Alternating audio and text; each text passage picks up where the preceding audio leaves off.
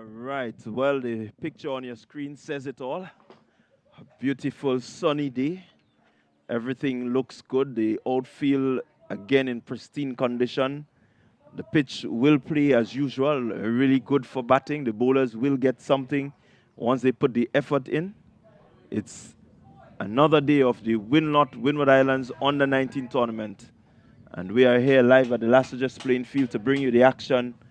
Grenada Under-19 versus the Dominica Under-19. I can tell you Grenada has won the toss and they decided to bat. And so shortly we will see the openers coming out. Team Dominica, they are in their hurdle and they're going to be taking the field shortly. So we're here and we're going to bring you all the action live from the Lassages playing field. Grenada going down yesterday. Dominica having a good day. They won their first game. And so it will be a very interesting encounter. And it's really something that I think all the Windward Islands can look forward to. And this one promises to be a good one. Grenada has to come back if they really have hope of defending their title. Dominica starting well. And they will have all the confidence that they can topple Team Grenada from their performance yesterday. So we're going to see how it goes in the next few minutes as the batters from the Grenada team, they are about to step onto the field. So it's Clyde Rondell John, as my good commentator friend would say, the man with 3 first names. And I'm here. I will be joined by Rafael Crony and Jason Skeet in a while. But I'm going to bring you ball by ball as it happens.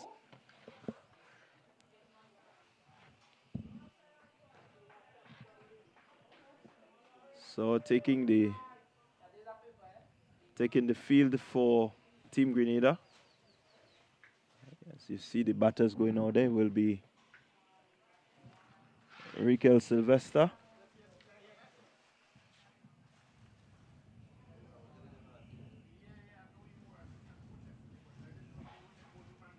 And he's going to take first strike. And his opening partner, Amari Douglas. And Douglas not getting off yesterday, neither did Sylvester. And we know them to be 2 really good class batters. So they will be looking to make amends today.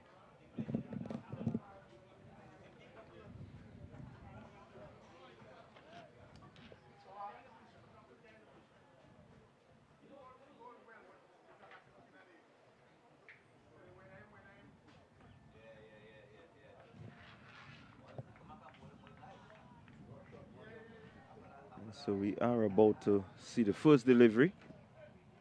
It's exactly 9:30 as you heard through the stump microphone. And we are on our way.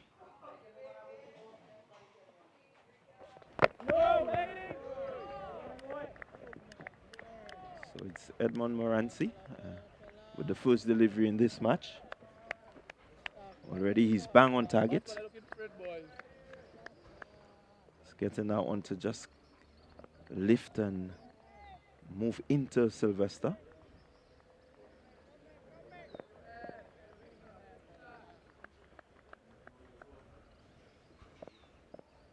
Dominica starting with 2 slips.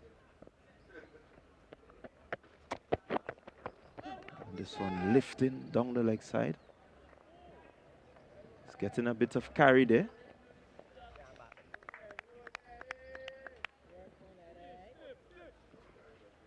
So the wicket looks to have a bit there.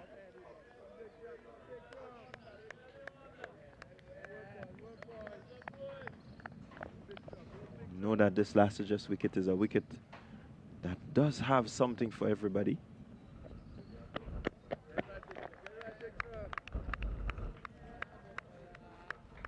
And just a nice cool breeze blowing across the ground will help to keep the fielders as cool as possible. Nice bright sunshine and all the makings of a good day for 50 over cricket.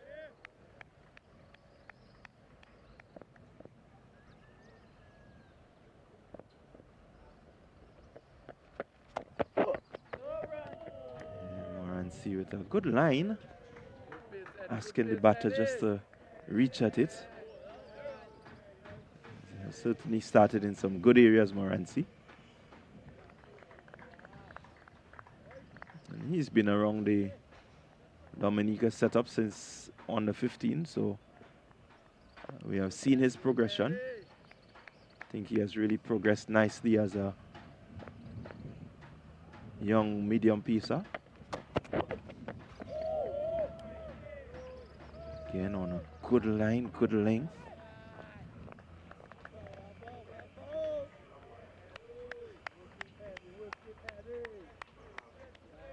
We'll still hope to challenge the outside edge of Sylvester just a little bit more.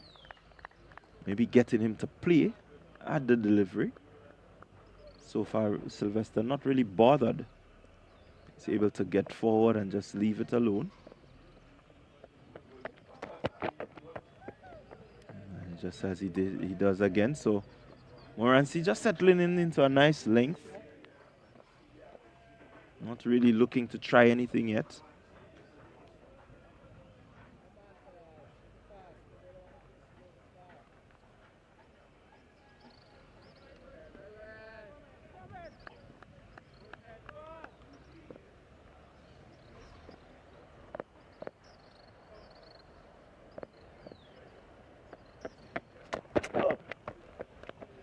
And just outside that stump, asking Sylvester to come at him.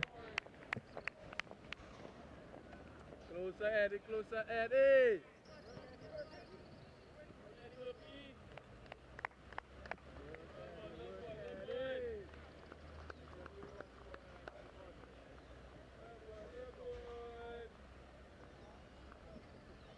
So we're still into over number 1.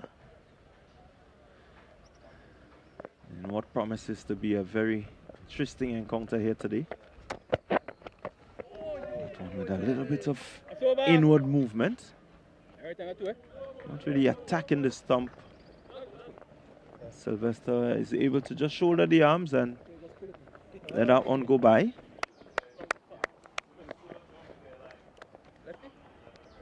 So Grenada just 1 without loss after the first over.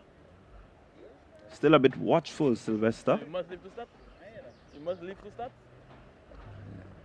Knowing the likes of Sylvester, where he didn't really get much yesterday, he will want to come back. He's looking a bit more purposeful this morning.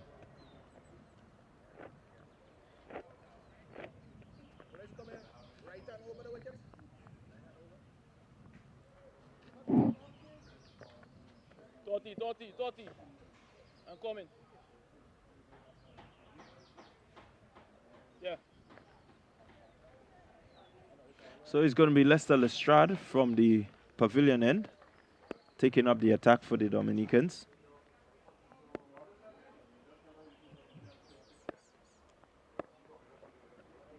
He's bowling to Maury Douglas.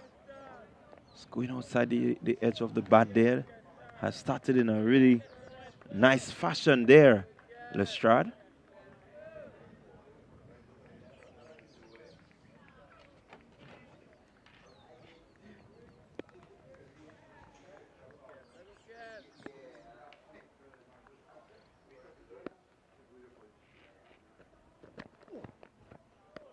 Again, just outside the stump, left alone by Douglas.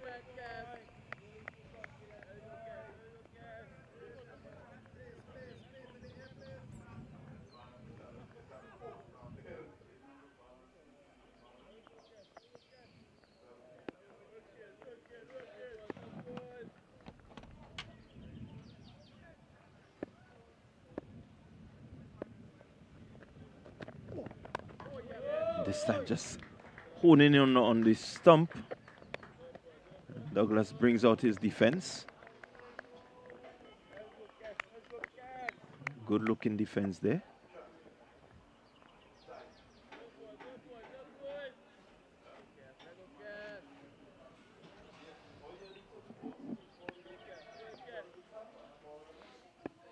So for credit to the Dominicans, they've really started and settled in on some nice lines and length.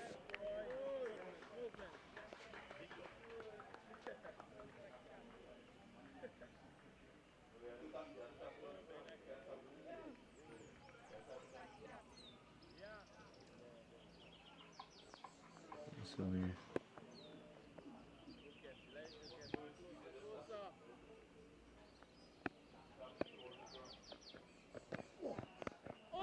it's just pitched in, beating the outside edge there. The entire cordon went up. Umpire just shakes his head, and Douglas will feel relieved. I'm just going past the edge of the bat. So wherever you are,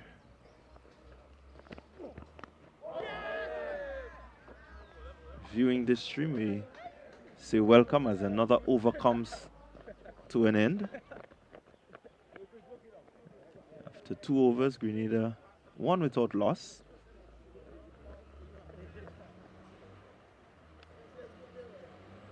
You see the batters just looking to acclimatize to the conditions. Try to settle in and hopefully put on a big score. The outfield is rather quick. You get full value for your shots on either side of the wicket, so there is no worry in terms of the ability to score runs. What is most important is that the batters be out there to do it. Moranci.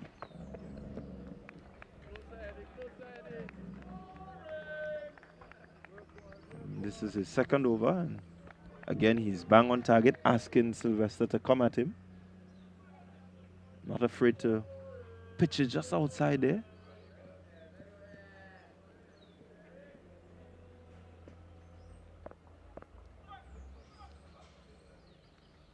Not really seeing much movement through the air from Moranci.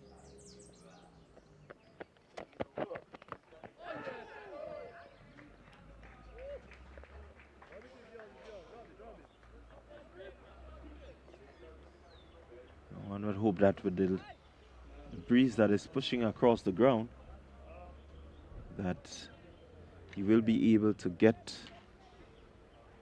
that ball maybe just moving away a bit.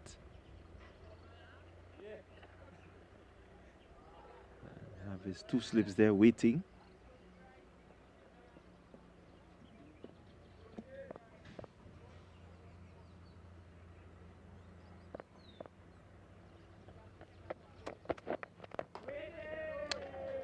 And that's played out to cover, no run. Sylvester finally getting one off the bat, and he will feel happy with that.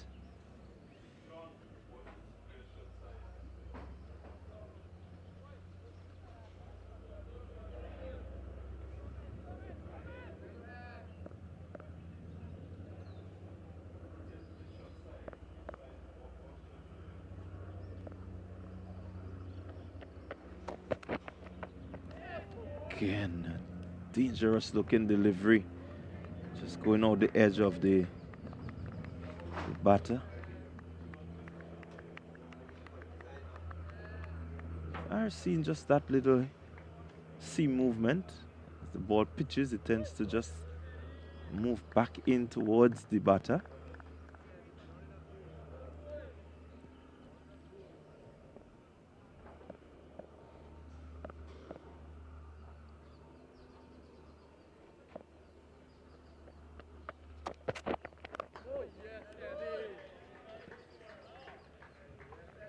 This one just slightly short of a length to Sylvester.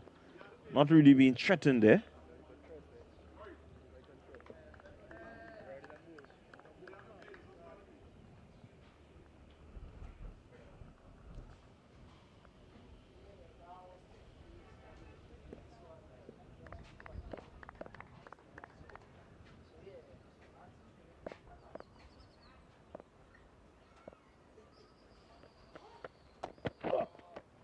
Sylvester going hard at this one. Over. Bit away from him, but not really making any contact. So another over comes to an end after 3 overs. Grenada on the 19, 1 without loss.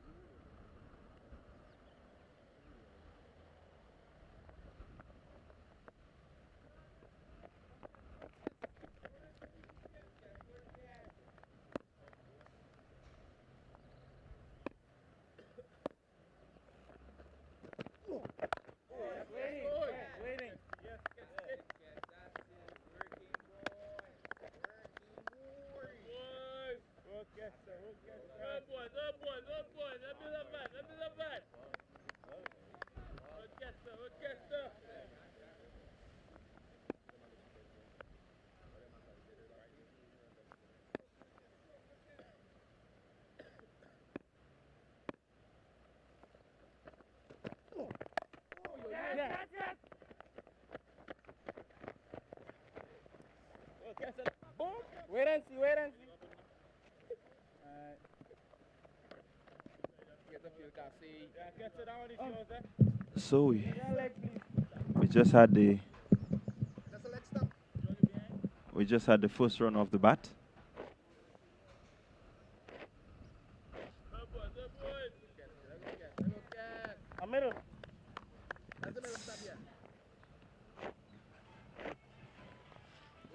Let's straight into his second over.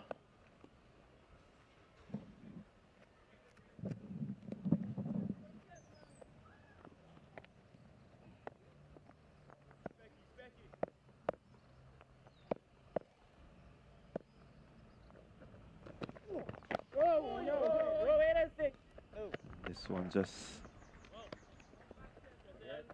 opening up Sylvester somewhat.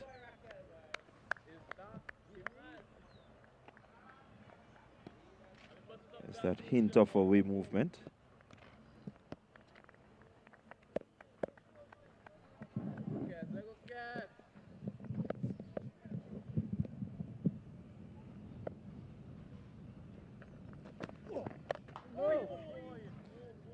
This one going down the leg side, and Sylvester just equal to the task. Another over comes to an end after over number 4. Grenada very watchful. They're 2 without loss.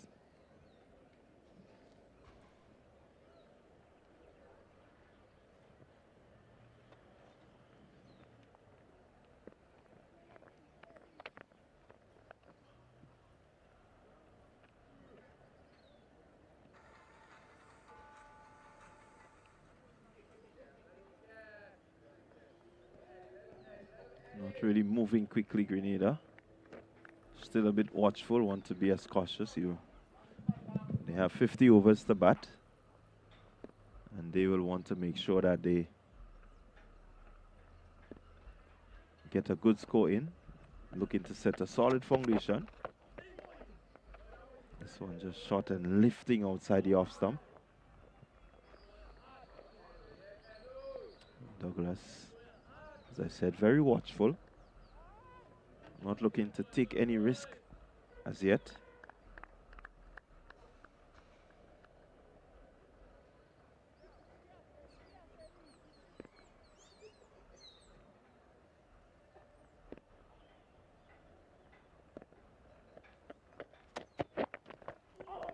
Again, Morancy just getting that one to move in slightly. Okay. Douglas refusing to play at that one.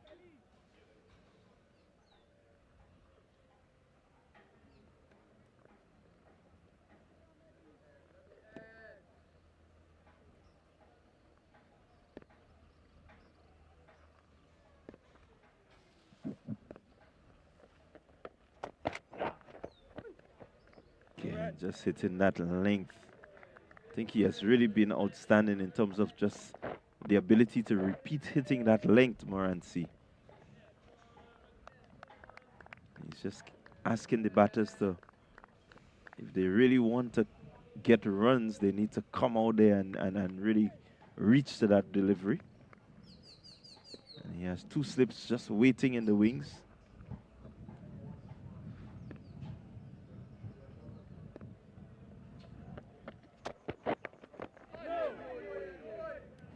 Short lifting delivery, really hustled on to Douglas.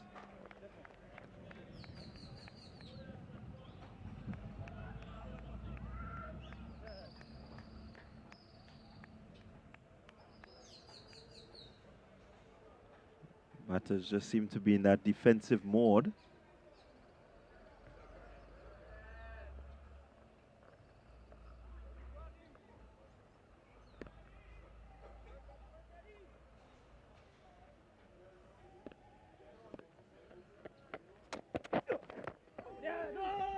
This one just turned to the leg side there, back of the square. Fielder right there. Douglas can't get off strike.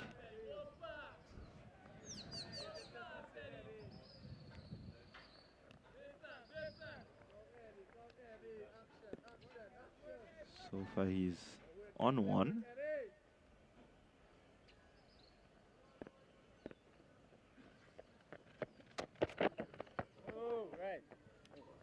Again, Morancy just hitting that length. Really have to continue to speak of how well he has controlled the new ball. It's been spot on, bang on target, hitting that length consistently. Not really giving away anything to the batters.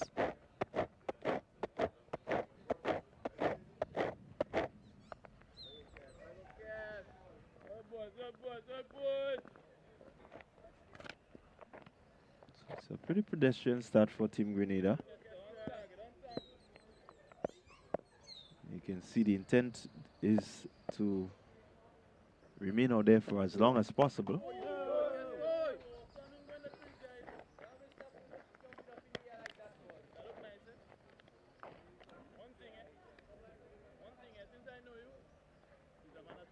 Lestrade into his third over. And he's looking to bring the batsman forward. Just move that ball away across the right-hander. Sylvester pushing.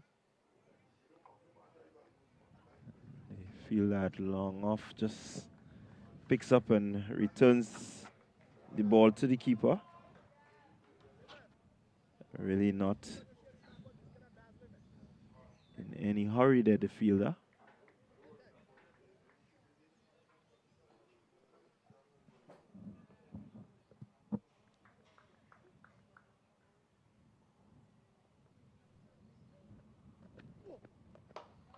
This one is driven a bit harder. Fielder does well. Still the hard hitting Sylvester can't score. needs to get that one a little more to the left of the fielder, and it just may have some runs. But what we've seen so far, Lestrade and Morancy not really afraid to pitch the ball into that uncertain area, that corridor of uncertainty where the batters, they can reach it, but it will be a dead detriment. They've maintained that length and that line very consistently for the morning.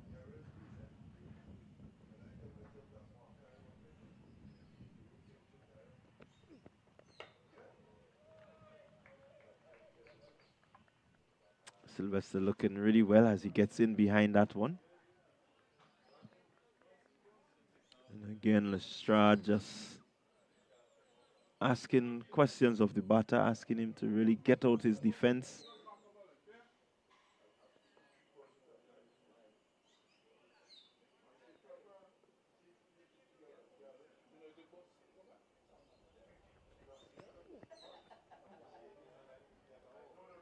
Just a bit of movement, moving away from the edge of the bat.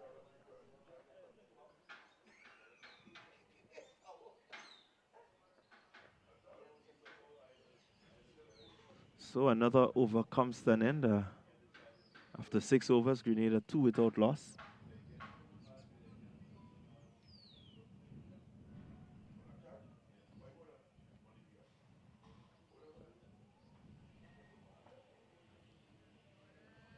Dominica has been very consistent in terms of their line and length.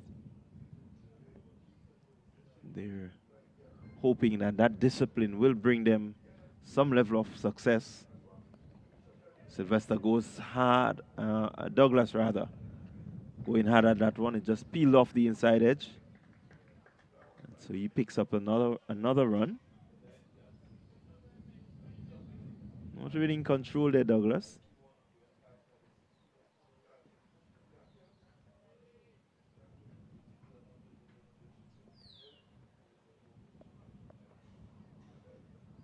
Really nice breeze blowing across the venue here.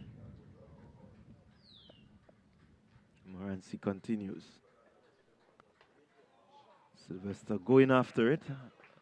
Thick outside edge. Going down to third man. And so they pick up another single. Sylvester finally off the mark after some 21 deliveries. And he will be happy to get off the mark.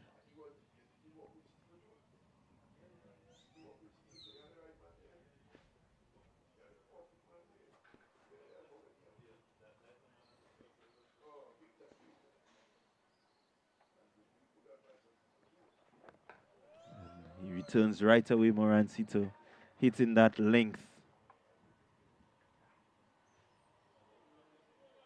It's not really there for the drive, but it's not overly short. So the batter just has to get in behind it.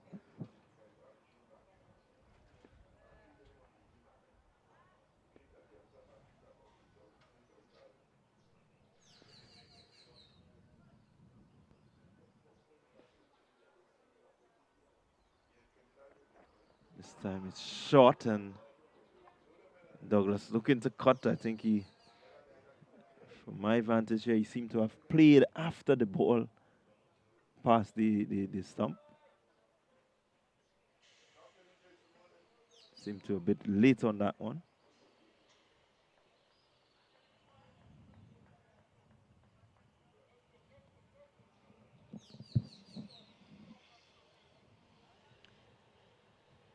So Morancy doing pretty well, 3.4 overs. He has bowled 2 maidens so far and has gone for 3 runs. A bit shorter in length this time. Douglas very equal to the task.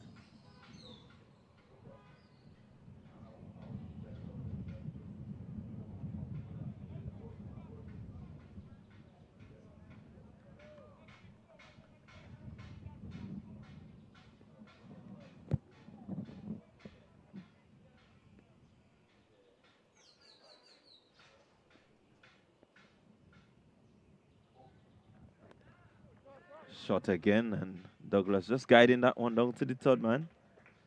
They pick up one.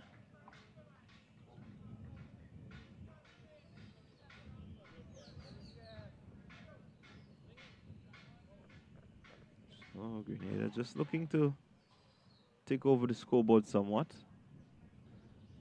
Really need to get some momentum into their innings. But Dominica has been very, very disciplined.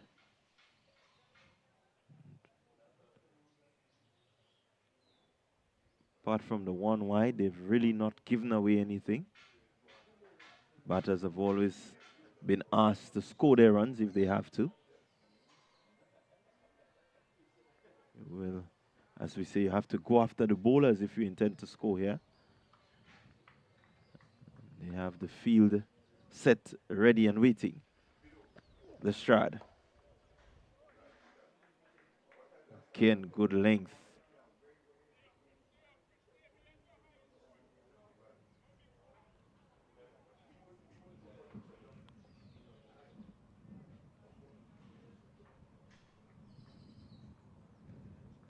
And they continue to make life difficult for Grenada when it comes to scoring runs.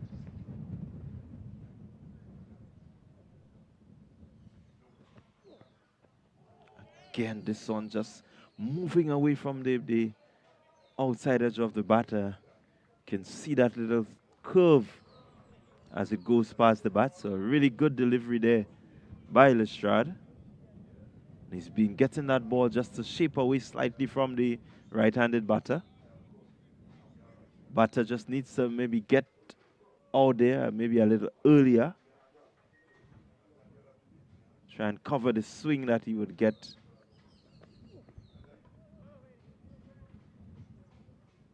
Really, again, not really in a good position there. Amari Douglas just using the hands, trying to guide it away.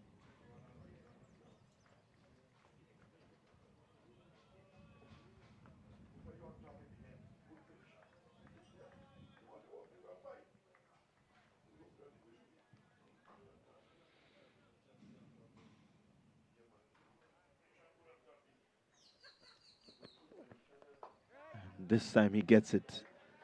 Got the foot out to the pitch and playing it into the offside. They cross for two. And so it's two more to Douglas. He's looking to really get into the business of scoring runs. And he's looking well so far. Good shot into the offside.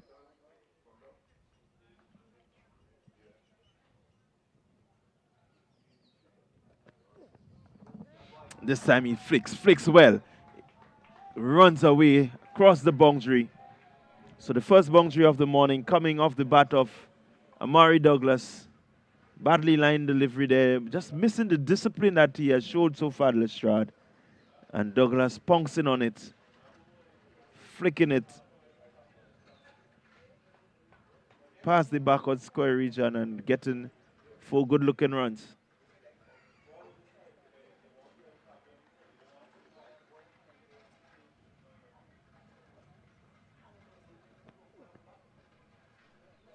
This one just a bit wide of the stump, asking Douglas to come and to reach for it. He refused, and so the over comes to an end.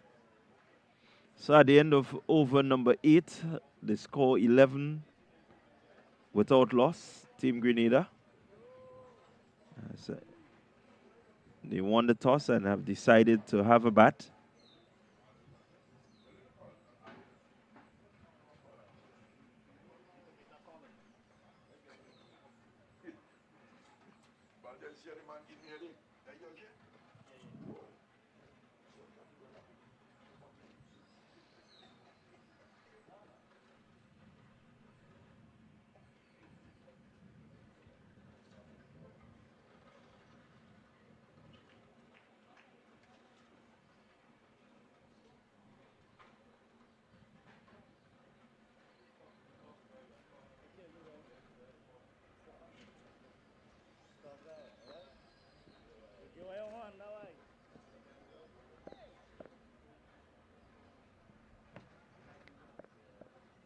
So a change of bowling from the road end.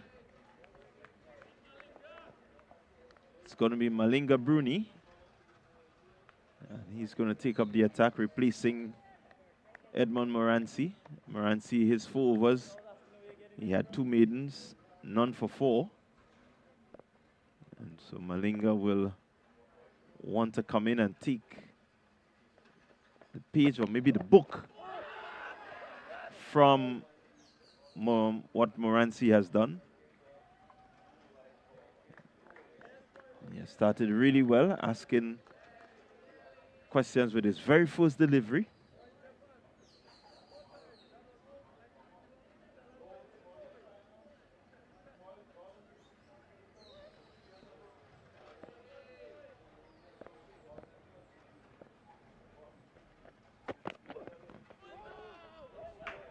This one down the leg side. May have just brushed the pad on the way through.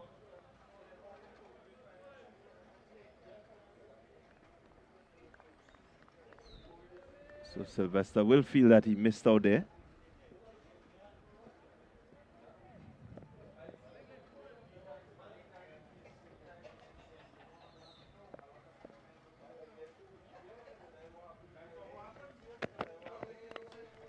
That's one shot, Sylvester a bit late on it, looking to pull it through the leg side. Really not getting good connection.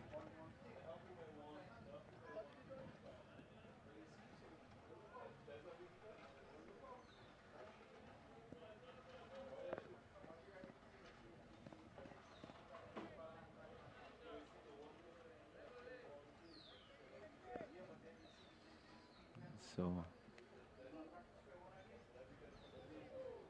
Bruni pitching full. Sylvester missing out there. Full pitch delivery. Rikel Sylvester in really Rikel Sylvester form would more or less put this away. It just seemed to be a bit on the quieter side this morning.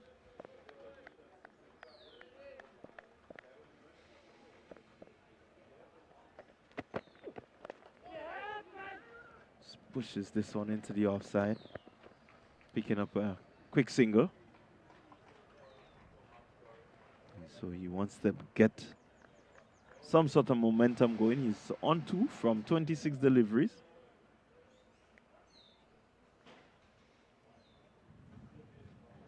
Not in the sort of prolific form that we know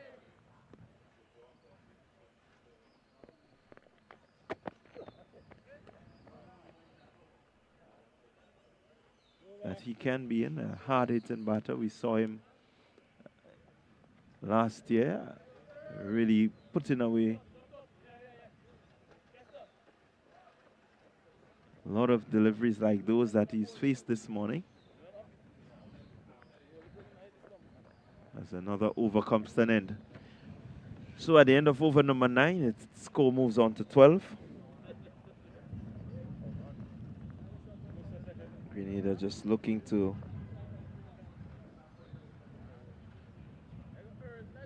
get themselves into a good position. The openers are still there.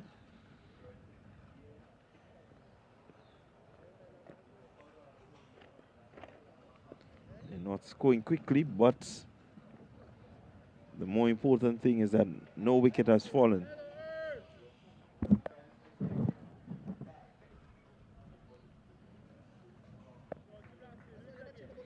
So we're going to have a change of bowling also at the pavilion end. It's going to be Onicio Fontaine, or Sinio Fontaine rather.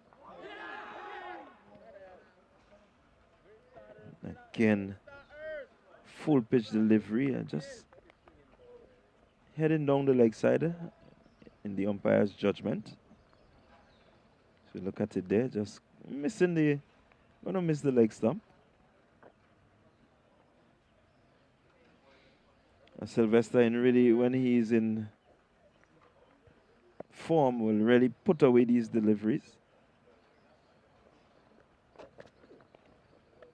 So that tells you that he's not really in the sort of form that would allow him to be that free scoring batsman that he is. Just seemed to be struggling a bit for his timing, for his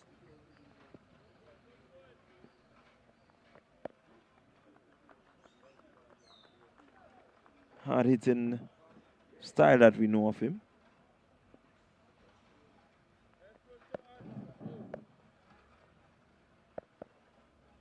Fontaine. This time he just looks to push.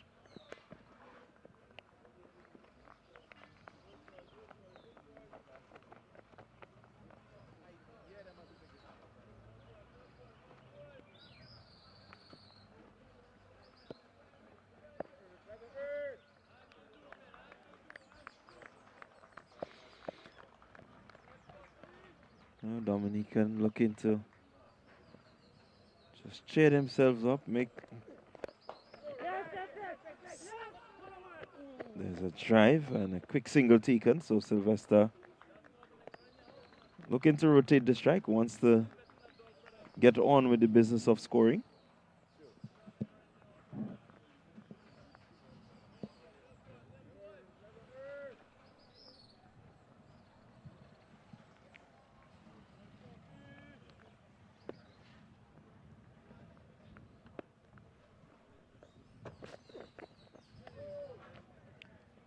Douglas playing a pretty naughty shot there. The foot never really came out to the pitch of that one. Instead, he tried to use the hands to bash it through the cover region there. Luckily for him, he made no contact.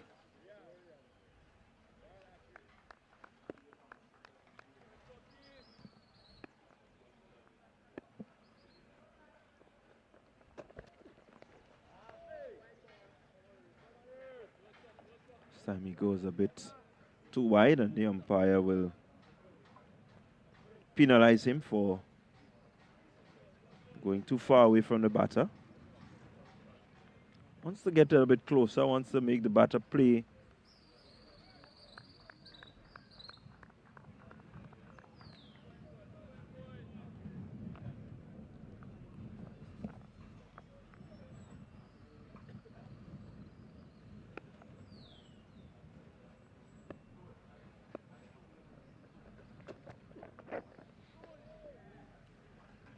Fontaine just getting that one to leave the right-handed Douglas.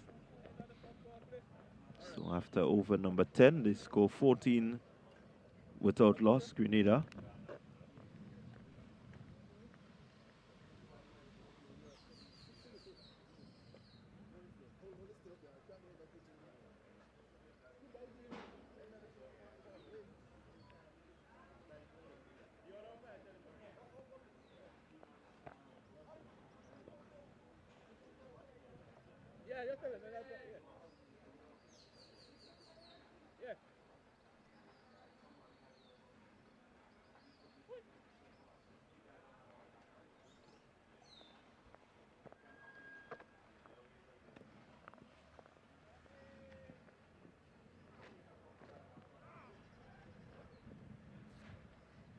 So it's going to be Bruni to continue at the river end or the road end.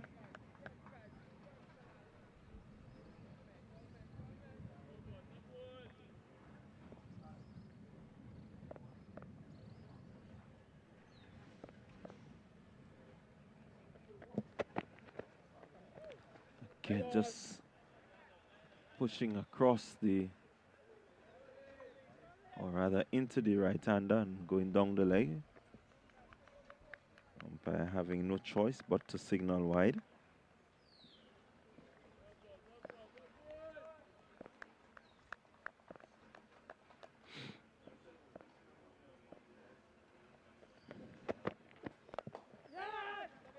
Brings out the drive there.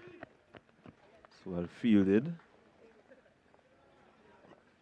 Sylvester getting some good connection onto that one.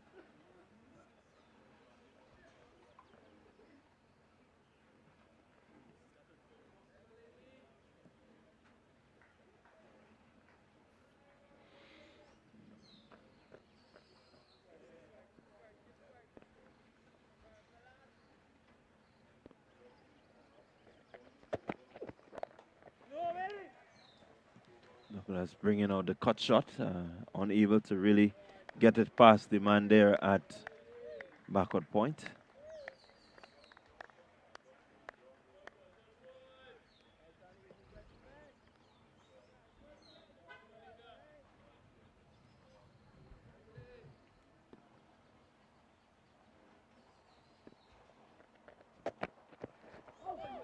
Wow. Delivery just seeming into Douglas. Really cut him in half there.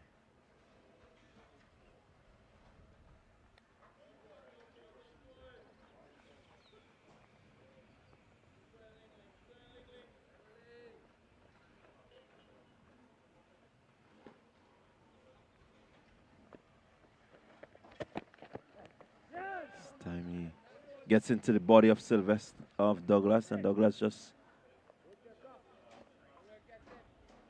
tickling this one down to the fine line region, and they pick up another single.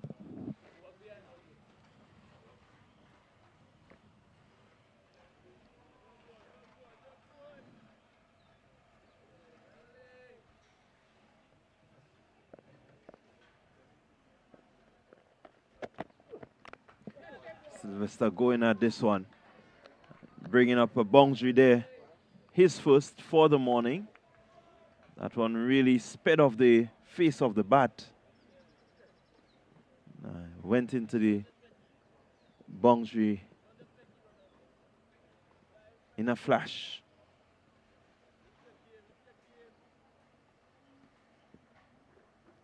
So again, you get good value once you hit it and you place it into the gap.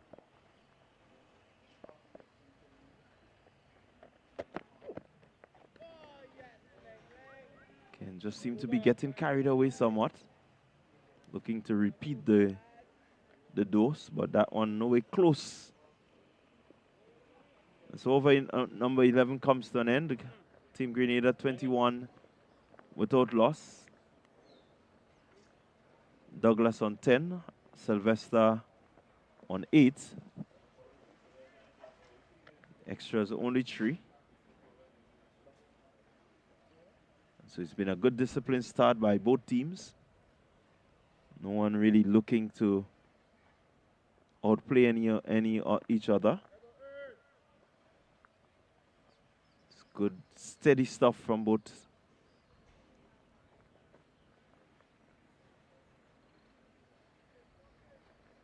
And at some point, you will see.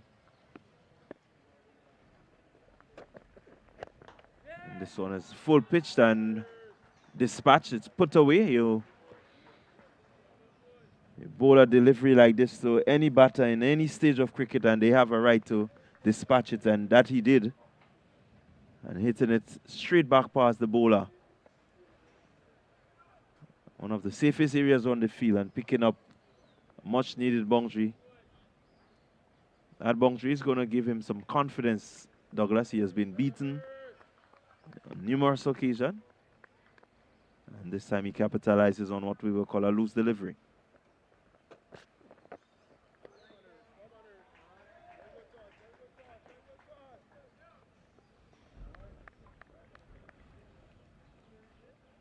Fontaine just airing there.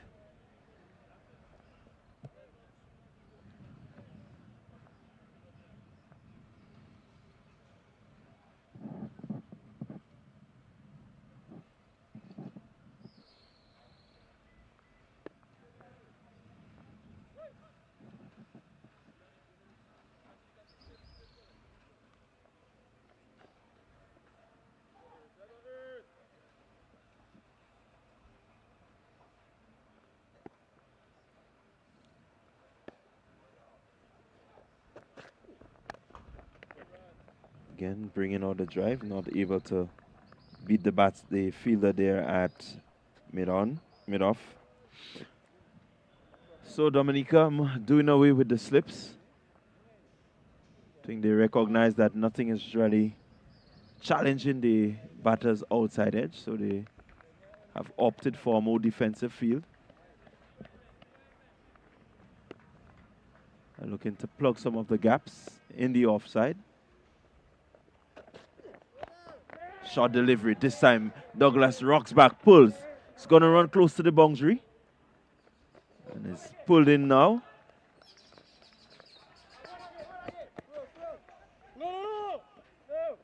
And they're going to run 3. As a no ball is being signaled there by the umpire. So it's going to be a free hit. But good work by the fielder down at the mid-wicket, just running from square leg to mid-wicket and making a really good save.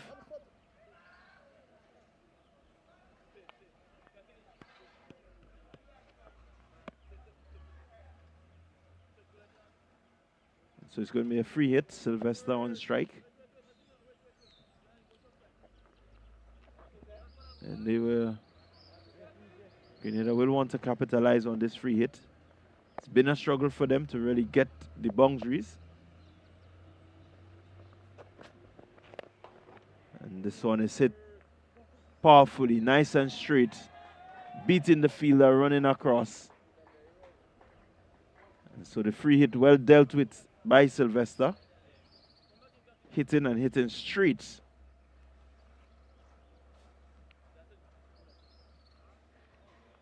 Fielder making the effort but couldn't get to it. And so some much needed runs there.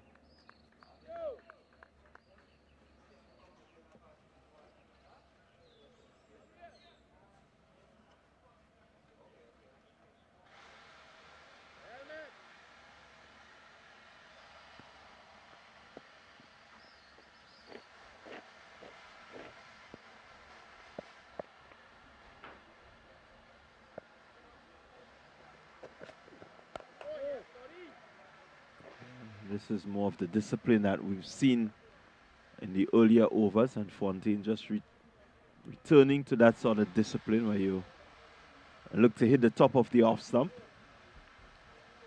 And this time he was ably assisted with a bit of inward movement of the seam.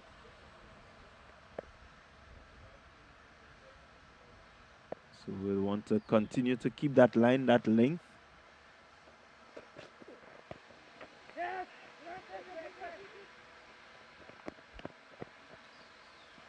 The batter's also through for a leg by. Umpire signals now. So good rotation of the strike.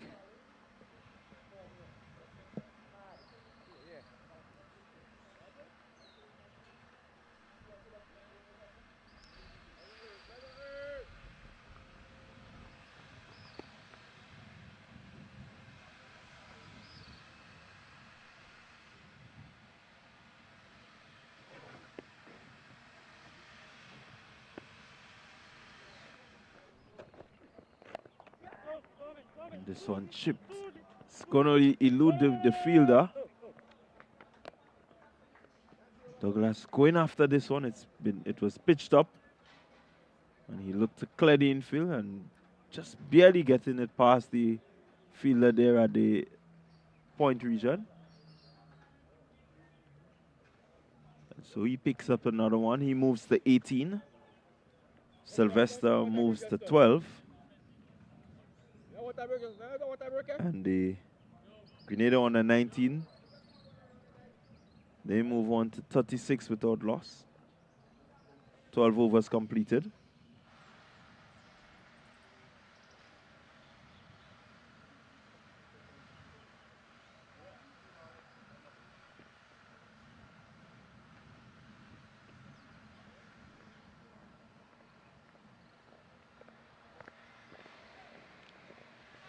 So really good, steady cricket from both teams this morning. No one really seizing any opportunities as yet. I dare say no real opportunities have been presented to anyone.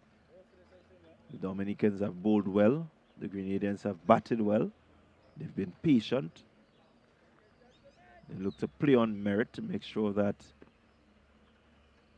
the defense is in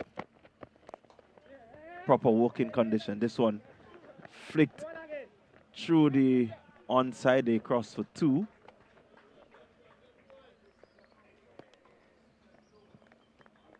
So Douglas moving on to 20.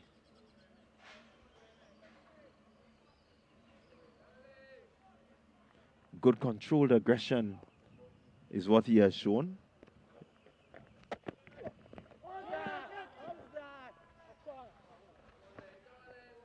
And the finger has been lifted.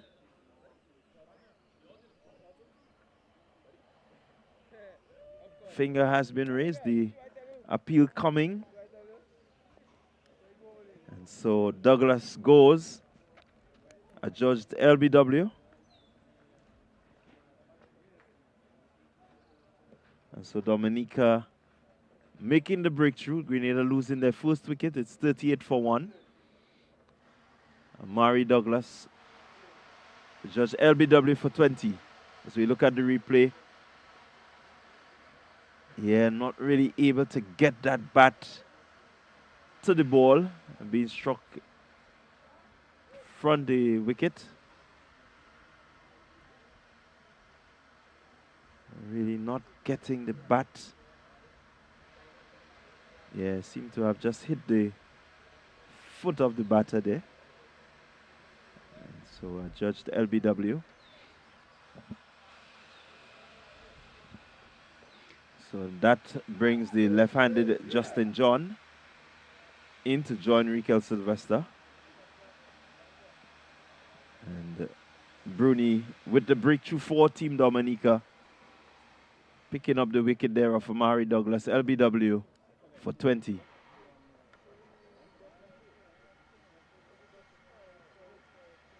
Dominica still a bit quiet, not really very chirpy out there. They've had to work hard for the first wicket.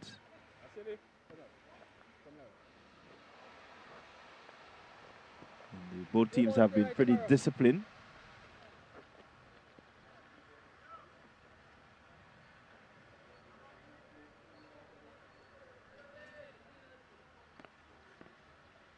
And so with that first wicket, Bruni will be looking for 2. Pitching that one. John missing outside the off stump.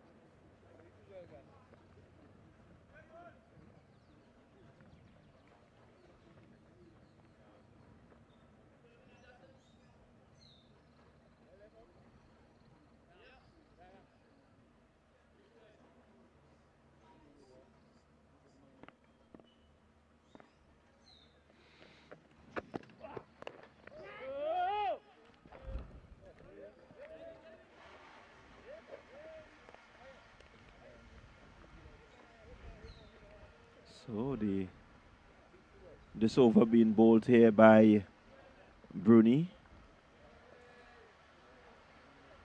Certainly will be a good comeback over for him. He's been steady.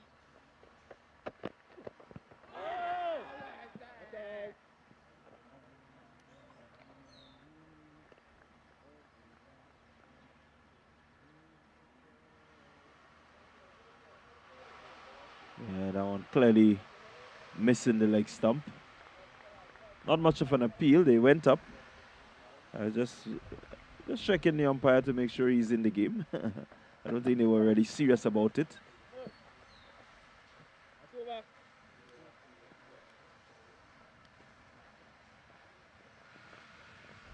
And so the successful over comes to an end. Grenada at the end of over number 13, 38 for 1. It's been pretty pedestrian in their movements. Very cautious. Haven't taken much risk.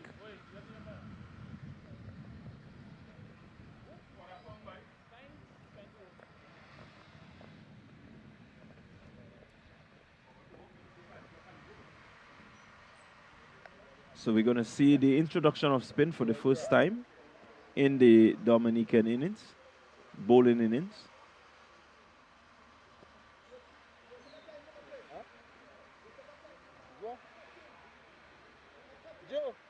So it's going to be number 27, Joel Durand, taking up the attack from the pavilion end.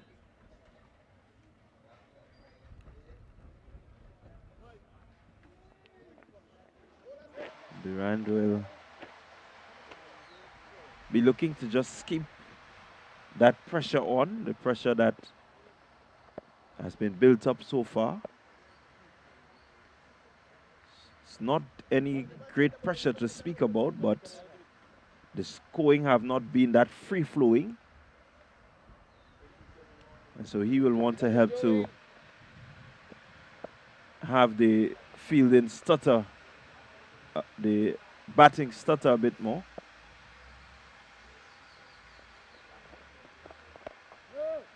Starts and starts well.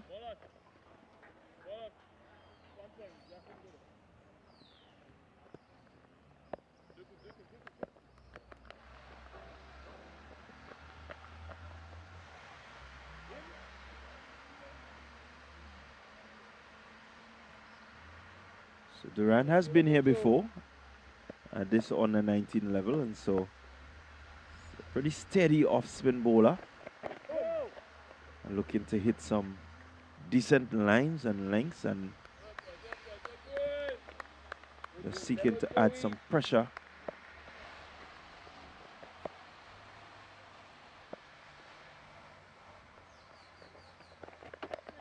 This one just a bit loopy and getting a decent amount of bounce.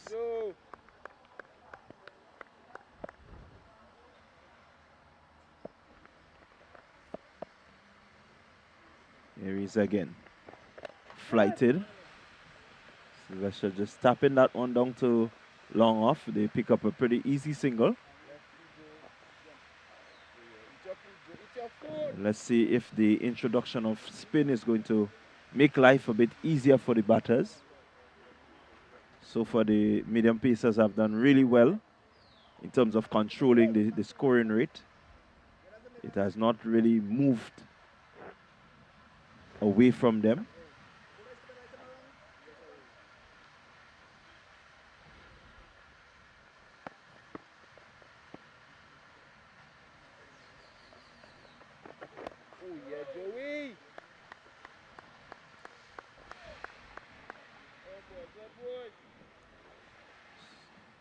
So the run starting well.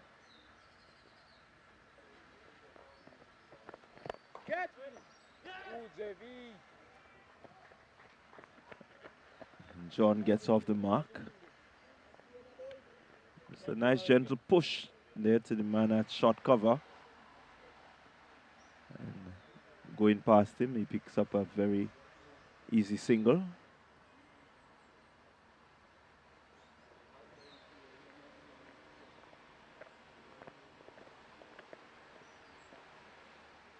So Grenada, after 14 overs, they're 40 for 1. Looking to really set, I would imagine, a total maybe in excess of 200, 250 thereabout.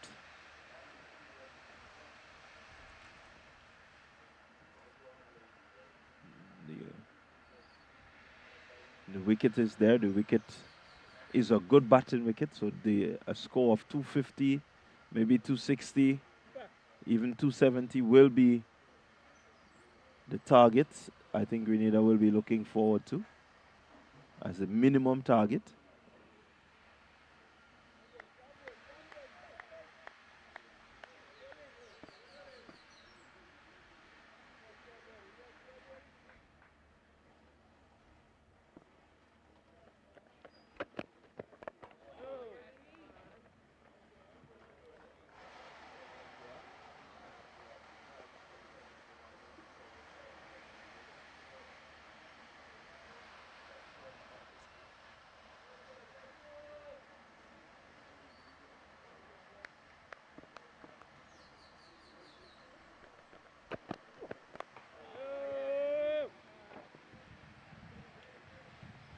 Bruni bang on target, really.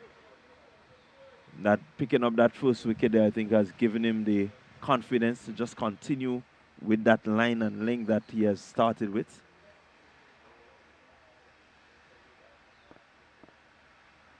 Batters really have to be circumspect. He's bowling, as we say, wicket to wicket. Always just homing in and attacking that stump.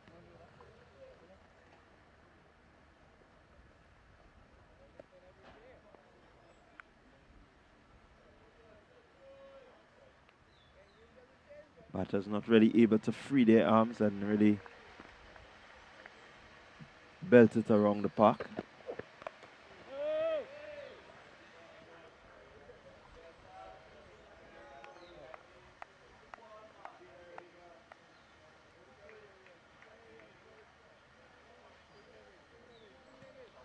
Again, the batter's just a bit tentative, not really wanting to give away their wicket, so very watchful, John. That one goes past the outside edge. A really good delivery from Bruni.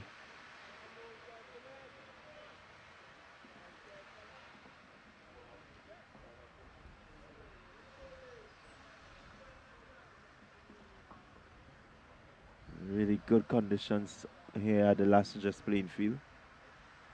Bruni once more. And umpire signals wide.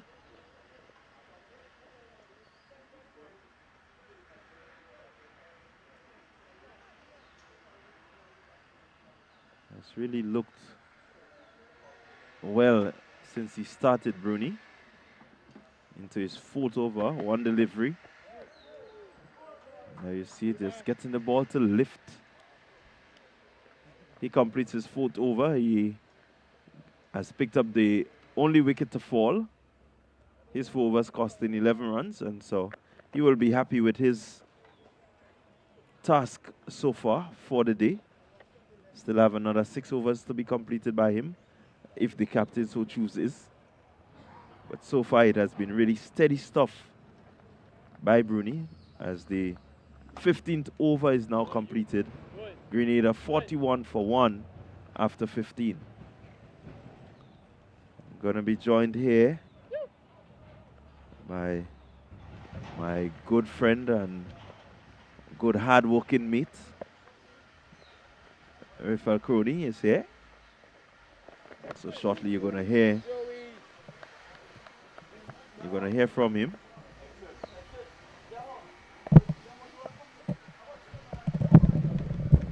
In the meantime, Durant continues. Sylvester just pushing that one through the wide, long off region, picking up a very easy single.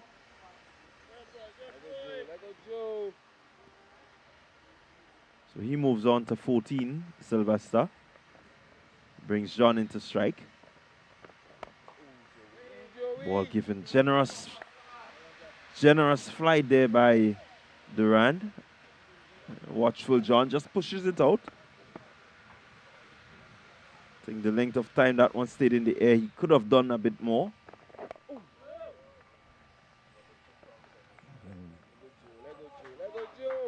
John just choosing to play back to these. Not really coming out and trying to get to the pitch and maybe be a bit more purposeful in terms of getting the ball off the square. He's very watchful.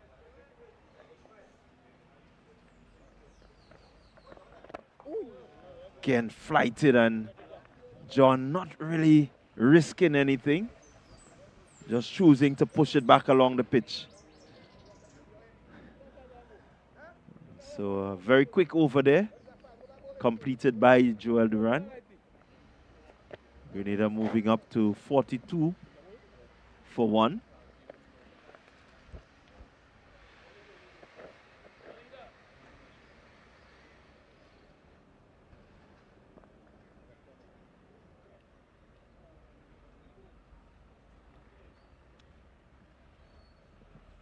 And so it's going to be spin from both ends. So we're going to have a change in the bowling. Bruni replaced by the left arm spinner.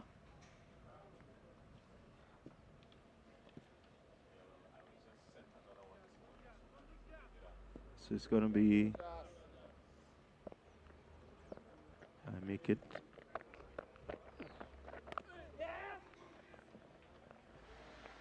Vidal just being brought into the attack. And Sylvester again getting a very easy single to get off strike and leave the rest of the over to John, who we've seen to be very cautious, not really taking any risk. I think there's a number of deliveries that had he just come forward and tried to get it on the full, or could have really made better use.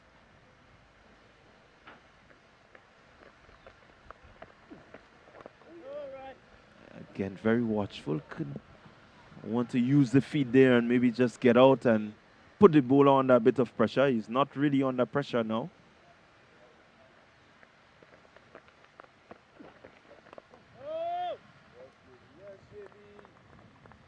Again, choosing to play back to this one as I welcome Rafael. Rafael is... Viewers or listeners, wherever you are following this broadcast. Exciting game here today. Two of the losing team. Dominica winning yesterday and Grenada. They certainly want to bounce back coming off that defeat. Good looking sweep shot there from John, but not really able to get it past the man there at the wider.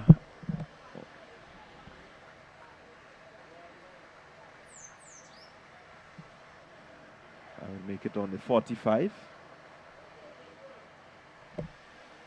May have gotten away with that one, Vidal.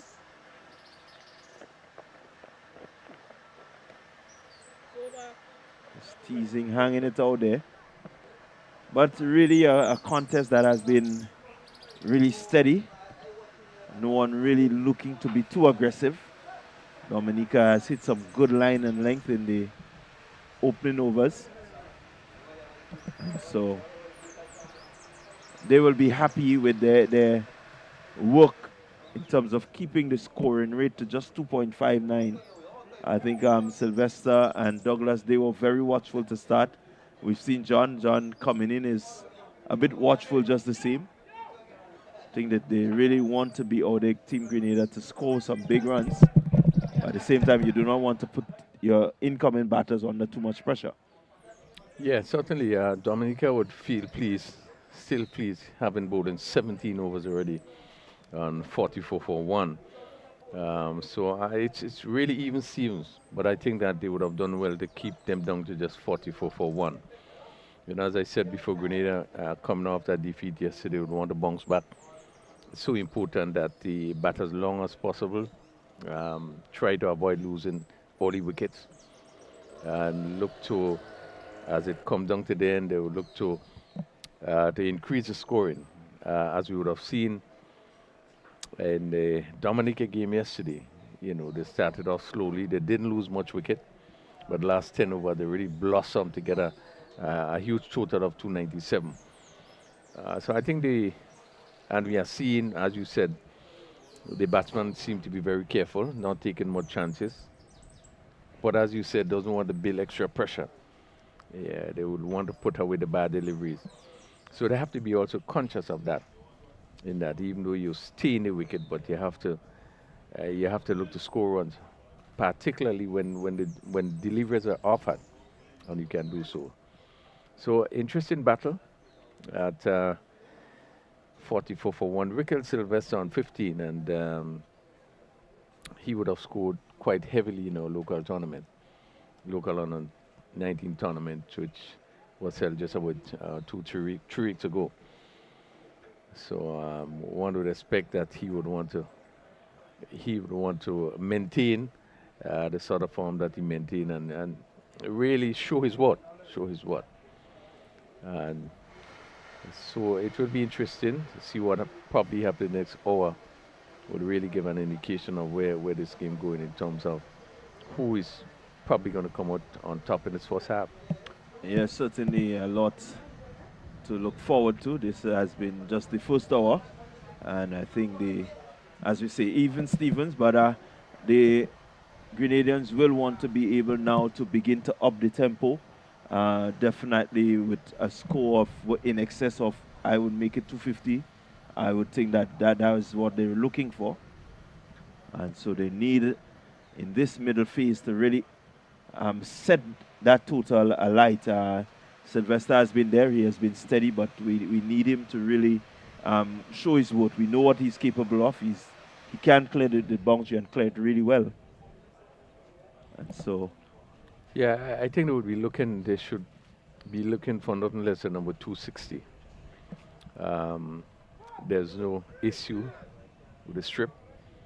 I think it continues to play well, but they certainly should be looking to get over 200, 250, 260 to feel comfortable. yeah, so we just bringing you that beautiful shot there for the PT Esperance area in the background. Yeah, just a bit of an overcast as we look at the area, but really no threat of rain. I think it's really cool condition. The breeze doesn't seem to be blowing as it did yesterday, but really good condition for cricket. Yeah, excellent conditions for cricket as the batters, after being refreshed, they make their way back to the middle. They've been given some instructions, and I know that we can look forward to them executing these instructions. I think they have been cautious. They saw what happened yesterday. They lost some early wickets. I think they do not want that early wicket to really repeat itself. Yeah, when you lose 4 wickets in a power play, you're really under pressure, and you're looking to make up. I was not at the ground at the time, but following. They really would not want that to happen today. So Durant continues to John. So just on the line of the leg stump.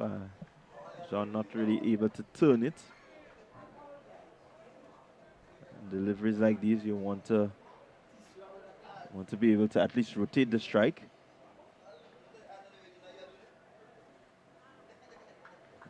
Goes out, misses. Really wasn't too intent on hitting it, I would say. Yeah, it was not a confident effort to play that delivery. He just needed to probably get his foot across a little bit more and drive, but it just seemingly be a little unsure in terms of what he wants to do. Must be. He seemed very intent on making sure that he stays there defending his wicket. But as you said, you're going to push it, pick up the 1 and the 2 just to keep the scoreboard rolling. There again.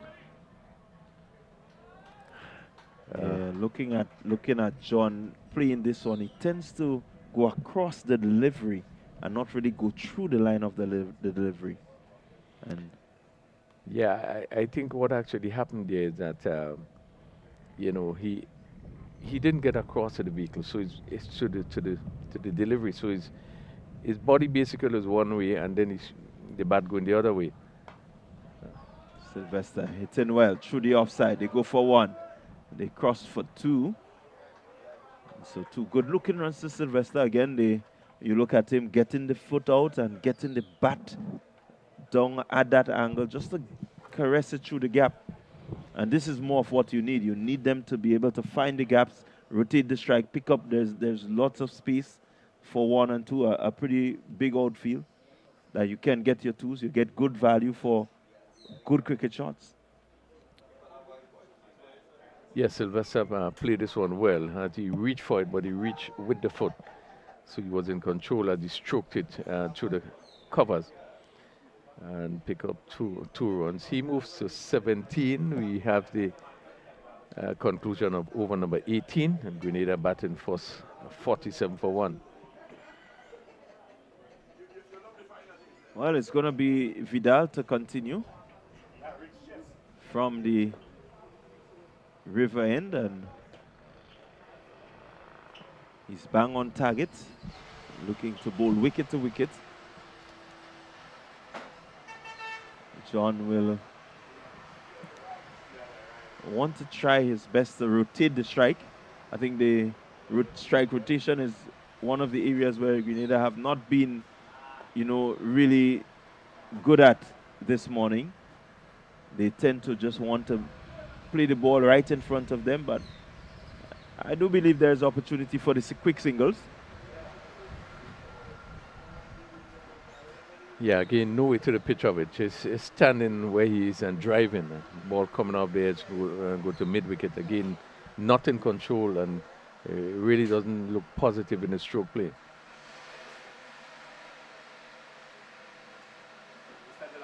Vidal to John. This one just moving in, pitching and just cramping him there for room.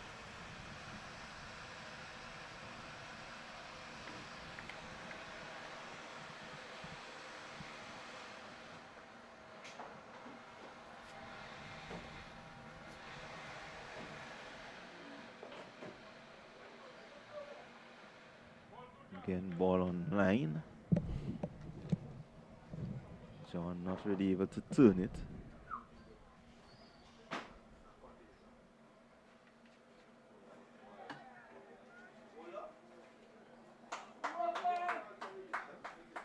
So the tentative Justin John has been bowled.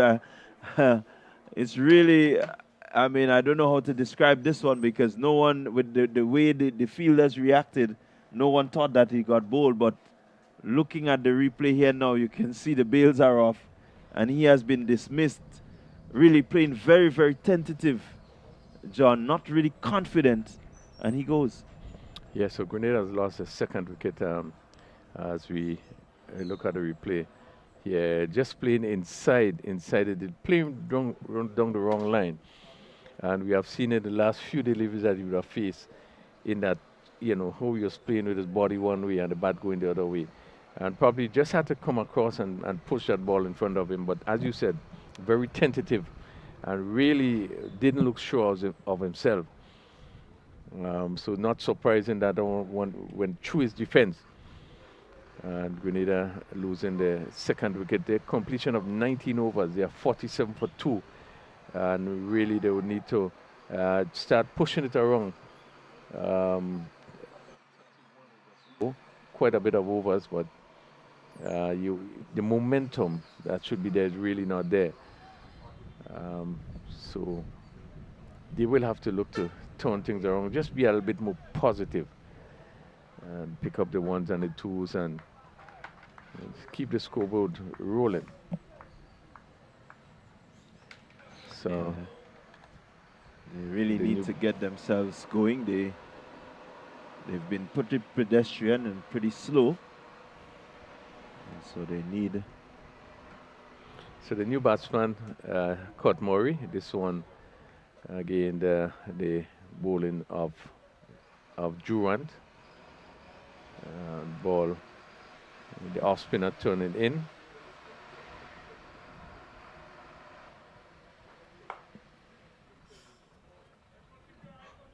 Again, no timing there by Sylvester, hitting hard into the ground, so straight to that extra cover.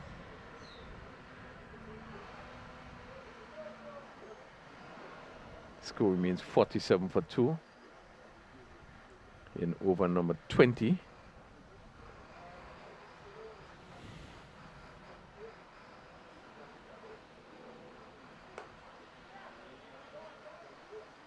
What I've seen of, having seen the Dominican bowlers yesterday, do have a great deal of spin. That was really in the forefront. They played against St. Vincent Tantine. And they were able to keep things very tight, and it would put some pressure on the batsmen. And obviously, when you're being pressured, you would try extra things to get off the pressure. and they were able to pick up some wickets. So I think one of the weaknesses of the batting of the St. Vincent team was they were so defensive, and nobody seemingly were trying to do anything. Yes, they had to chase a big score of 297, but they seemed as if there was no purpose. Well, that seemed to be the forte of the Dominicans. It seems like they're using the strength of patience. It's 50 over cricket. It's a long time to be out there. And so they're looking to just keep things as tight as possible, try to make sure that they wear the batters down by not really giving anything away. Yeah, and basically we are seeing the same thing happening today. We are trying to keep things very tight. 47 for 2 in 20 overs. They will be happy in terms of the rate of scoring. So Grenada just need to be aware of not trying to fall into that vein. We are about to start the 21st over, and Vidal is going to pick it up, and again no sign of aggression as this ball with caught Murray just coming into the wicket.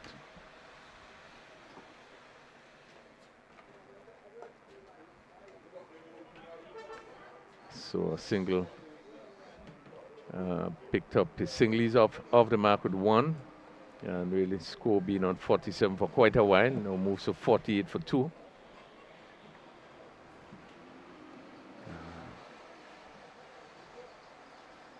Raquel Sylvester.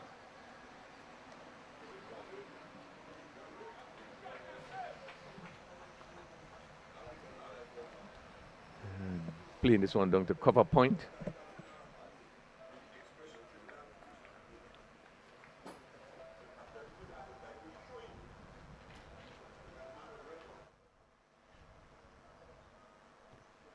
Vidal is in his 3rd over.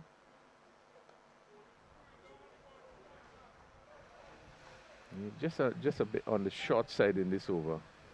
Again, batsman taking the opportunity to hit down to cover. A cover point on the boundary.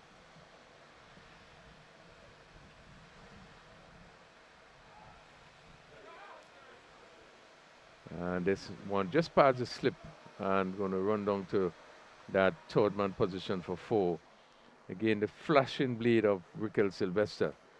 Ball coming off the top edge and just flew past the 1st slip. And Sylvester pick up a boundary, takes his score on to 22. 54 for 2.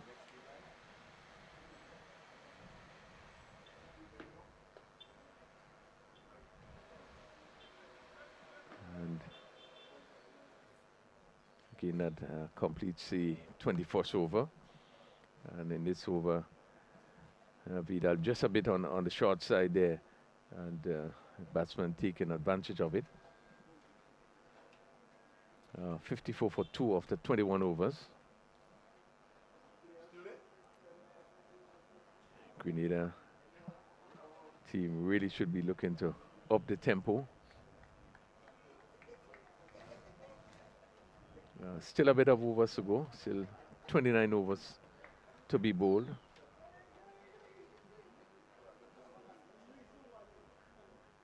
So Jurant, and he's going to begin his 5th over.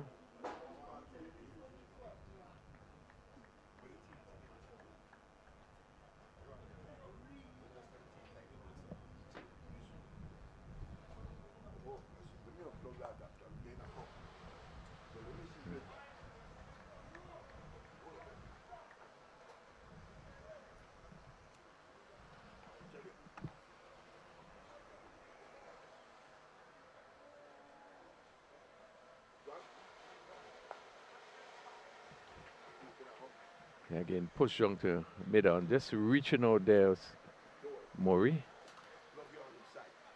No sign of aggression, just pushing it down to long on. And Ambler, his 2nd run.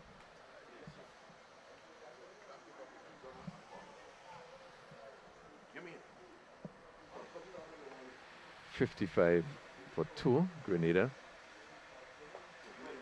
And Again, hit down to the long on fielder. Again, not to the pitch of it, ball just going aerially just to the left of the mid-on fielder. Sylvester not getting hold of that delivery.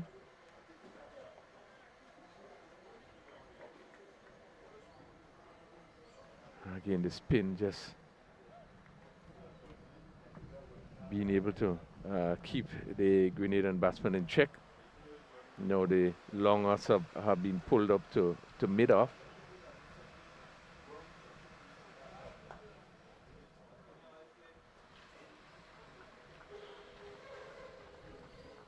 .56 for 2.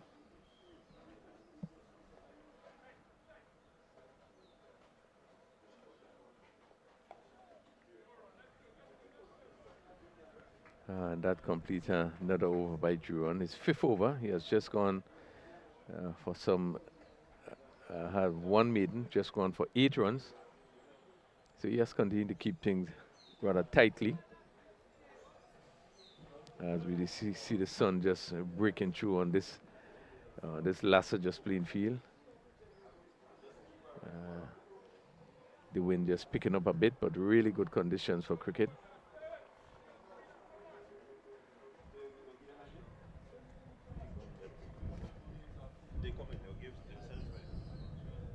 So Vidal, who has so far picked up 1 wicket.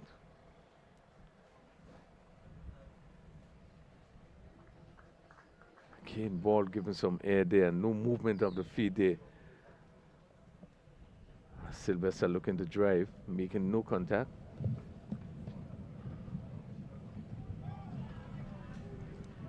He's bowled him. Again going back there, and that one going straight to his defense. Again, Sylvester just struggling a bit there to get back to that delivery. A delivery which really he should have been on the front foot as we look at the replay here. Yeah, it just seemed to, as that ball pitches and turns, and he again just seemed to play inside of that delivery and going on to the stump. Grenada again losing another important wicket. The 4th wicket down, 56 for 4. And the Dominican spinners, Vidal picking up his 2nd wicket. They continue to put some pressure on the Grenada batsmen. Well, good morning, Rafael Crony. And good morning to all the viewers, no matter where you are. It's good to be back with you. Had myself a long morning, and well, the morning continues. Dominica clearly in a comfortable position here now this morning, Crony. What are your thoughts on it? Yes, certainly I think they have done well, and I was making a point in terms of the contribution that the spinners have been making. They would have really put some pressure on the St. Vincent team yesterday at Tantine. And we see both spinners are now in operation and doing very well. Vidal picking up his 2nd wicket, and Drew and keeping things tight.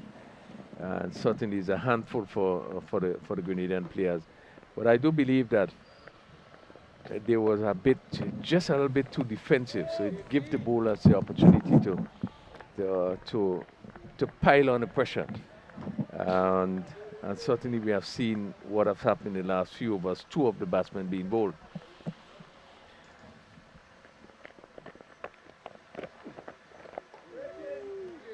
Come on, Bartholomew is forward to this one. Pushes it up into the offside. He was to the pitch of it, and I think that's one of the fundamental errors that I've noticed this morning with this Grenadian batting lineup. They're getting to the pitch of it, but they're not playing scoring shots.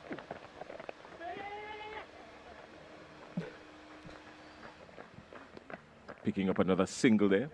When you get to the pitch of it, you might as well just go through with the shot and play a scoring shot, because they're right there to the pitch of it. It's just that they're not playing scoring shots to penetrate the field, Crony. Yes, you're right. At the pitch of it, you're able now to guide, to have more control in terms of what it does with the delivery. And sometimes it just means to just push it into the gap, just to stroke it. All credit to the Dominicans. The Dominicans, they've picked up on it, so they're bringing the ball right up, and more often than not, they've gotten a couple of batsmen playing on the back foot when they really should have been going forward. So Dominica exploiting the tentative nature of the Grenadians. Yes, certainly taking advantage of that. You look at the field placement now, and because of that, the fielders are in. So again, it put extra pressure on the batsmen. Yeah, well, they're attacking all right. Durand, he's bowled 5 overs, 1 maiden, 8 runs. No wickets yet, but he would be thinking that this might very well be his opportunity to pick up a wicket. Kevon Bartholomew is on 1. Kurt Murray on 3. A fairly new pair at the wicket for Grenada. They've lost 3 wickets already for the morning. 57 for 3. Pedestrian pace scoring. Oh, yes, Joey. It's forward and not scoring.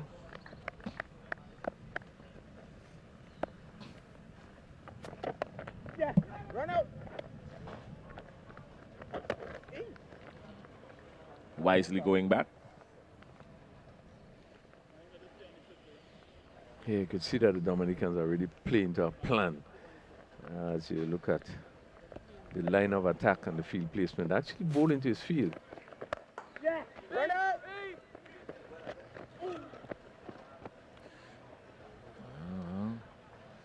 There again, I think he was lucky. Very. That ball missed the stump. Very.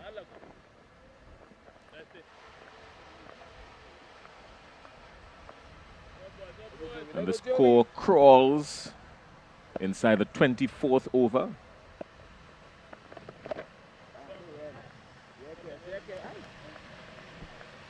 Almost slug sweeping, but can't beat the field. Again, credit to the field placement. But when the bowler gives the ball that amount of flight, don't you think it might be easier to use your feet and get to the pitch of it even on the full? Most definitely.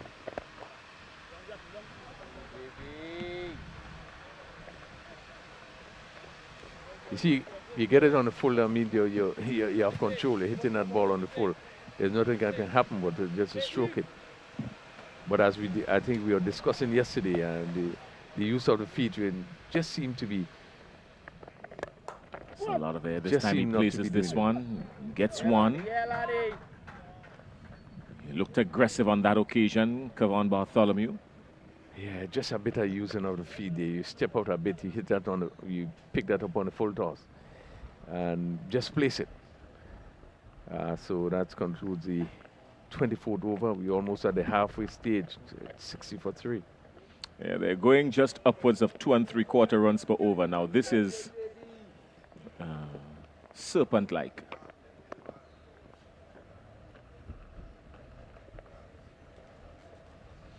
Good morning to our friends in the Nature Isle of Dominica.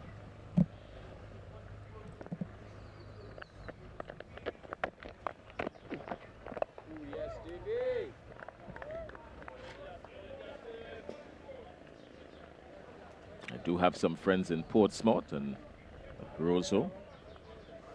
So, good morning to you.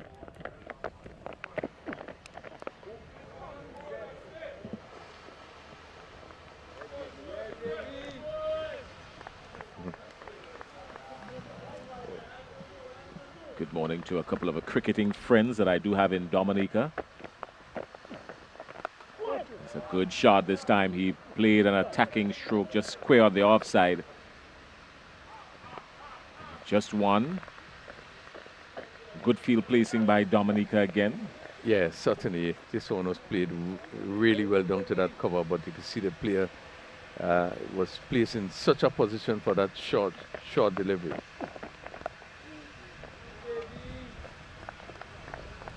Kimara Ito and another good cricketing friend of mine, Gian Benjamin. Love to see him as a wicketkeeper, hear him behind the stumps as a wicketkeeper, Gian Benjamin.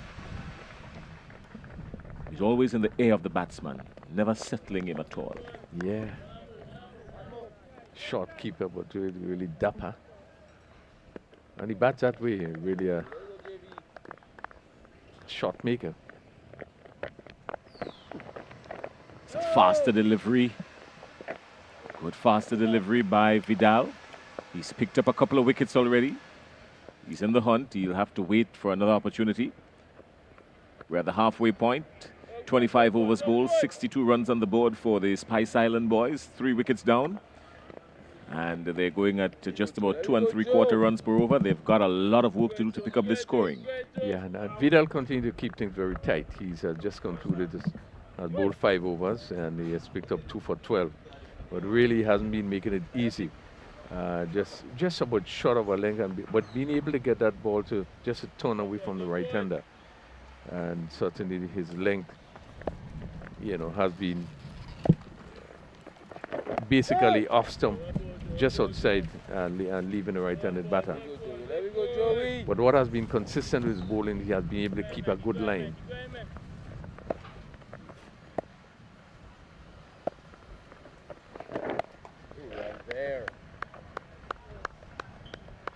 Durant, he's in his 7th over and has only gone for 11.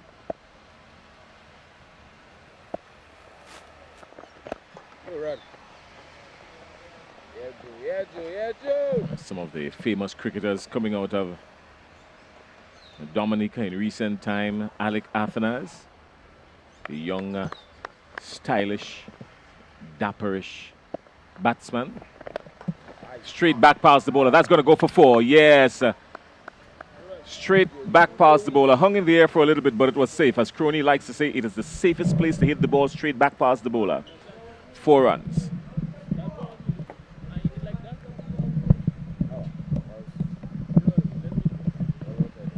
Yeah, this is one of the few positive shots we have seen for the last few overs. Ball pitched up, and he got close to it and really hit it straight back over the bowler's head, and went down to the boundary for 4. So maybe we are seeing a sign of maybe some form of aggression. Again, more scoring here. They're going to get 2 surely.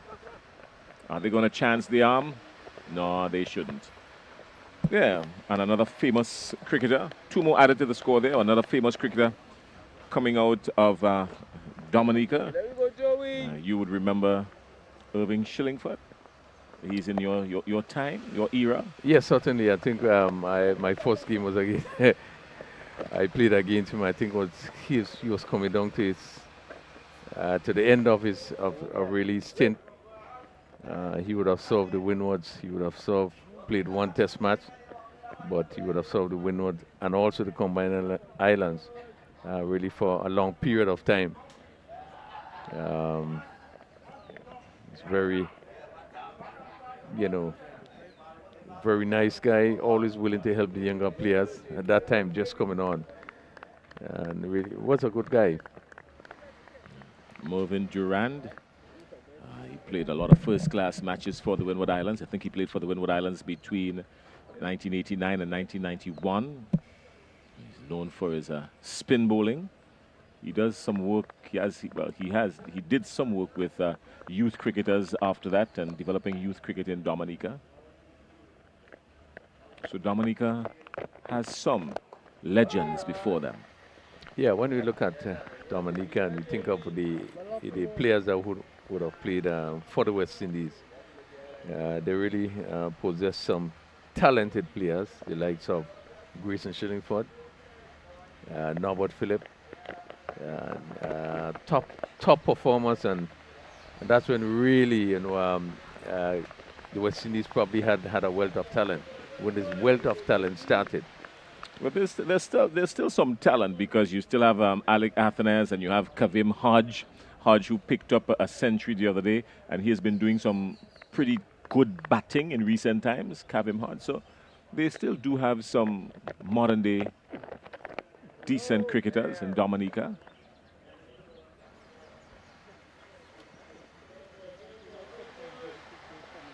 Yeah, but they can boast of really producing some really top cricketers.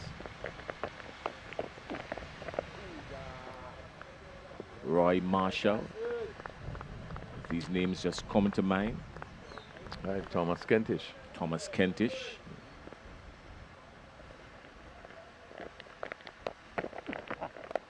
He's going with him now. This is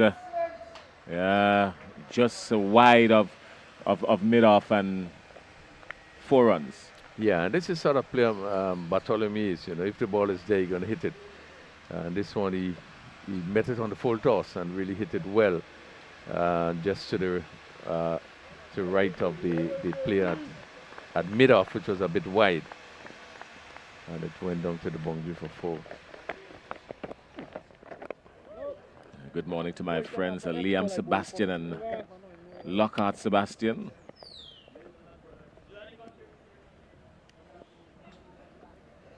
So after 27 overs, Grenada 74 for 3. The last 2 overs have picked up the score a bit. Maurice on 13. And Bartholomew was just chucked at 4. Partnership is now 18. Well, they've got to pick up the scoring, Grenada, and I tell you why. Because Dominica yesterday scored near 300 runs in their game against St. Vincent and the Grenadines, and they were brutal against the Vincentians, and they won that match by in excess of 172 runs, I think, or somewhere about. So Grenada must bear in mind that any total that is beneath 200 is not safe against this Dominican batting. Yeah, well, based on what we have seen yesterday, certainly, you would want to make sure that you have a good competitive score first up. And I was saying that they should be looking in the region for at least 260 to really give themselves a fair chance on I reckon. Always. So Jelani Joseph will start his action from the commentary booth end. Joseph actually would pick up the bowlers yesterday. He picked up 3 wickets, and he is now coming on to bowl his first over.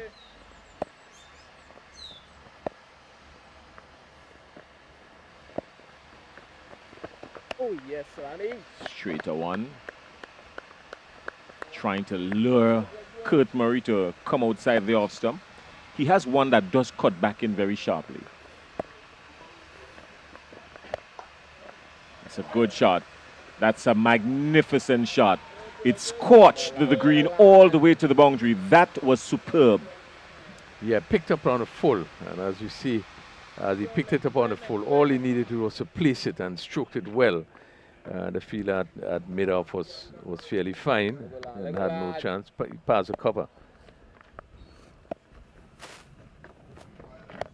He's going with it again. Similar shot. Different result this time, but he met it. That feeler that was fine has been placed a little bit squarer. So he did cut it off, but surely that was heading to the boundary again for 4. Oh yes, Lonnie.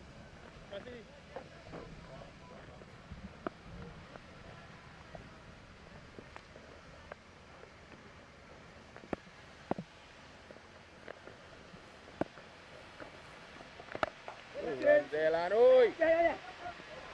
Joe, he's for the ball, man. So they're picking up some runs now. Grenada at the end of the 28th over. Moved on to 80. Nearing a scoring rate of 3 runs per over. They've got to double that at least moving forward. Yeah, and it's interesting to note, you know, even as they begin to stroke the ball, you're seeing some little misfield in the field. Again, it's so important that you look to put away the bad deliveries, ease off the pressure. As we see a misfield by one of the fielders feeling just at that extra cover position. But both batsmen are looking a little more comfortable, a little freer. The run rate now 2.86. This partnership have so far put on 24, and they would want to continue maybe for the next 15 overs. Grenada is going to get up to the competitive score.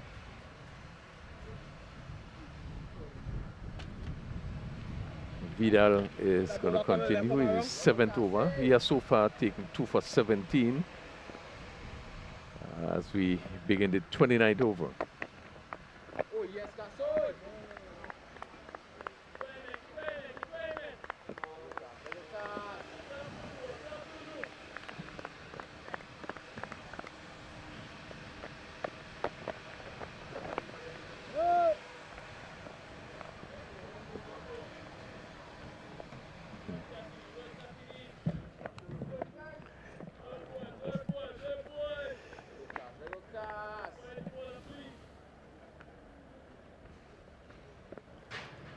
So Vidal, Oh, yes, got very good line, not giving much away. Short extra cover and a slip in place.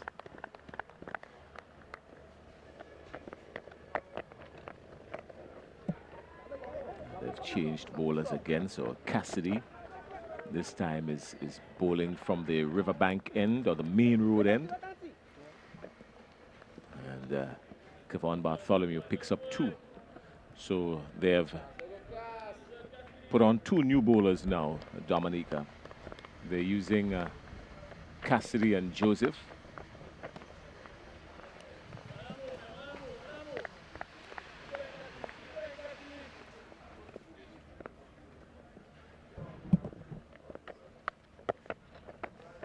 It's a faster one, well negotiated.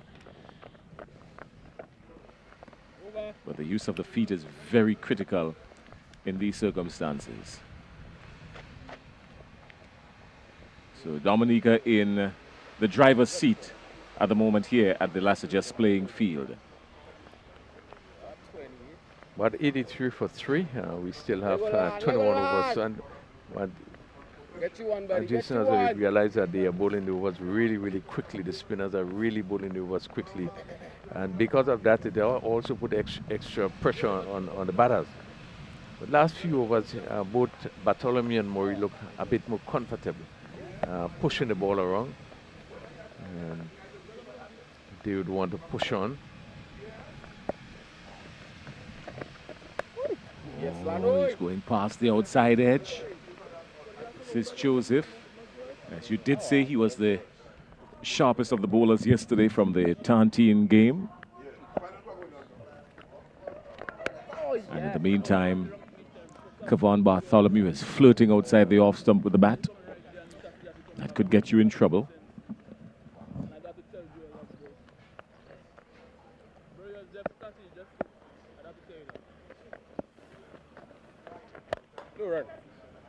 I should have dispatched that, really. A lot of air was given to that.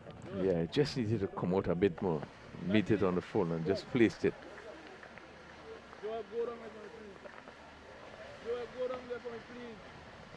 Now we see some changes.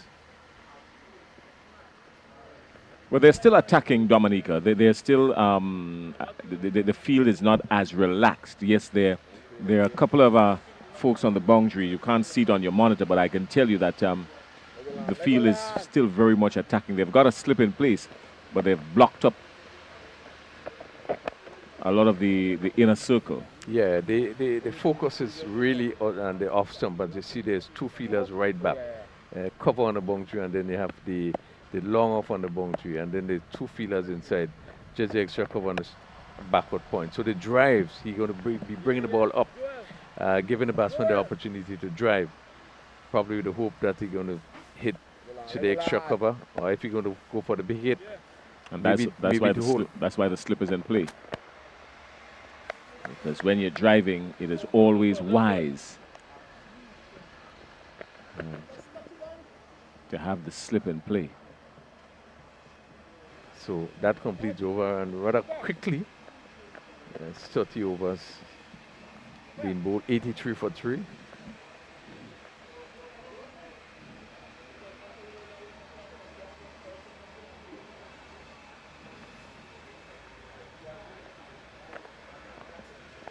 Good morning to Sanko Catherine, who's one of our viewers on Facebook, urging on Team Grenada.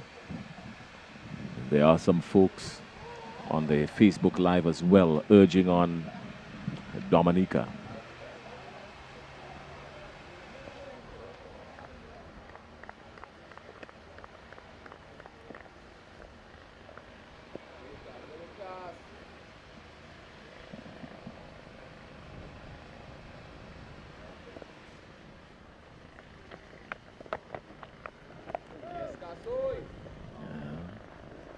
Faster one to start the over. His previous over, he showed that he had the ability to put a lot of variation in his bowling.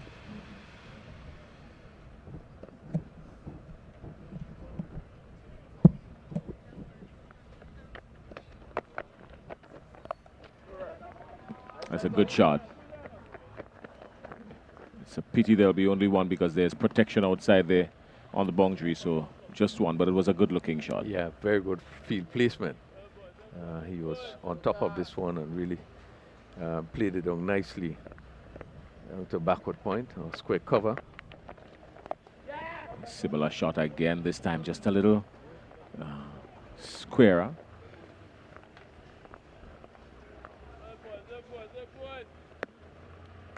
So they've shown their intention to place it around and pick up ones and twos to utilize the gaps.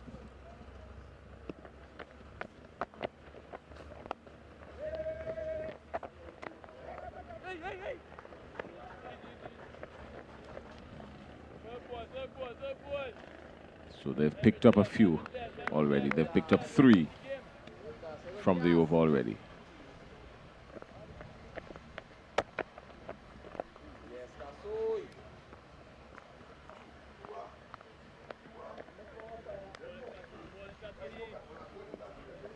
In the meantime, the run rate has dipped considerably. The run rate has dipped to just a little, just a smidgen above 2 3/4.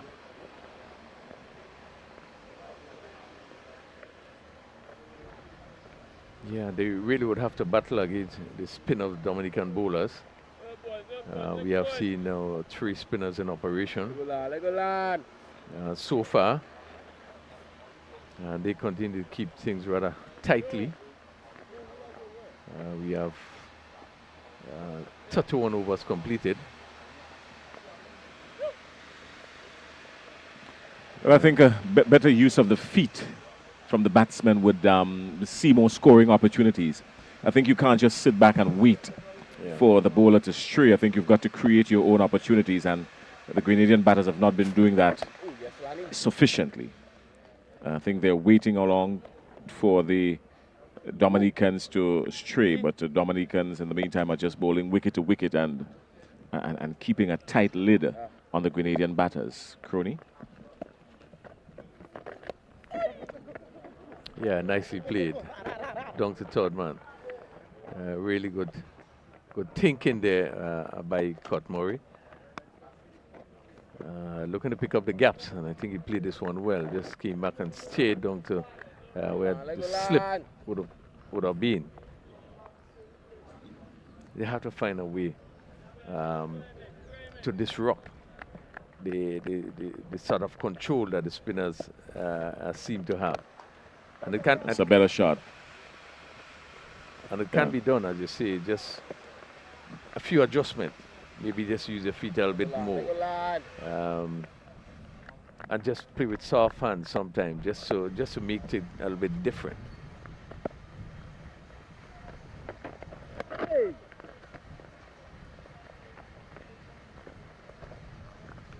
So 89 for 3. Somebody's got to take a risk.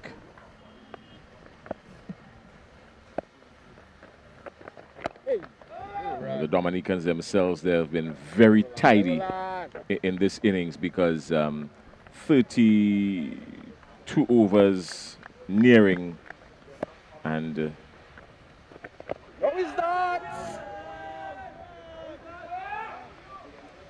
32 overs gone and only 7 extras. So the Dominicans, they've kept things very tidy. Yeah, quicker delivery. What we realize here with the bowler, he's using a lot of variation, and that was a quicker ball. That's the batsman, they went to sweep, and he was hit on the pad. Loud appeal. It probably just seemed from our end as we just seemingly sliding down the leg side. But again, really good variation. Joseph, he has completed his third over. Just going for 9 runs.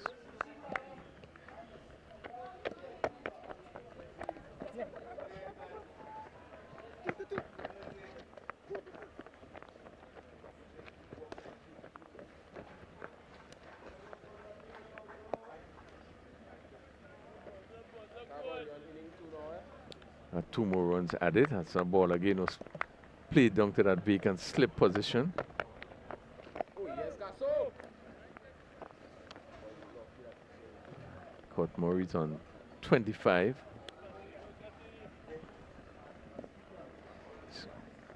Bartholomew. Get this score right for Bartholomew. He's on 13 and Murray on 25. 91 for 3. Over number 33. Ball toss up and hit down to long off. Again, they are able just to amble a single.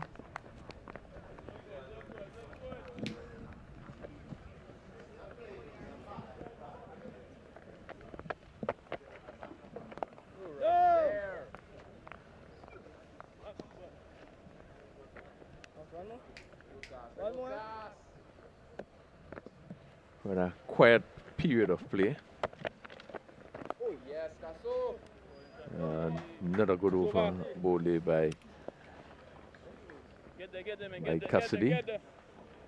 It's 4th over. And after 33 overs, Grenada 92 for 3.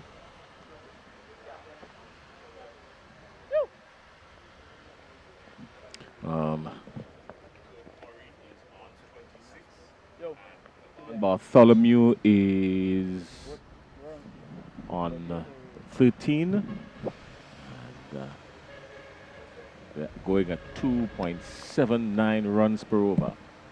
After 33, Grenada is still 92 for 3.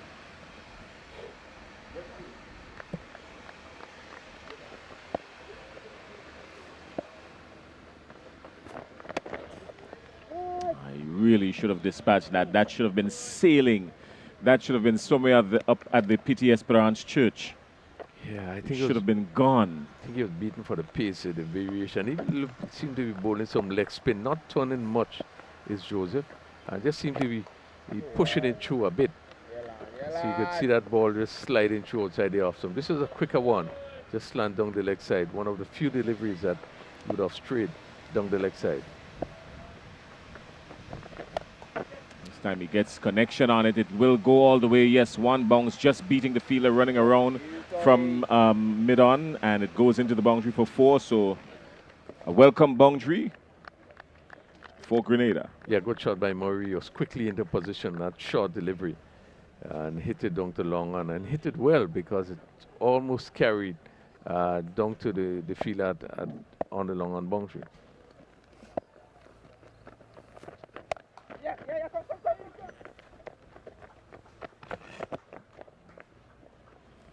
We've seen more purpose in the batting of Court Murray.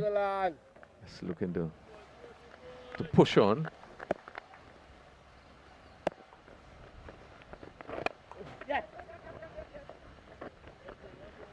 Somebody has to start taking chances, and I think he has put his hand up to start taking those chances. He's probably the more technically correct of the 2 batters, Court Murray.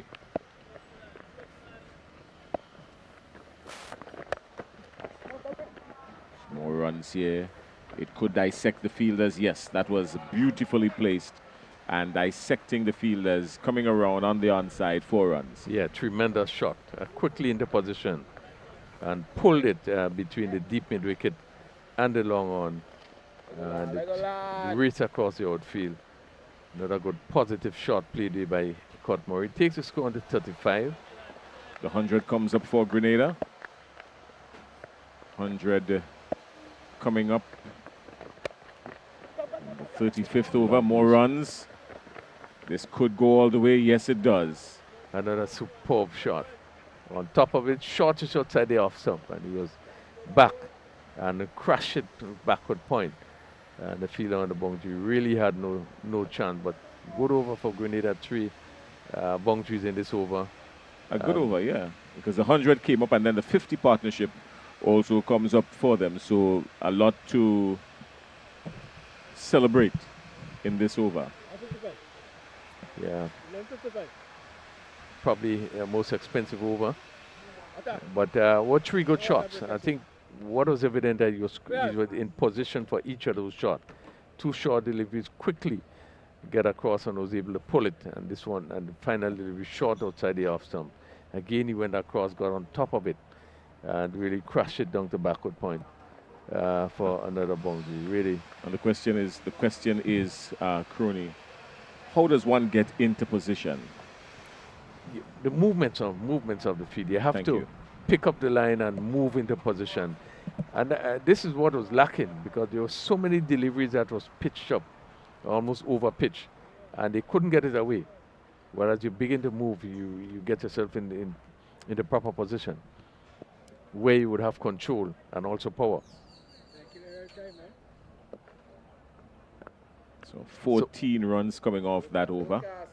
And Cassidy will continue from the riverbank end. So watchful Kevon Bartholomew. There's no need for him to do anything outrageous now, because Kurt Murray has signaled his intentions at the other end. So he just needs to play a supporting role now.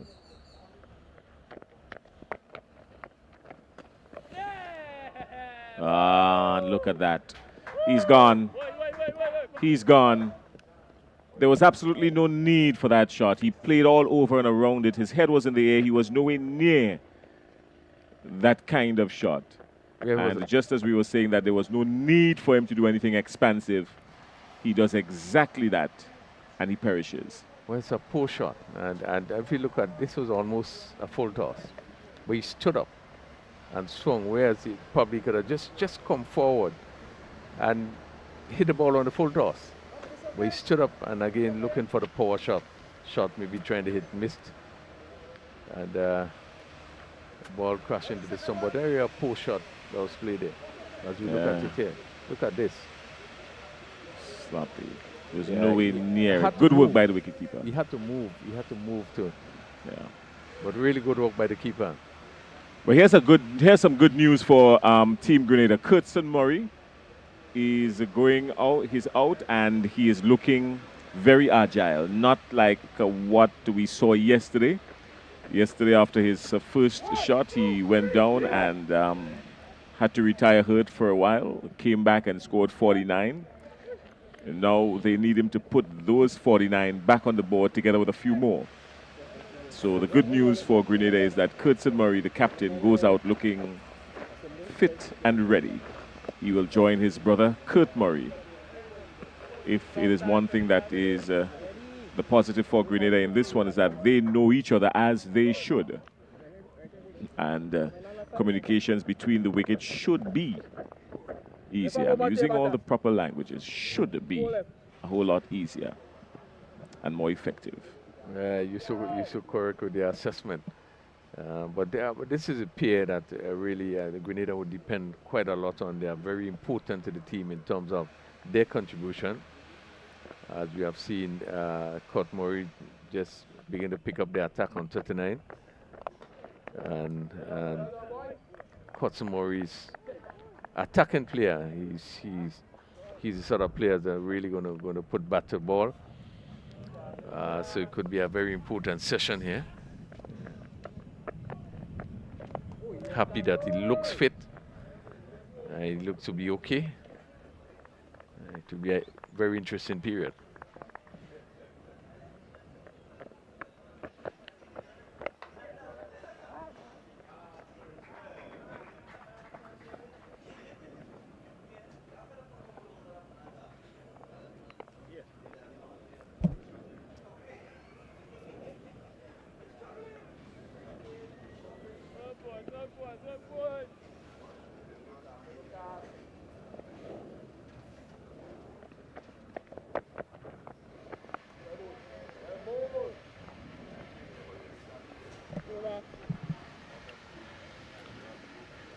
So 35 overs completed. Grenada 108 for 4. Kurt Murray's on 39. Curtson Murray just coming in is on 1.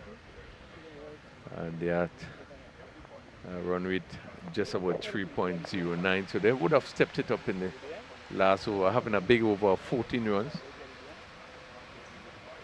Just unfortunate to have lost the wicket of Bartholomew in the last over. stumped.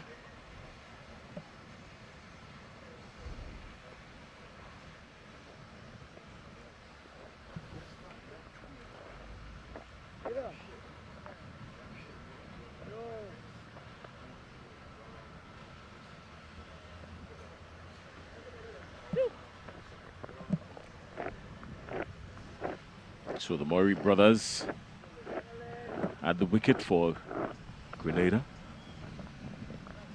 And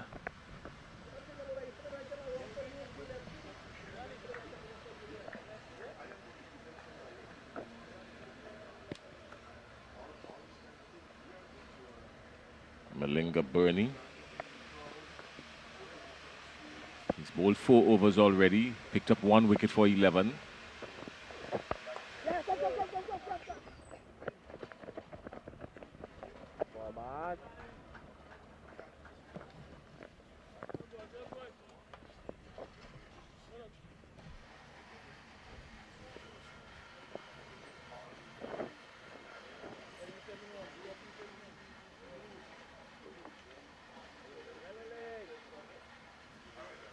Someone on the live is asking if Kurt and Kurtson are twin.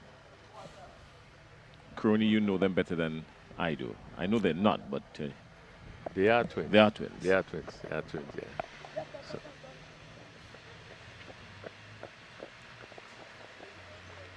interesting to know that, you know, one bats left and one bats right, but they are they are twins. And they both do a bit of bowling. And they both bowl. They both bowl left. No relation to Junior Murray, though. No, I don't think so.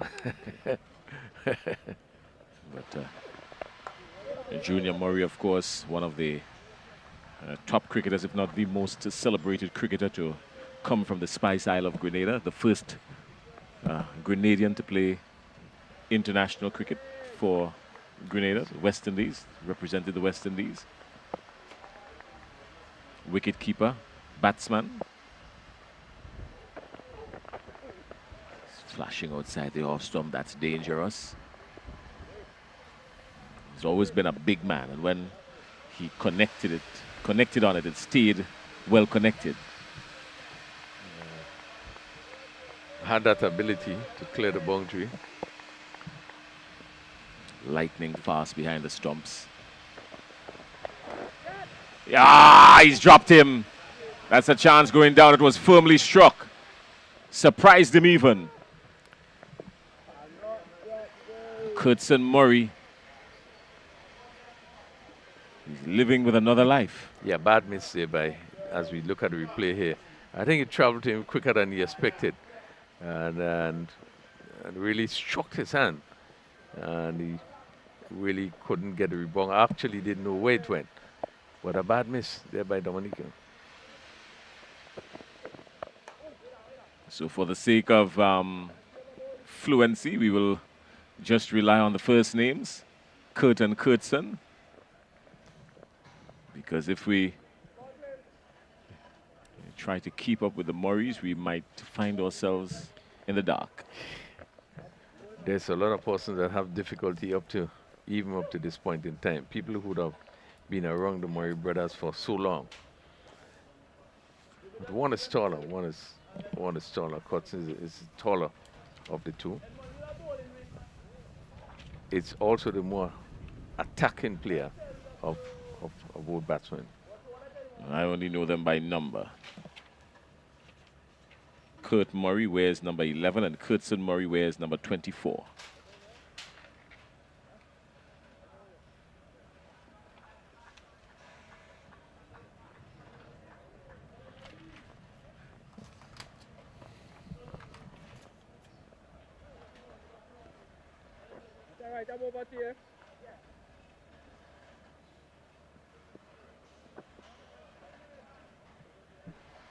So it's over number 37.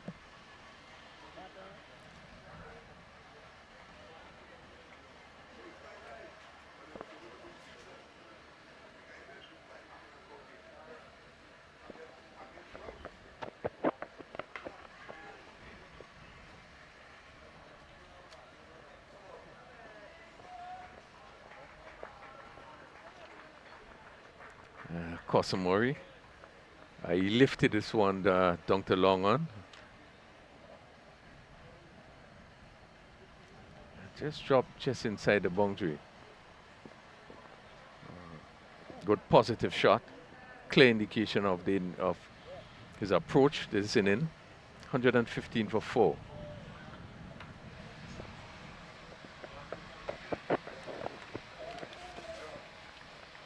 You see his approach, where his aggression, his positiveness. As a captain, he certainly want to lead. Cotmore is on 40.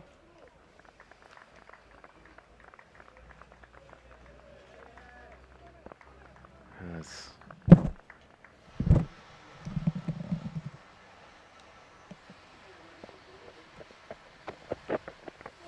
Again, he's flashing outside the off stump, and you wonder if he, yes, did got an outside edge, and the keeper just failing to hold this one, and it went down to third man. Again, but you see that, yeah, that ball just leaving the left-hander, and the keeper not being able to pick up that catch. So another chance goes begging.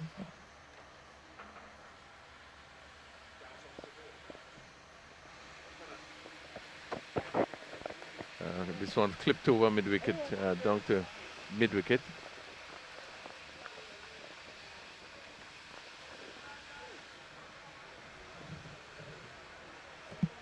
It's 117 for 4.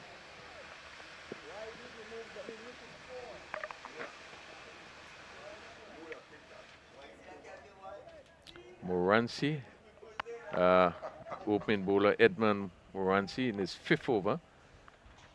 So far, just going for 10 runs. Has not picked up a wicket as yet. That should be 2. That should have turned into 2. But just 1. Yeah, he has the height for sure. He doesn't look anything other than a strong young man, Moranci. But he's running up. His speed comes more from his arm action. Yeah. He's turning over his hand quicker. If he comes in with a little bit more fire, well, heaven help us all. Well placed. Yeah, and he did bowl some quick deliveries yesterday in Tantine. He was able to get bounce and lift. And did create a bit of a problem for the Vincentian batsman, but does seems as we generate a great deal of pace. 118 for 4, 37 overs completed. We had 8 extras. Run rate of 3.19. Cosmore is on 9. And Cotmore is on 41. Grenada will be hoping to really push on, just 13 overs to go. Would at least be aiming to get at least another 100 runs in those 13 overs.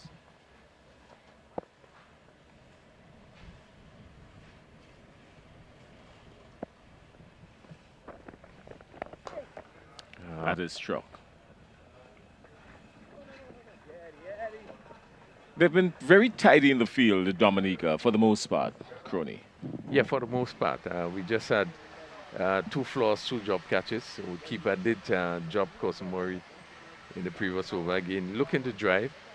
He had to go to his left and failed to hold on. We have seen 2 chances in the last 2 overs. Kurt was looking to send Malinga to the top of the roof. Or maybe even over. There's a new hotel in the area, Crony. You know, you're familiar with the last suggest there's a new resort in the area. A very expensive one of that. I heard that you would have visited a few times, haven't you? Yeah, probably you said the right word. Just probably would have visited Six Senses. I don't know how expensive it is, so but yeah, really nice location, you know, yeah, beautiful scenery.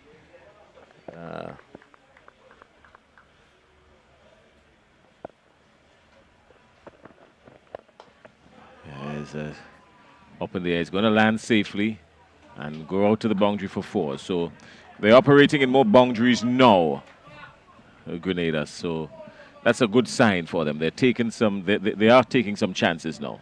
Well, I can tell you these are two players that discuss cricket. They actually sleep cricket. There's a lot of discussion among themselves in terms of cricket. Anyone would make a mistake or do something wrong. There could be some heated discussion among them, but all in an effort to improve, to help each other. And this is how these two players function. And one would think that from the time the captain goes out, they would begin to have some discussions. Maybe they would at times try to outdo each other, but they have that sort of relationship when coming to cricket. A lot of discussion, a lot of dialogue, understanding the game.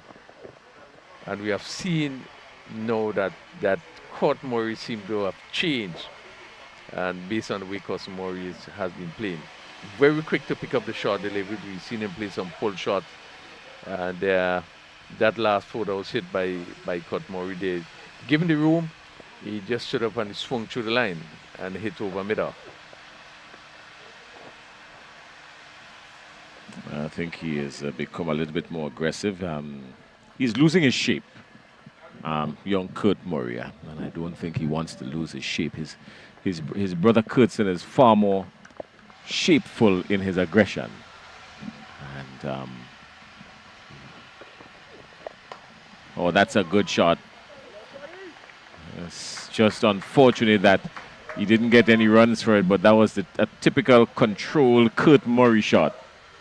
Yeah, very clear their attempt is to push on. At the end of 38, Grenada 124 for 4. Kurtson Murray is on 10. Kurt Murray, his twin brother, is on 45. They're going at just under 3 1/4 runs per over. And a lot of work to do. Still some distance to go because they're trying to get to above 200. That would be ideal for them. 220, 230 would be ideal for them given the circumstances, Crony. Yeah, 240. They would feel a lot more comfortable getting up to that score. But it all would depend on these two players in the middle. He has the ability, and these are players that have scored very heavy in our local tournaments.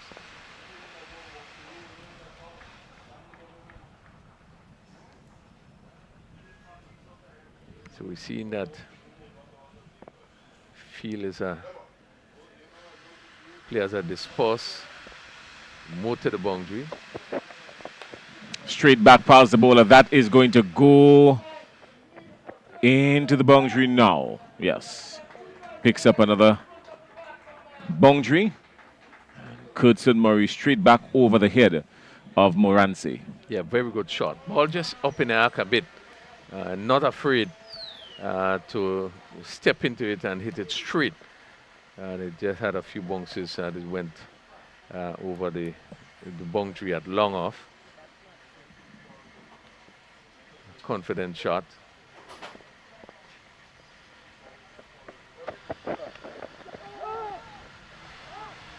If you notice, he's using his feet a lot now at the wicket, Kurtson Murray. As the bowler is running in, that back foot now is coming across.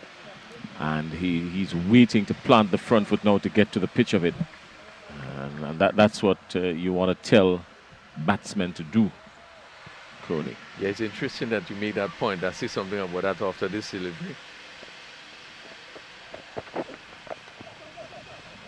Places it between the offside and picks up one. A half stop. Good work in the field by Dominica again. Yeah, good point. You know that the foot comes across before the bowler's bowl. Obviously, you want to line up. You want that foot comes across just to put you in a better position. To line up the delivery, and then you can your right foot comes across. Well, as a left-hander, would be left foot puts you in line, and then you decide based on the delivery what direction you go. Whether you pull or whether you drive, it really puts you in a good position. There's one called back and across, but you move quickly, just to line up your position and having a better indication of where the ball pitches. Then you decide what shot to play. So that sort of early preparation is key. Straight back over the ball ahead. More runs here for Grenada. And it has gone past the side screen.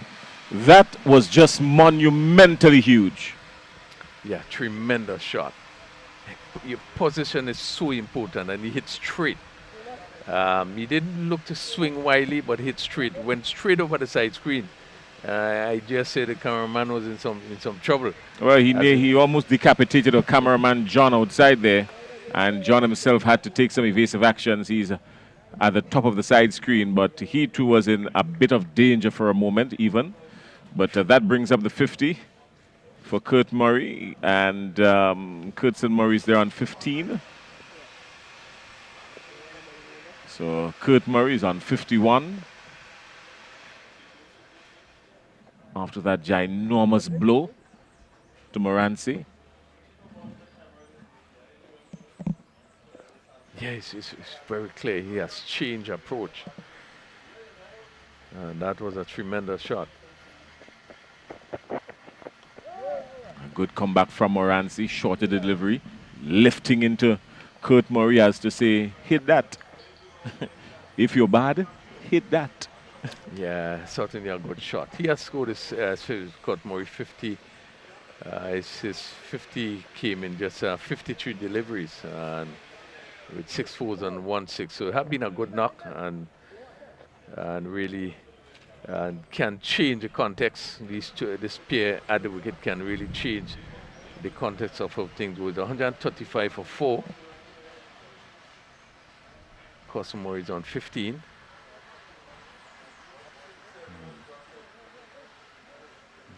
They really would be looking to get way past the 200 mark.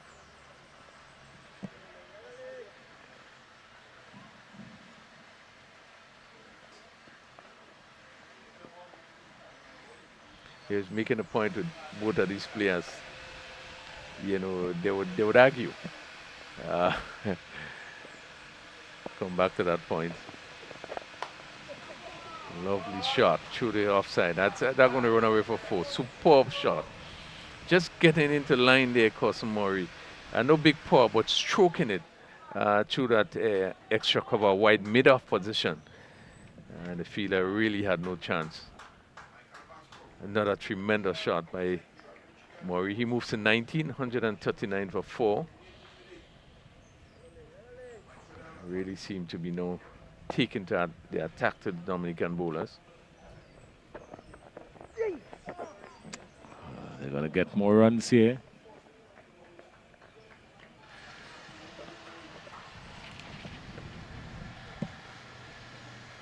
Yeah, I was making a point with these both players. There's a lot of argument take place, you know. Either one of them probably might play a bad shot. You know, they go have some discussion after the game in terms of what should be done.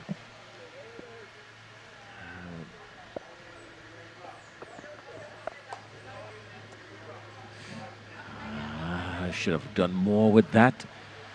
Must have been thinking he could have gotten the boundary there. He rehearsed the proper stroke after, and maybe just playing it a little squarer, he would have added 4 more.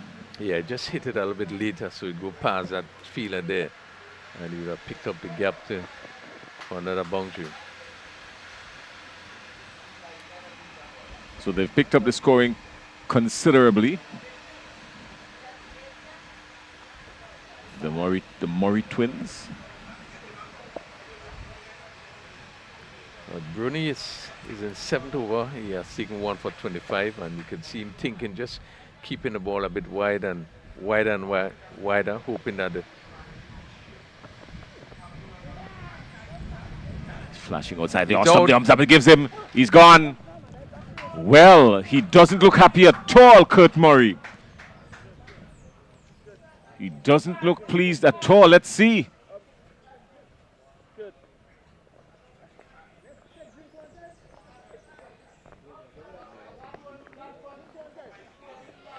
Yeah, very difficult to see from where we at, but the keeper look very confident, and as we look at the replay, and the umpire also looked very confident, putting up his finger.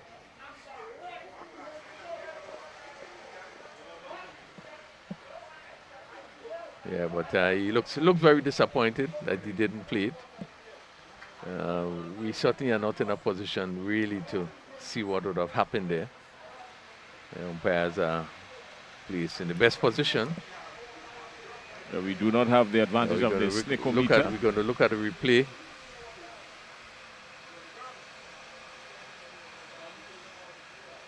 Yeah.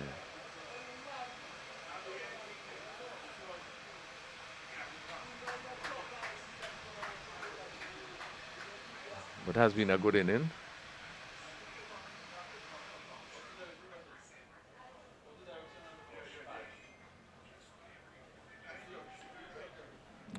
I'm seeing some daylight. I'm seeing some daylight. Yeah. But the indication that even as the keeper came up, not 100% sure. Yeah, I'm seeing some daylight. I'm almost certain I'm seeing some daylight. And maybe, just maybe, maybe his bat brushed the ground or something of the sort, but I'm seeing some daylight. The umpire does not have the advantage of the replay and the snickometer and all the things that we see on ESPN and whatnot. So it is unfortunate, but he did play a good knock. I mean, 51, it was a well-tempered 51. He spent, just about an hour and 8 minutes outside there for that's 51. And it was a critical 51 in the context of the game because he needed to stay there and hang around. And then when his brother came to the wicket, then after 25 overs, they started to pick up the scoring a little bit. Yeah. So it was a brilliant 51 in the context of the game, Crony. Yeah, well, we still have 10 overs to go. It's 140 for 5. And remembering that yesterday the scores were 189. And Grenada did struggle. Couldn't get up to that score. 140 with 10 overs to go. You still probably would look to get up to 200 or a little above 200. It's just 5 wickets down. And as you know, when runs is on the board, the next team will have to make it, and anything can happen. So, yes, he disappointed, but it's all part of the game. Sometimes you get it right, sometimes you feel you get it wrong. But I think the umpires are in the best position to make decisions, and certainly we does not have what is necessary that we can determine what happens. Well, they say runs on the board is runs to get. Yeah. So.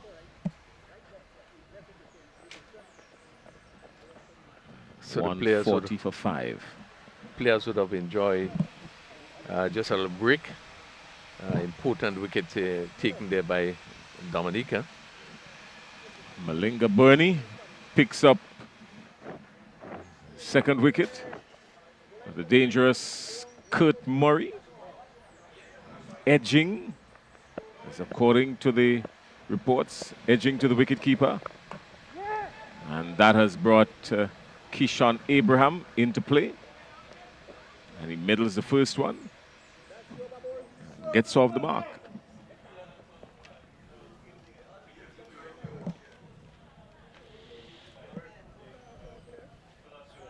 It's 141 for 5. We have 10 overs to go.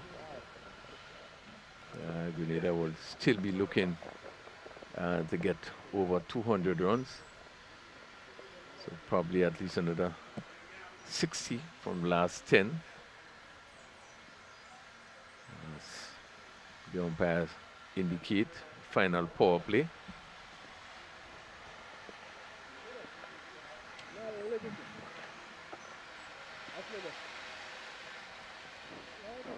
There will be a lot of discussion. Woodcourt and Cotton.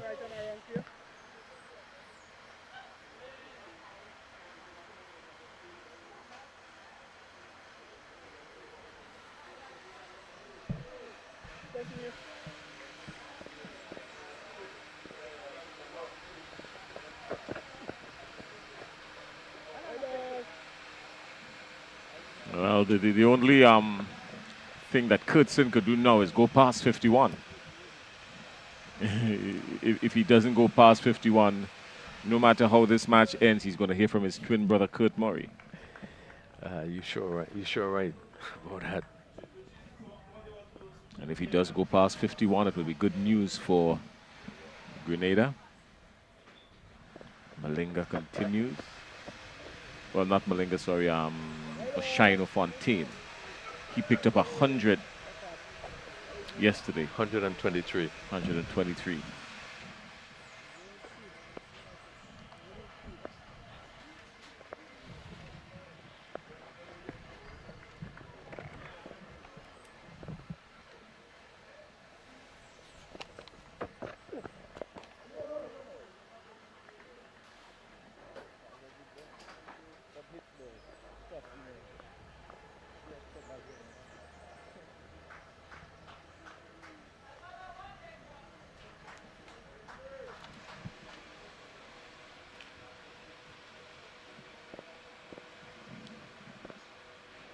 We will check in with our folks to see what sort of results we get, if there are any scores coming in from Tantine in the match between St. Vincent and the Grenadines and St. Lucia. Good catch taken there. Again, Abraham looking to hit over the top and was only able to hold out at long on. The fielder coming in there and take a very good catch. We have seen this shot being played by both Cotton and Kosomori. And there was Abraham looking to hit down the ground, but really didn't get into position. And you could see him seemingly having to reach for the ball, not getting hold of it and being taken on long on boundary. Yeah. The lack of the use of the feet does that to you. It's position. So 6 wickets down, 143 runs on the board with 9 overs, just under 9, just a little bit over 9 overs to go. 9 overs and 4 deliveries remaining. And the Keishon Abraham is caught by Malinga of the bowling of Fontaine.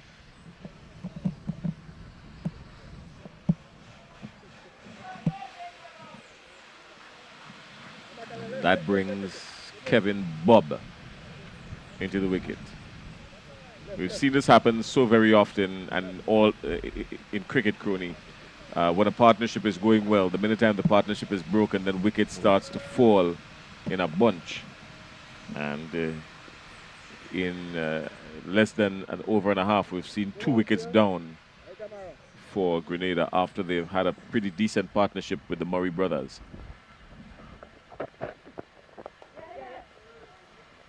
But the good thing is that Kosomori is still there, and one hope that he does not follow quickly. If they're going to get up to 200, it's important that he remains there and sort of guide the bottom half of the batting. Yeah, well, they're going to need him to bat through the entire innings for sure.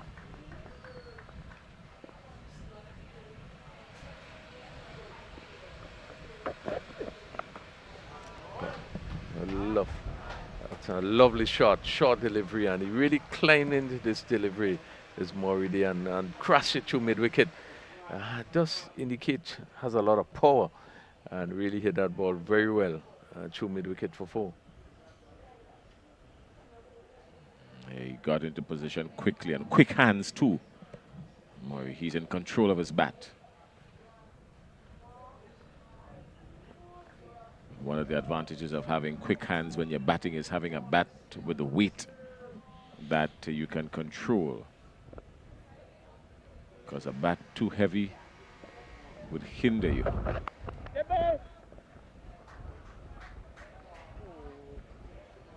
Begging for a wide. Beal just fell off this umpire, just called a dead ball. As the Beal fell off and non-strikers in.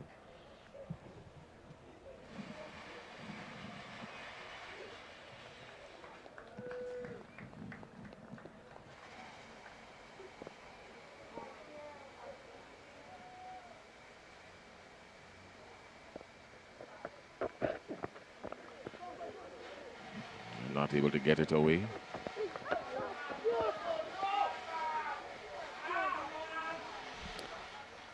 Yeah, just unfortunately, Murray once again being hit. The return came in from the outfield. And he seemed to be hit somewhere in the waist, just above the waist. The physio is quickly out, but I think he will be all right. Well, they're not going to take any chances with him. He has been a magnet for injury at this season because yesterday was one and now today, so they're not going to take any chances with him because they need him to bat through this inning. If Grenada wants to put anything of respectability on the board for these Dominicans to go after, they will need Kurtz and Murray to remain outside there and bat throughout the innings. So the physio and the management team, they're not going to take anything for granted. They're going to tend to him very quickly.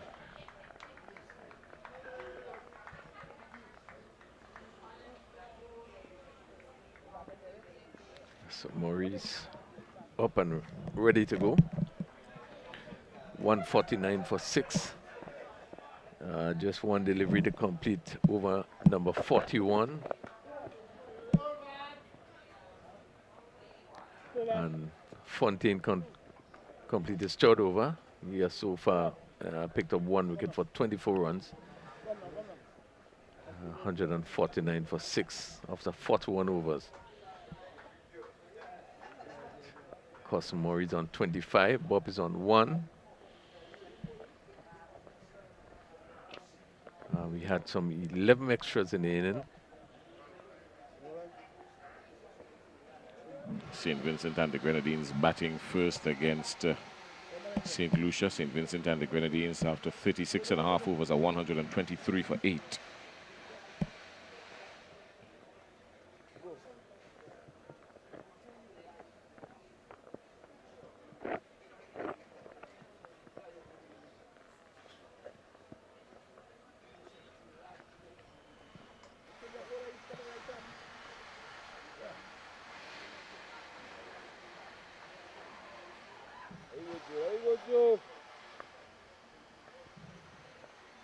St. Vincent, Dominica, sorry.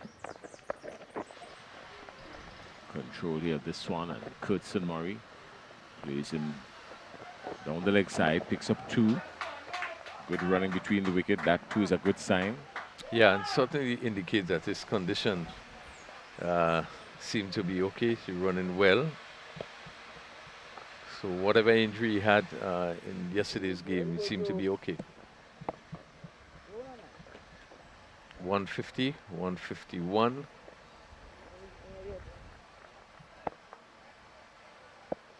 .1 over.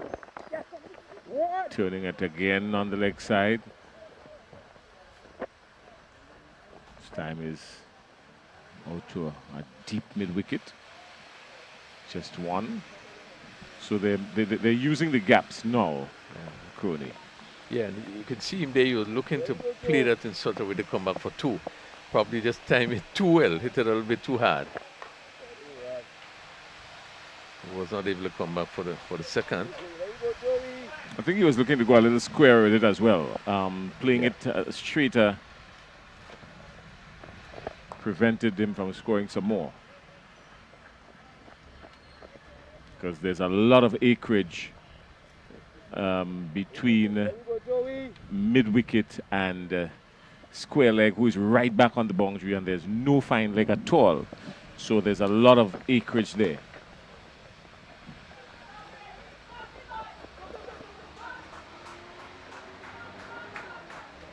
They pick up another couple. Kurtz and Murray has quietly moved up to 30 already.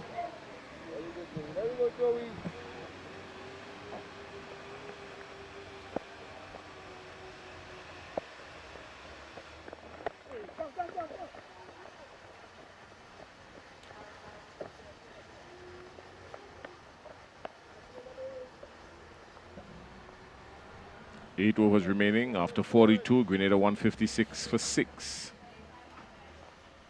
Yeah, Murray did having to reach for that last delivery. Well, I think he will be happy that he got the single, so he will have the strike for the next over. 156 for 6. Cousin Murray's on 31.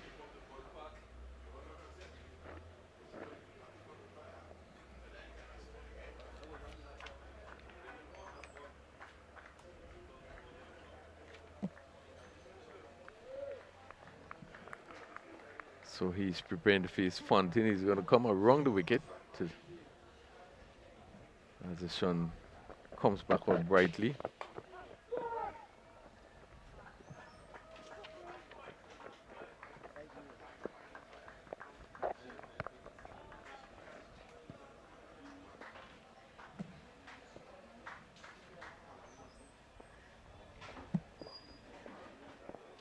Save and accept a little drizzle yesterday. We had immaculate weather. It has held up perfectly today as well. Yeah, very good weather. And I see it's not very hot. There's still, you know, a hint of some heavy cloud or dark clouds. Just heavy atmosphere, which is away from us, but good sunlight, a pleasant condition for cricket.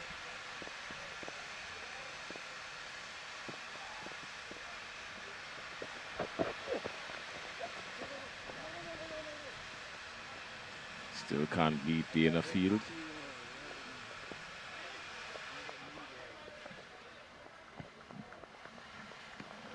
I could see that the Fontaine is actually bowling to a plan. They really, Dominica just seem to be really study the game. The field placing has been very good. Just seem to be playing with a plan.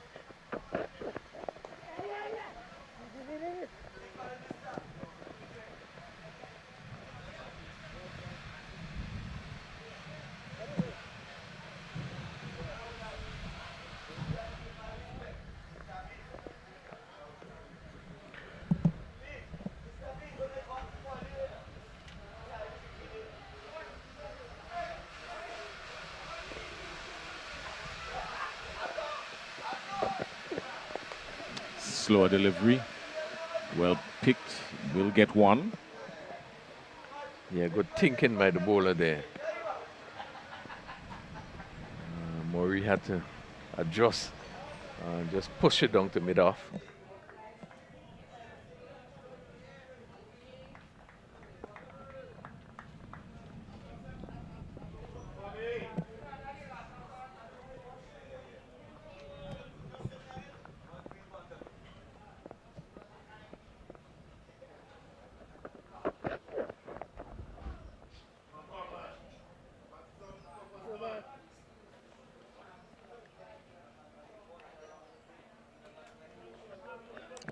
So 43 overs have been bowled. It's 159 for 6, Cousin Murray. To face 25 deliveries, he's on 33. Just in for 37 minutes. He's hit 4 fours. And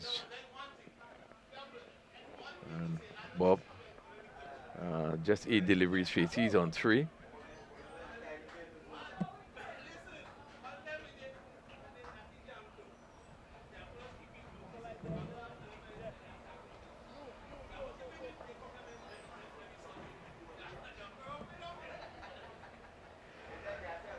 So the spin of Durant, he's going to come into his 9th over. What? Hit down to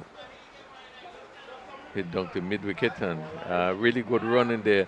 Just a little fumble by the fielder on the mid wicket boundary. That's Joseph, Jelani Joseph. And Murray spotted it and really rushed back for 2.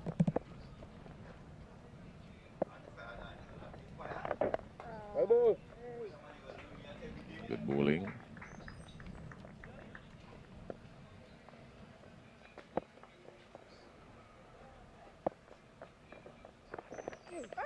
Murray is not to the pitch of it. Gets a thick outside edge.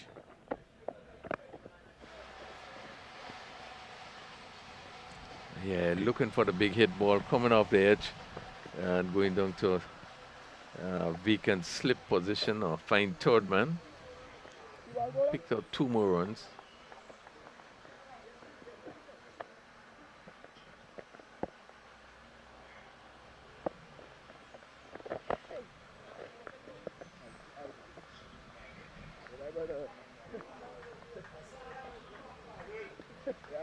You can tell something is about to happen here. It's very tense moments outside. The batter's trying to score. And if something were to happen, that's it. It's not going to beat the field outside there. Running around and picking up cleanly. Yeah. Rifling the return. That's good cricket. Yeah, good contest between Drew and Murray there. You can see Murray looking to come after him, but he has held that one back, and Murray having to reach for it. Wasn't able to get much in there.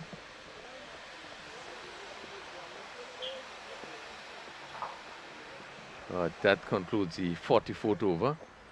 165 for 6. And Murray's on 38.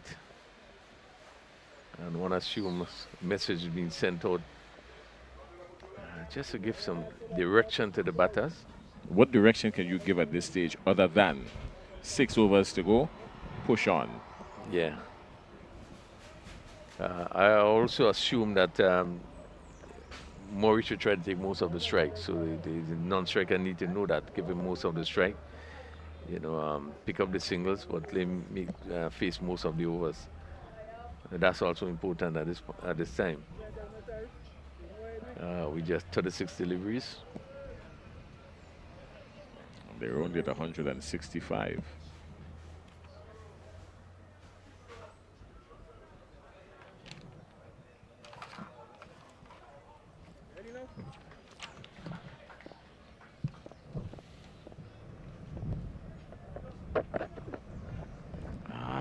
He's dangerously fishing for an edge. Caught in 2 mind. Caught in 2 mind. Probably wasn't sure what shot he wanted to play. Looking to pick the gap in third man there. And probably was positioning himself for the pull shot. But there's a deep backward square on the boundary. There's also a mid-wicket on the boundary and also a long one on the boundary.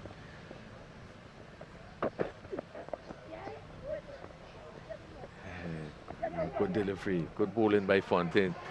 Good thinking. Just a misfield there. And really give them 2 runs that really should not be. Yeah, just a lapse there. That's what happens when you're caught in the valley of indecision. It's either or neither nor. 167 for 6.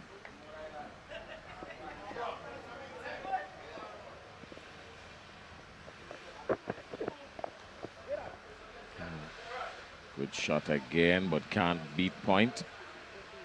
Yeah, we continue to speak about the field placement of the Dominican team. They really have been setting some really good fields.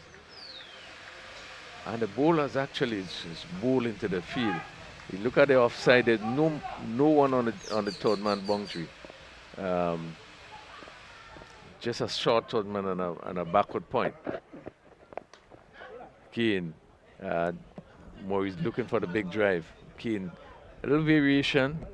Ball bouncing out to cover. So credit has to be given to the bowlers. Fontaine in his 5th over. So far he has gone for 29 runs.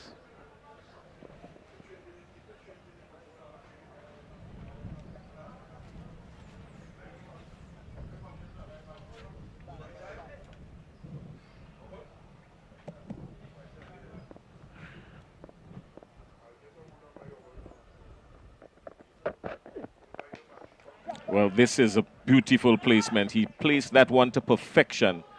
Didn't get to the boundary, but it must have been very encouraging Maybe he timed it a little too well, if there's ever such a thing. But it was a confident stroke. Yeah, yeah. Yeah, he got into position nicely. And probably could have hit it maybe a little straighter. So it meant that really would have been more work for that cover fielder. But they pick up 2 important runs, 169. This time he's looking to go with him again. He's going to get 1.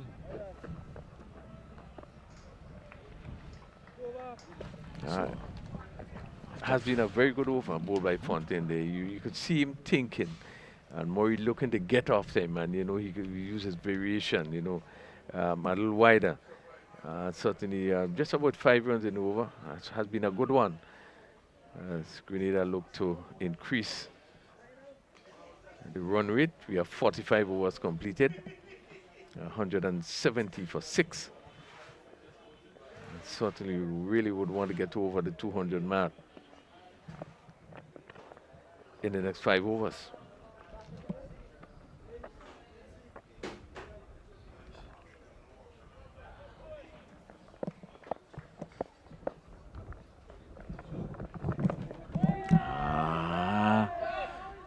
He's begging the umpires. He's not going to give him. Umpire Sean Manwaran. He does deliberate for some time. He brings you to that place of immense tension. It was a good bit of bowling.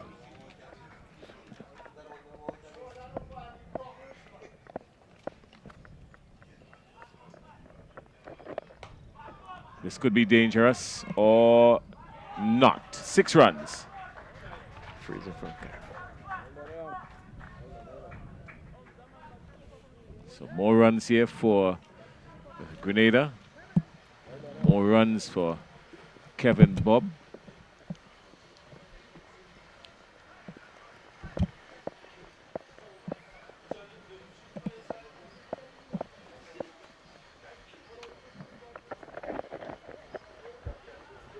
It wasn't Manwaran. Manwaran is at square leg. Who's the umpire there? That's Freezer from Carriacou. Fraser. Umpire Freezer from Carriacou. They both sport the dreadlock. Yep. They're both short. Both of the darker hue.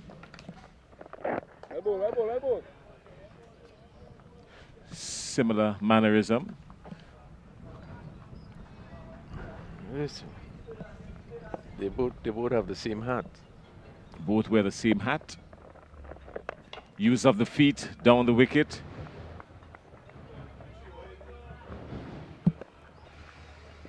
Doesn't get it cleanly. I think he was looking for a big one there.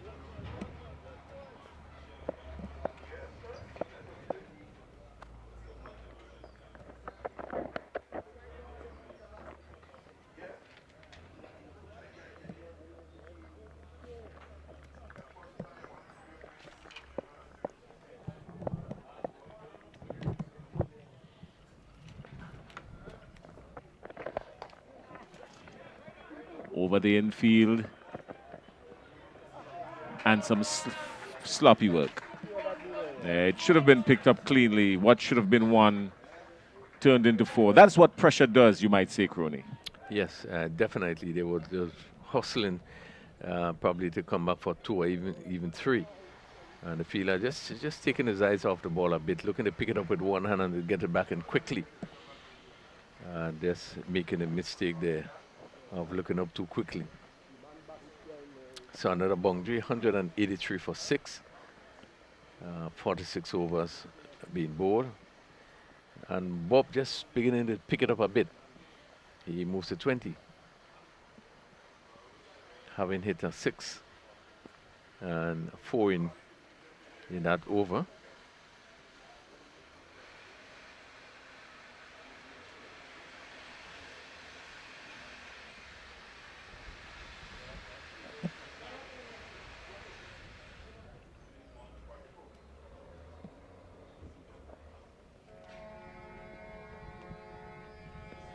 So Fontaine will continue.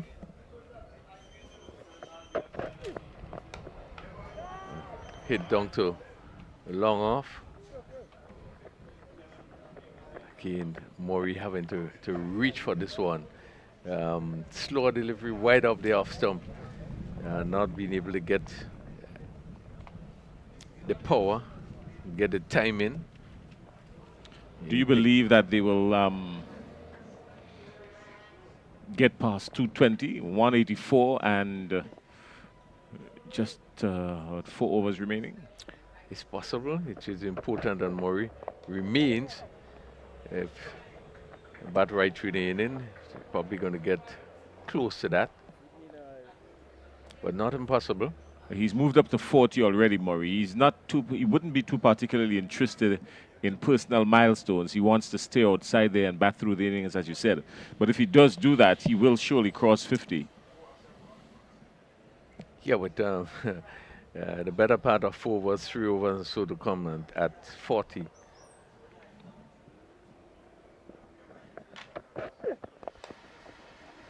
Runs here this time.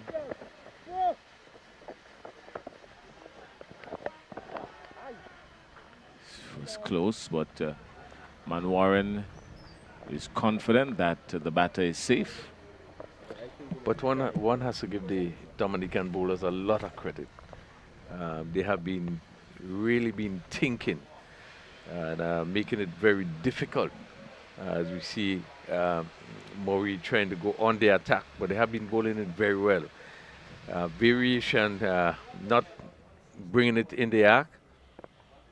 As we look at Fontaine here, and you can see he runs up, he's thinking, not really giving him much to play with. And keen, very good running by the batsman. Fielder just juggling a bit, but was able to recover very quickly. And certainly it's because of good running, they're able to make 2 runs there. Give the Dominicans credit. They've been very disciplined in this innings in the field. Extremely disciplined, I should say.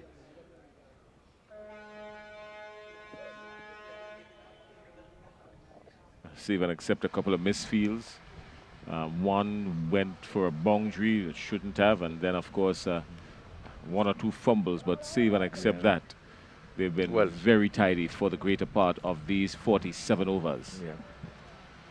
Just 2 lapses with 2 chances, but other than that, I think they have done well.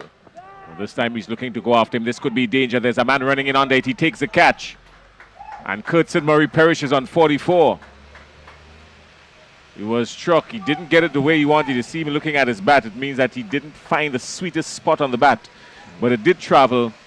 And there was a man out in the deep who took a catch running in. Not the easiest of catches. But Curtson Murray goes. Yeah, he made it look simple, but all credit to the bowling. All credit to the bowling of Fontaine. It was intent not to bring it up, take pace off. And you could see Murray reaching, trying to search to get that ball to the boundary. And with the field set, well set, was only able to hold out the mid-wicket boundary. And the fielder came in there and take a very good catch. But a lot of credit had to go to the bowling of Dominica team. Yeah, they've been very disciplined, as we were saying. Now Grenada's lost their 6th wicket, 189 for 6. But more importantly, the fall of the captain, Curtson Murray.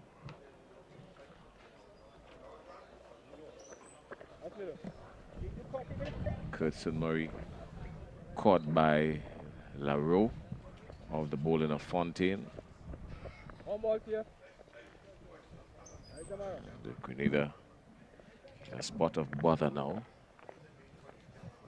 They've never dug themselves out of this hole, really, Grenada. They've clawed their way, attempting to get to the surface, but they've never given themselves any real cushion, so to speak.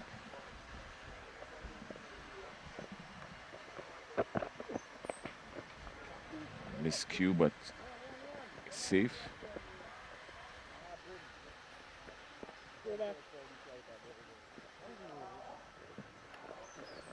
So 47 gone. 3 more to go. 190 for 7.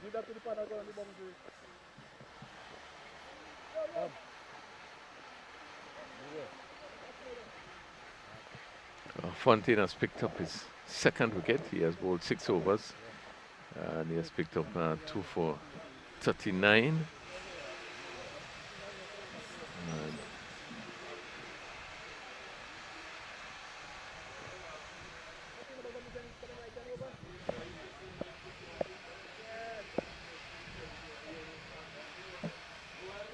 This can make for a very exciting game here today. 189, 190, and this was the score that Grenada needed yesterday.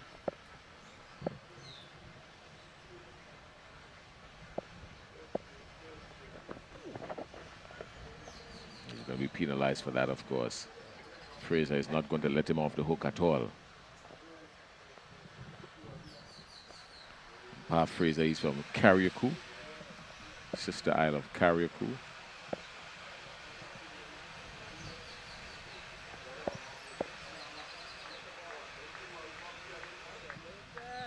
So we actually have 2 of our umpires from Carriacou involved in this tournament.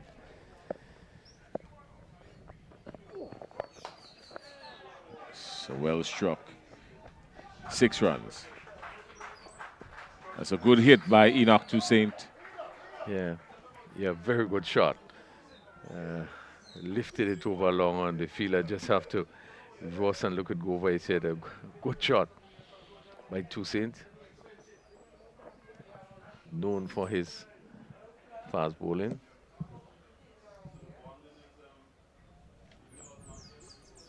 But hit this one on the up and just were able to clear the long on fielder.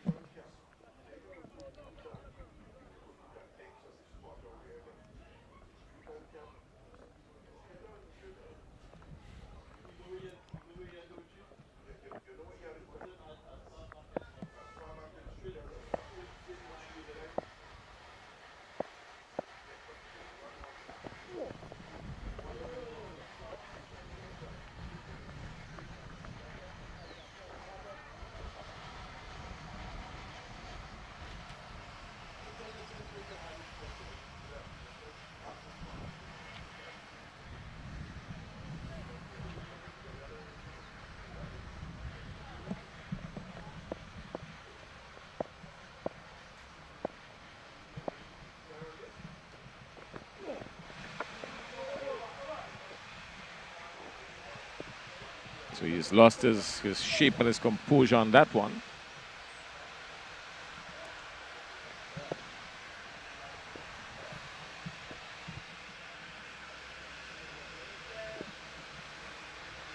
Lester Lestrade.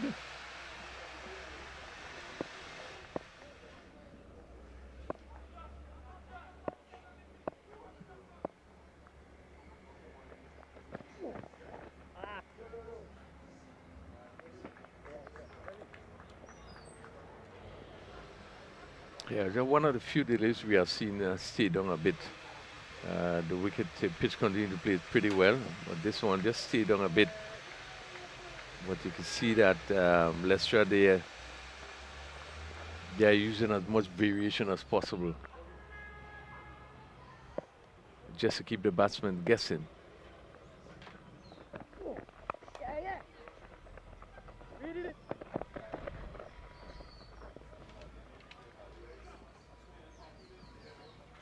Meantime, we will bring you up to speed on the latest at the Roy St. John playing field in Tantine.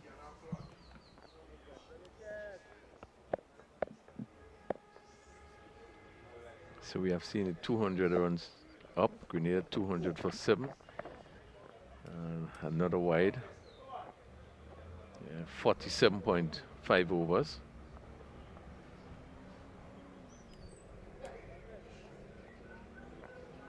So a psychological landmark achieved at 200. In the meantime, St. Vincent and the Grenadines, they're 177 for 9 against St. Lucia at the Roy St. John playing field in Tantine. 178 to 177 for 9. Well, that's lucky. That's extremely lucky there.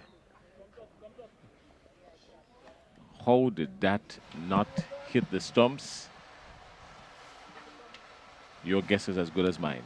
Yeah, it seemed a bit of a batting involved as he was looking to drive and just give himself room, just sort of open up himself, I guess looking to try to go over mid-off.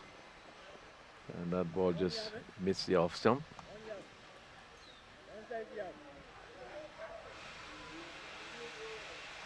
So 48 overs completed, 201 for 7. Toussaint on 8, Bob is on 22. So just 2 overs remaining.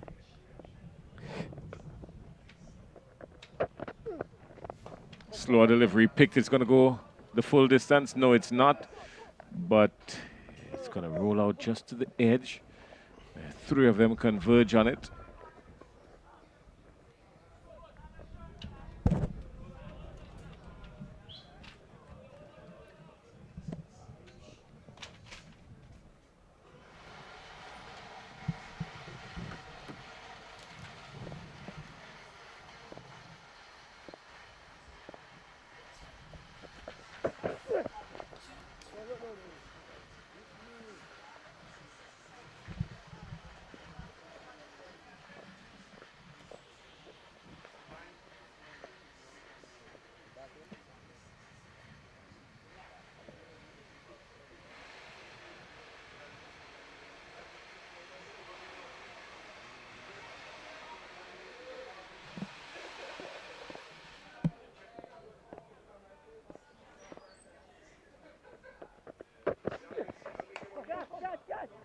A short of catch, but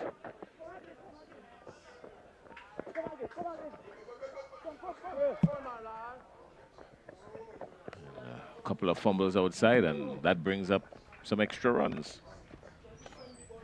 Yeah, actually 3 runs taken there. Just good running.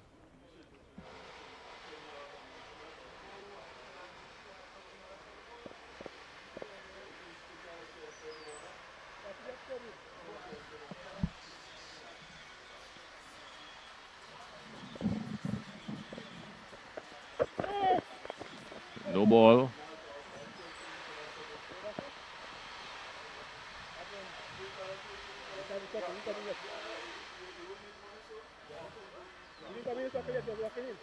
What are we missing?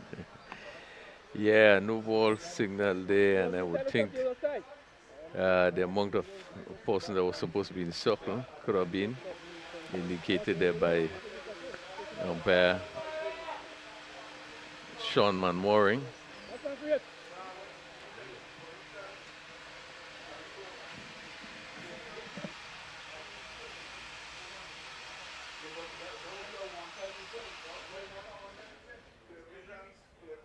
So we have outside the circle 1, 2, 4 fielders.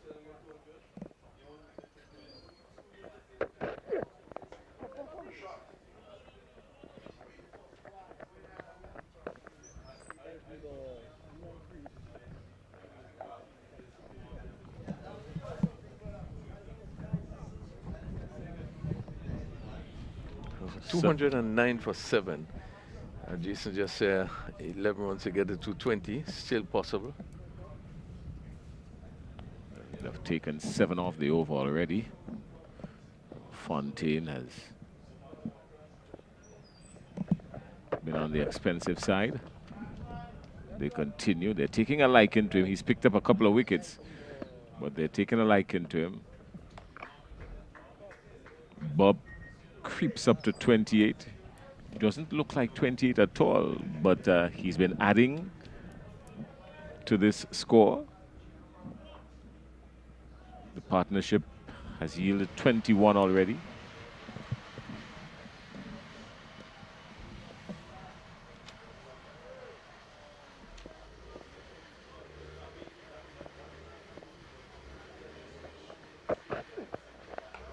Straight back past the bowler. That spells runs. The fielder running around couldn't take it. It was straight enough. And it's cleared the boundary. It's gone all the way for 6. Another good shot by Bob. It didn't look as though he got much into it. Didn't look as though he would have carried for 6, but really timing was better than we thought, and really carried over that long on boundary for 6. Unnecessary palpitations for a while because it did look as if it wasn't too safe with the fielder running around. 216 for 7. We have 49 overs completed, and a good hand played by Bob. He's on 34.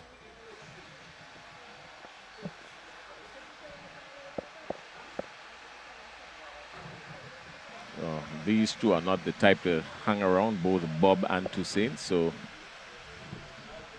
if you're going to see something explosive from both ends, it may very well be now.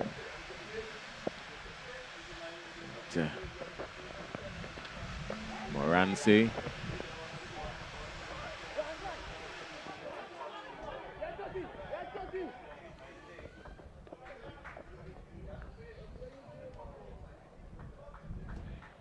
Yeah, and Toussaint, they just been hit on the hand. They're looking to pull, and one ball just seemed to hit him just above the wrist. Yeah, well, it brings 2, so I'm quite sure he wouldn't mind taking those 2. Moranse. He's got to answer to this one, I presume. Beaten for pace. Yeah, swinging across it, shorter delivery.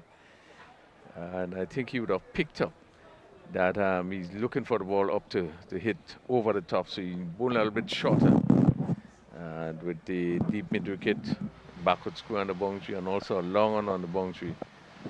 So there's protection on the leg side. He would endeavor not to over pitch.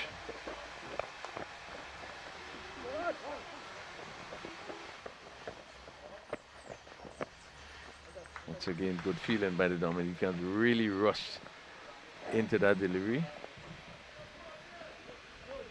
Good afternoon to Kiki Alexander and Kadisha Joseph, friends in Dominica. They're spurring on the Nature Isle boys.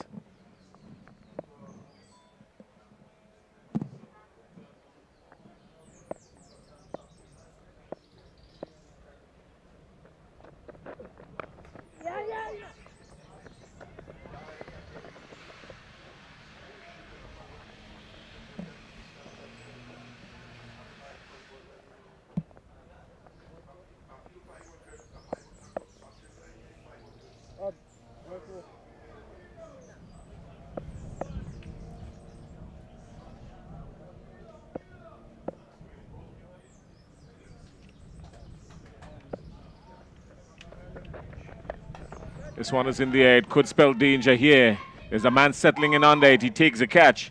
And that's the end of that. So Dominica picking up another wicket. The catch is taken. Shino Fontaine settling under it. He's got a safe pair of hands. And Toussaint goes for 11 of the bowling of Moranse. Yeah, Toussaint looking to clear the boundary there. Another shortish delivery, but he had to reach for it. And really wasn't in any position to have the sort of control that is necessary. And that ball went down to the long on fielder, who took a simple catch. But a good little hand there by Toussaint. He hit one over that same long on fielder for 6. This one just held out on the boundary. So with one delivery to go, Grenada 220 for 8. Let's run through the batting for you. Grenada batting first at 220 for 8. Just one delivery remaining, but so far the pick of the bowlers for Dominica. Malinga Burney, 2 for 26 off his 7. Shino Fontaine bowled 7 overs for 54 and picked up 2. Also picking up 2 was Jason Vidal, 6 overs for 17. He was the most economical of the bowlers, picking up 2. Morance has 1 wicket to his name. He could pick up 2 with his final delivery.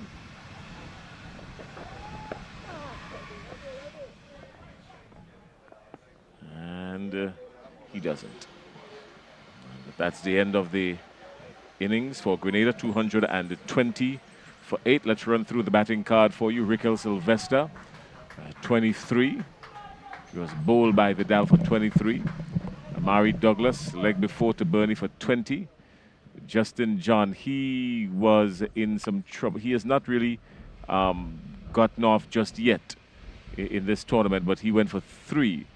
Kurt Murray, he spent just about an hour and 8 minutes at the wicket and picked up 51. Still disappointed in his dismissal. There was some daylight. I think the umpires may have gotten that one a little bit wrong, but all credit to them. They do not have the luxury of the replay that we have here. 44 for his brother Kurtson Murray and 14 for Kevon Bartholomew. Abraham was caught by Burney for 1 of the bowling of Fontaine, and Kevin Bob not out on 35. He played a good knock, and he was supported by Enoch Toussaint, who eventually went in the deep, caught by Fontaine of the bowling of Morance for 11. And Cleavon Bartholomew, no score. And that's the batting card. So Grenada 220, and Dominica will be in search of 221 when we get back here at the Lasajes playing field. It's going to be interesting because Dominica, they do have the batting to go very deep. Grenada do have some bowling. So with the bowling of Grenada and the batting of Dominica, we think that this is going to be a very interesting chase. And we will see you in just about an hour when we return for more action here at the Lasajes playing field, everybody.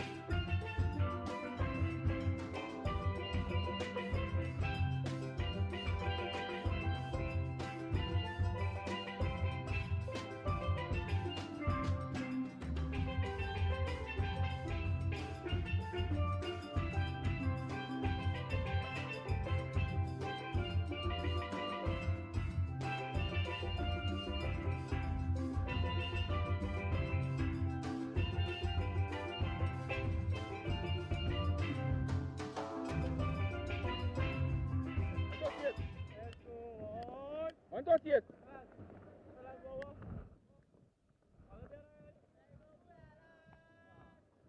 That ball coming left arm over.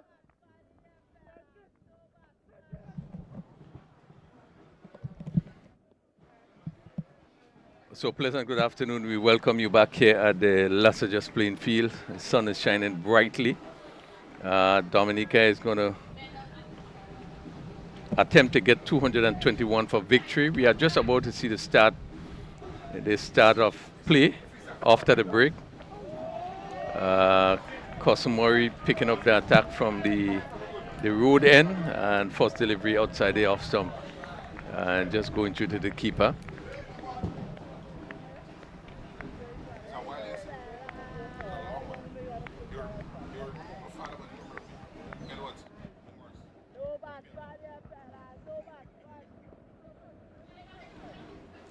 .221 required by Dominica for the second victory of the tournament.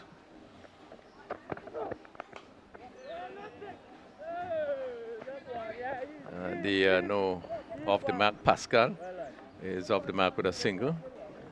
Dominica would have defeated St. Vincent quite comfortably yesterday at the Roy St. John playing field. St. Vincent scoring 125.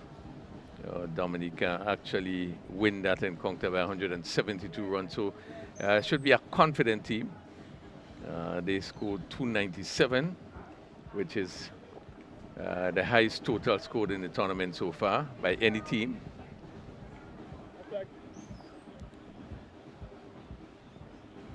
Stephen Pascal and Luvio Charles.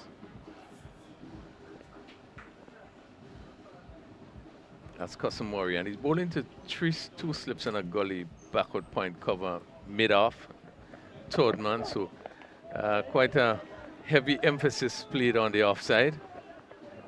And a quick single. Again, Dominica positive, getting off to a positive start, looking to pick up the singles.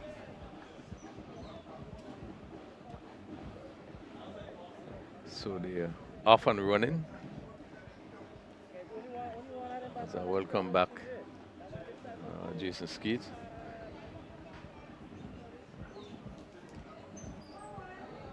Probably the brightest we have seen the sun today. They look pretty hot. Pascal once again covers up and push it back along the wicket.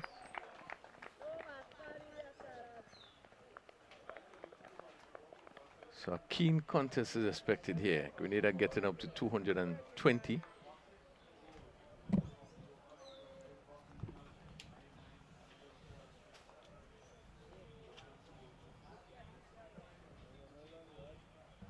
Dominica would be hoping for a good start. They're hoping to set a good platform to challenge that total of 220.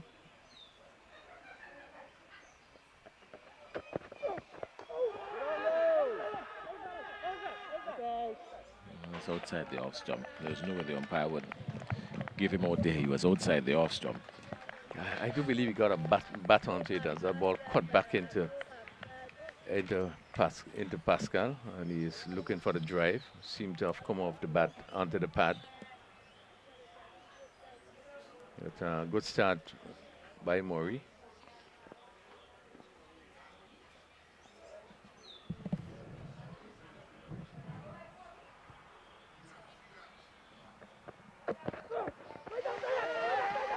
He's getting some movement. Yes, he's given him. He's gone. Well, that was some decent movement through the air to begin with. And it pitched and straightened on him. And immediately, Grenada has struck Curtson Murray. It was plumb. Yeah, batsman looked pretty disappointed, but the umpire really, as you looking to turn this one on the onside, and just seemed to miss. We have another look at it here. Yeah, the umpire thought it was hitting leg, yeah. I believe.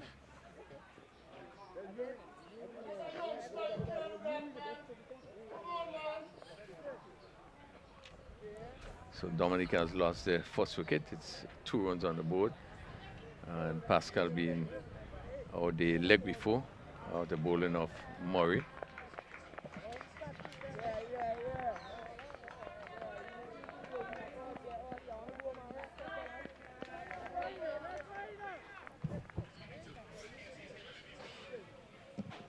So good start by Grenada, striking very early.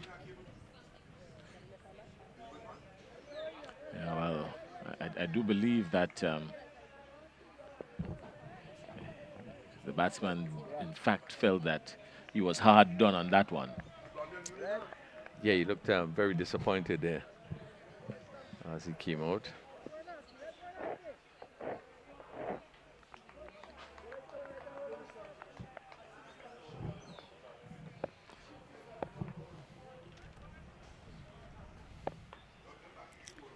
So Toussaint can take up the attack from this pavilion end. This is starts with a wide outside the off stump. It was a loosener, but I think he was probably going for a little too much pace on the loosener. He wanted to just turn the arm over, stay wicket to wicket, and just at least find the right line.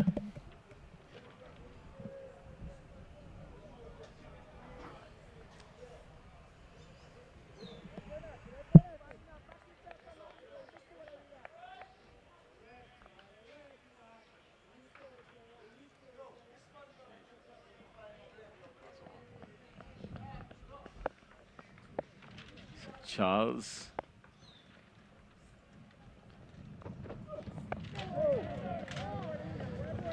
Good use of the feet by Charles. Getting to the pitch of it nicely. Playing with a straight bat. Watchful.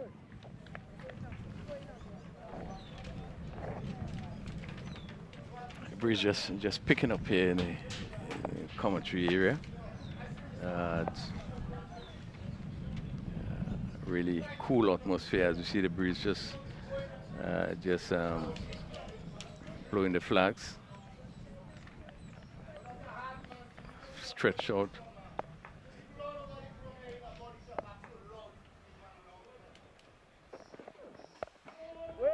Good shot. Can't beat the fielder. Can't beat the inner circle.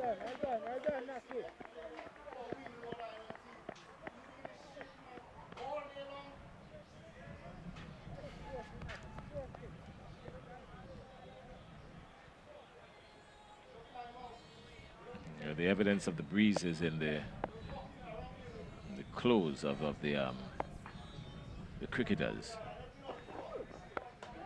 This time he goes shots. inner, outer, 4. Superb shot. Short and really given the full treatment there. Charles was on top of this one and really smashed it past backward point.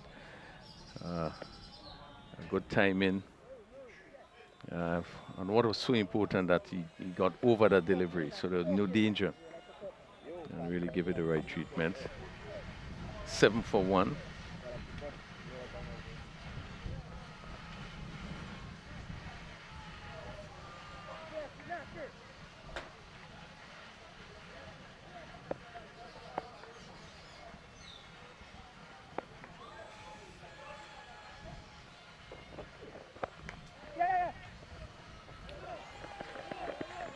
Good work in the field by the Grenadians. Preventing what would have surely been 2. Yeah, Toussaint just a bit short on the short side, giving the batsman the room to play square of the wicket.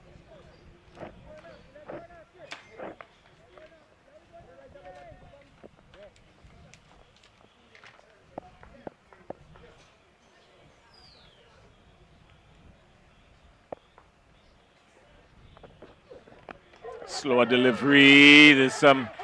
He was beaten, all ends up pace off. Good delivery by Toussaint. Disguised it well.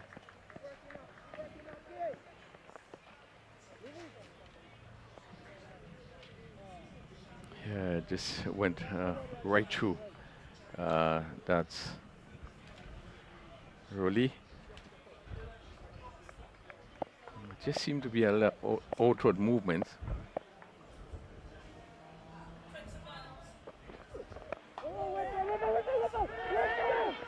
Some trouble here. Fortunate. Fortune favoring the brave. And there's a very thin line between bravery and, I wouldn't say. Yeah, an opportunity for a run out there. As Charles was really scampering down. And the throw, if the throw was direct, certainly would have been on his way. Yeah, surely a direct hit, he would have been gone. But all's well that ends well after 2 overs. Dominica 8 for 1 in search of 221. 8 for 1. But Rowley yet to get off the mark, and Charles on 6. They would have lost the early wicket of Stephen Pascal.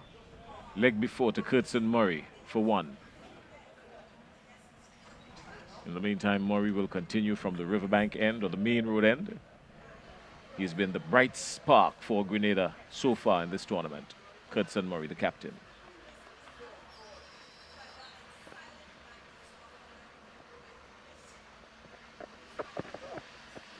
Flashing.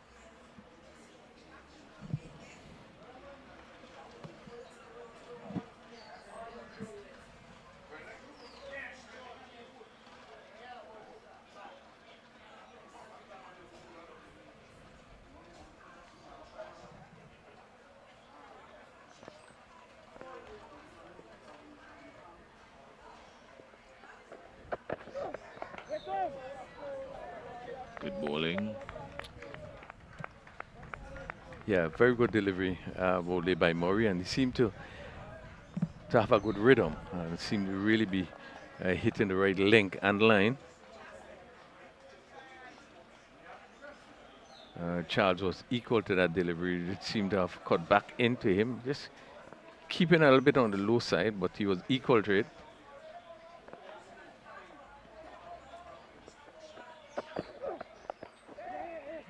Turning this one.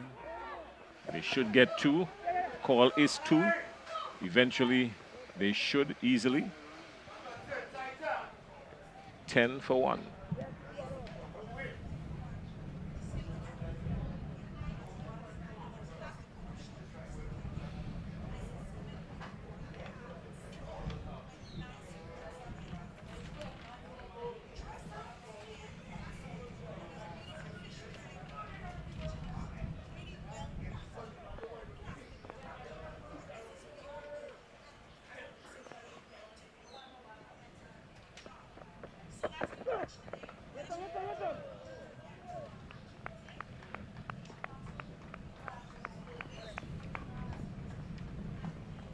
So after some initial drama,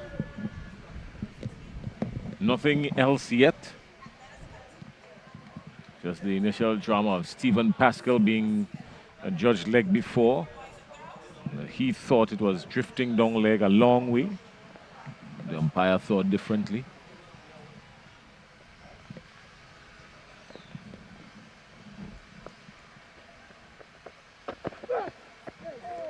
Playing a miss.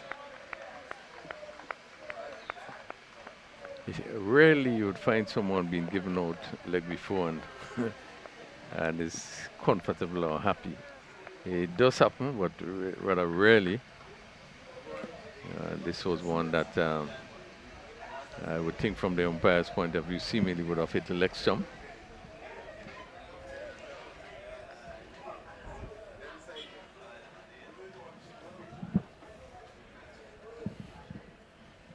But again, Murray continued to bend his back, really look in a better rhythm, and seemed to be really hitting a good line in this spell. Wayward. Yeah, well, the usual thing when the commentators speak, this one was way outside the off stump. Again, looking for pace. To extract some life from the wicket.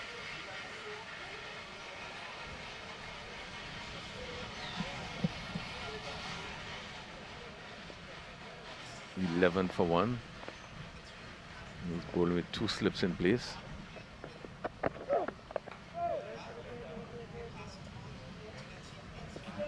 Better ball. Can't beat the man at point. There's a solid inner ring. We're still inside the power play. And that brings us to the end of the 3rd over. In search of 221, Dominica are 11 for 1. Yeah, they will want to really look to set us a foundation after losing that first wicket, Dominica. I hope this pair is going to settle down. They're going to build us a foundation. And the longer it remains at the wicket, the batting comes easier and easier.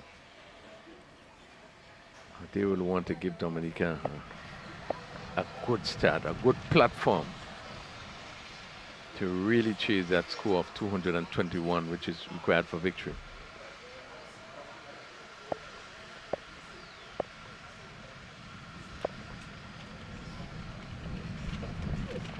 Slow delivery. He's wrapped on the pad. This could be dangerous. This could be dangerous. He's gone. Well. Well. More drama unfolding. A second wicket down. Only 11 on the board. Crony, what's happening here? Yeah, good delivery that cut back into the batsman. One OD just seemed the height probably could have been an issue, but as we look at the replay, yeah, and the umpire judged that certainly probably hit the leg stump. But it really cut back into the batsman, and the concern is whether or not he would have straightened enough to hit the leg stump or pass the leg stump. Well, it pitched on off, so it did pitch properly. From what we're seeing on the slow-mo, it did pitch on off. It straightened, but didn't cut back too sharply. So maybe all of that in the umpire's mind, and Fraser, he stood for a while, thought about it, and then the slow, deadly, dreaded finger was raised. Dominica in some concerning spots now.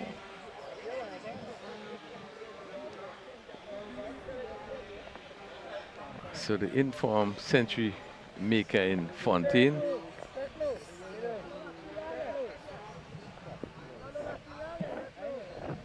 He's had the only century in the tournament so far. You were there at Tarntine yesterday when he scored his century. Yeah, not the season. I probably reached for a bit later. How did he look at the wicket from your assessment? Well, I didn't see him, but the information I got is that his last 50 runs came very, very, very quickly. He started a little bit, as I was told, on the shaky side, but really, the last part of his inning was very quick, and he really stroked the ball all over the field. So he seemed to be one of those dashing, hard-hitting players. Well, that quite sure he would love this surface. There's no massive difference between this surface here at Las Vegas and the one at Tarntine. They're both referred to as batter's paradise. He had judged the bonks on the first delivery.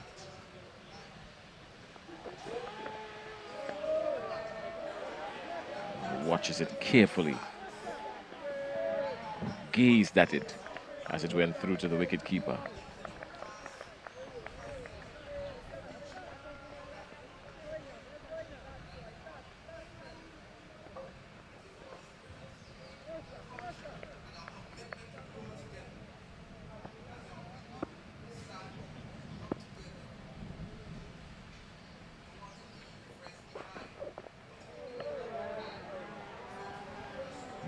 Good movement there by Toussaint, getting the ball to move probably both ways.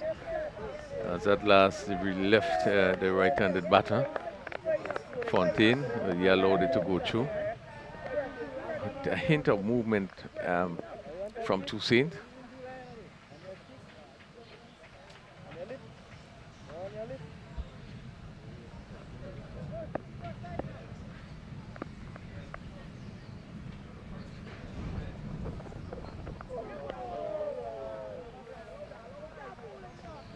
do not have the luxury of having too much runs.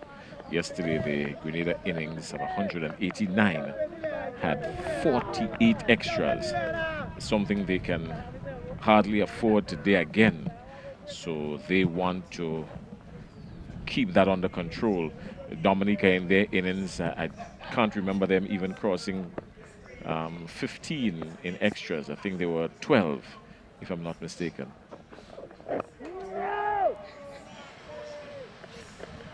So Dominica did very well to keep the extras down.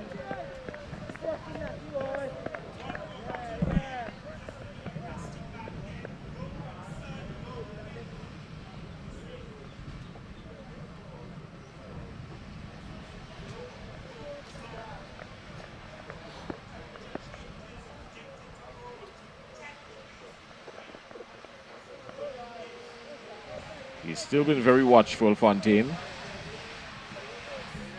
He's looking to make sure that there are no demons in this wicket. So he has spent the first few deliveries being extremely watchful, as he should. He's the informed batsman. He would want to stay and bat through the entire innings. If wicket has to fall, it has to fall around him. So he is the informed batsman, Fontaine. Yeah, and this is what you need, you know. Players start off the tournament, is his second game with a century. You want the consistency, the continuity, so as he plays. And he should have a great deal of confidence coming off that century. And now on a wicket that is good for batting, you'll want to continue in that vein. Dominica does have some depth in their batting. To get to near 300, it shows that you have some caliber of depth.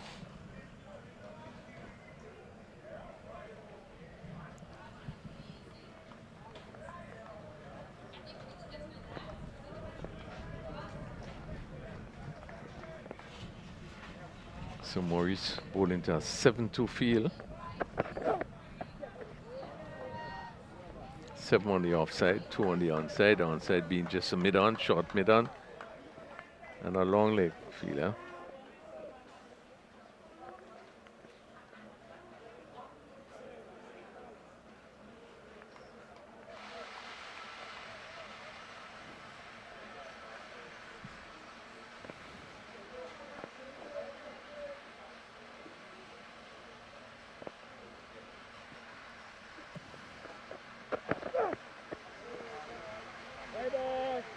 Surely.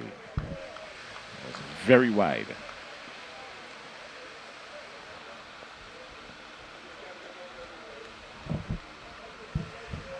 What do they have to be thinking now, Crony? You've lost 2 wickets in the first 4 overs. If you have to send a message to the Dominican dressing room right now, what would be the message? What's important that the players in the middle know that they need to stay. They need to make sure that they does not allow another wicket to fall in the power play. You want to continue to bat in. It's very early. We just in the 5th over, so there's quite a lot of time, quite a lot of overs. So you just need to make sure that you keep your wicket, doesn't do anything rash, doesn't do anything foolish, but you continue to play each delivery on its merit.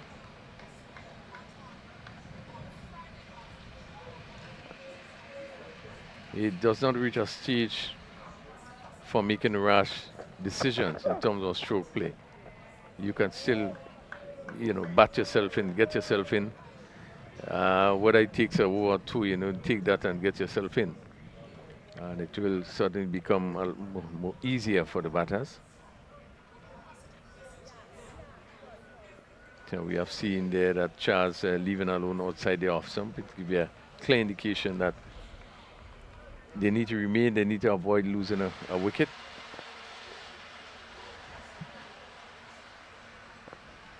It's 13 for 2.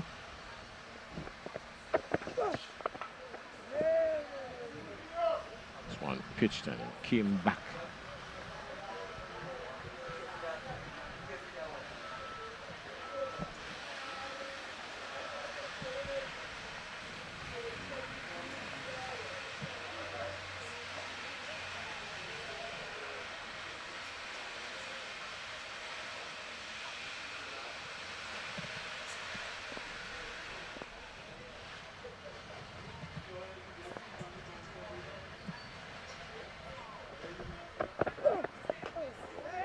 It's a good shot.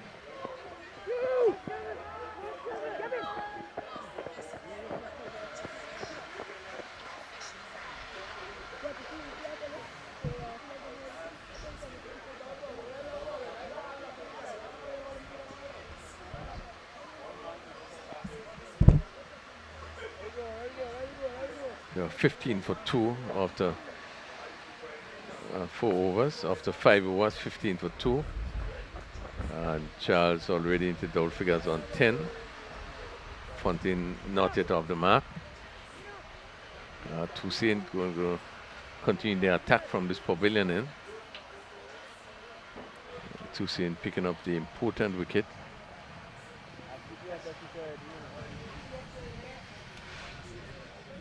Wicket of Pascal.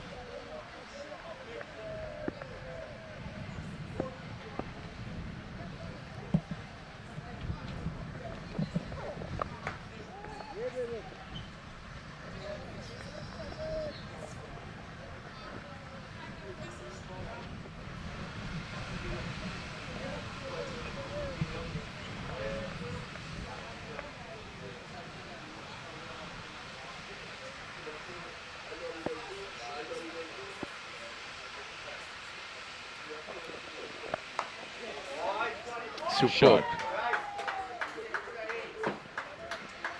It's one of the best shots we have seen for the day. He came forward and stroked it back past the bowler, and it really flew back.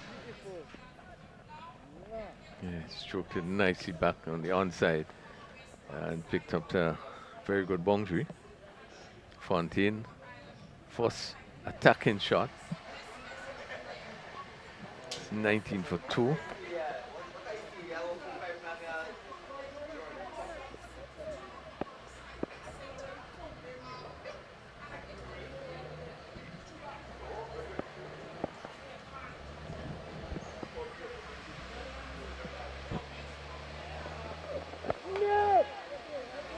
Ball could come back after being driven.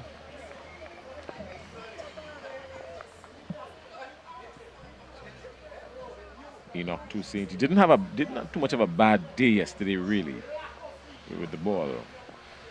He has bowled more wicket to wicket from this end.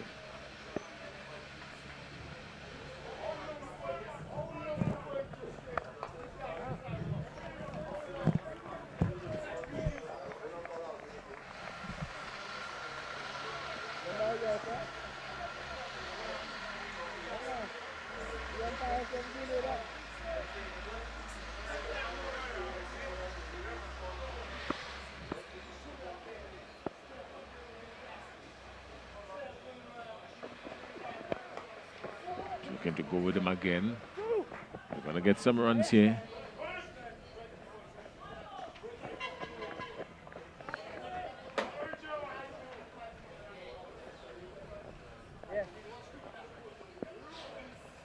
A free hit coming up. The umpire signal no ball, overstepping.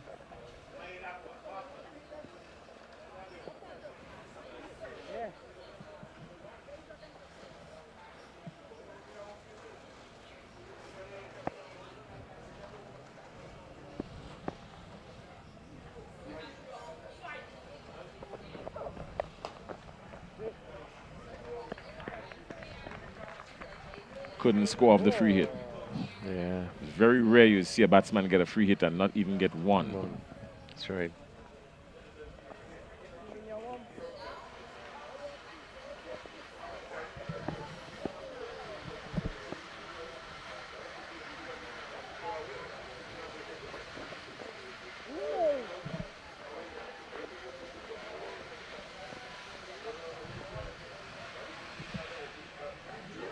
So that concludes the 6th over. Dominica 22 for 2, requiring 221 for victory. Sun continued to shine down here at Lassager's playing field. Certainly no issue with the weather, but if anything at all, it's a very deceptive breeze blowing across the ground.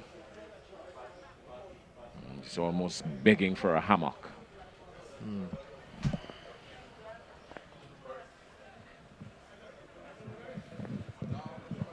So Maureen is 4th over. So far he picked up 1 for 8.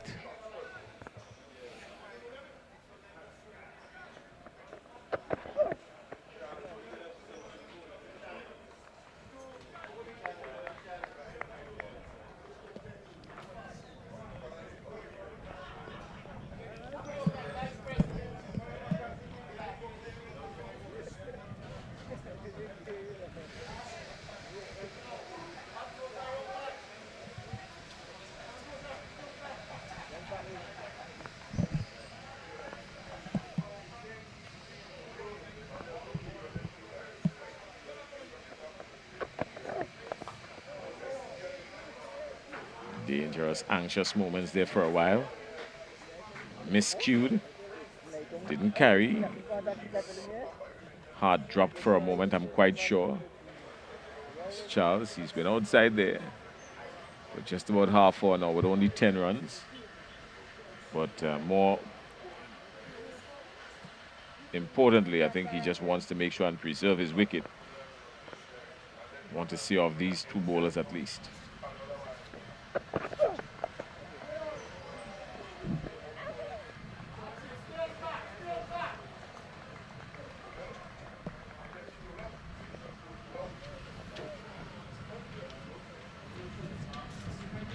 They're not in any hurry now, Dominica, and they really shouldn't be.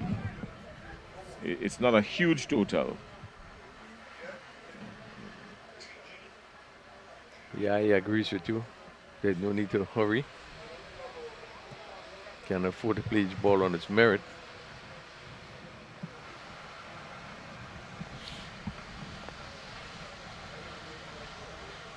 Just spending some time in making sure the fielders are placed in the right position.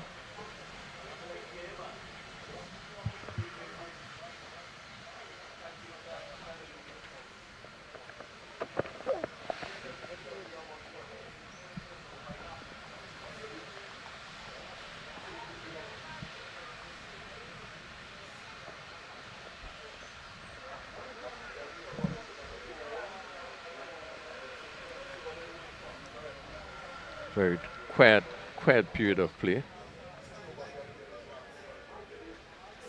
As you see, the slip area is reduced to just 1 slip. 3rd man on the boundary, backward point, cover, extra cover, mid-off. Gain the continue to have the attack outside the off stump. Another short lifting ball bowled by Murray. Charles just looked at it.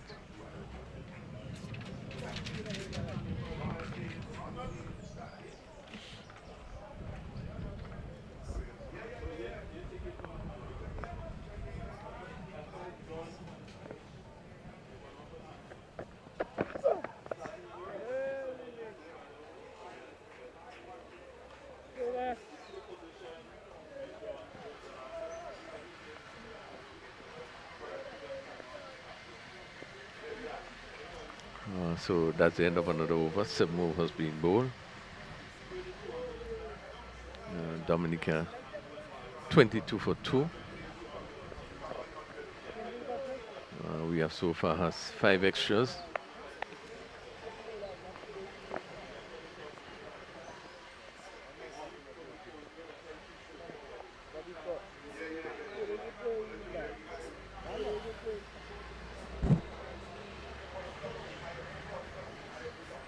Toussaint will continue from the commentary booth end. Yeah, players just seemingly moving on quite a bit slow. Having lunch does that to you? No, the thing about it, when having lunch during play period, I normally wouldn't eat lunch. Or you take a small bite and, you know.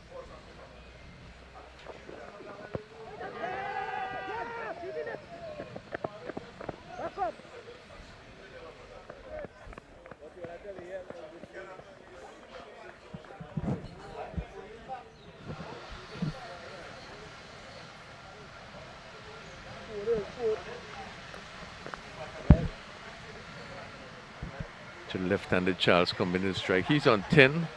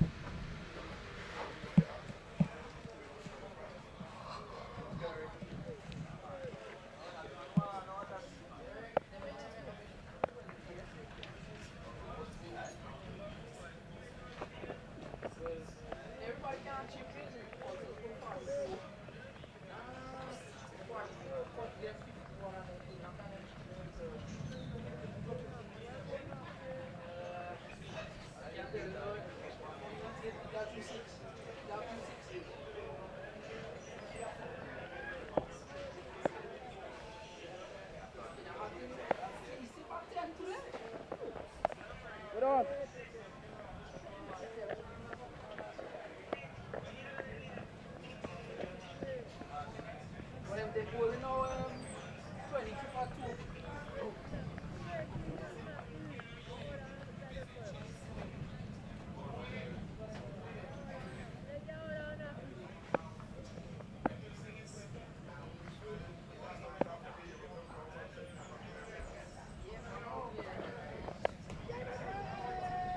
That goes in the air. Players getting under it and takes an easy catch. And what a poor shot played there by Charles. Let's see. Yeah, giving himself room, looking to clear the cover fielder. But really, really wasn't to the pitch of the ball and was only able to get it just at short cover to be caught by the fielder coming off the boundary. Will be disappointed with the shot that he had played. Dominica losing their third wicket. 22 for 3. With Charles there. Charges, they just go in.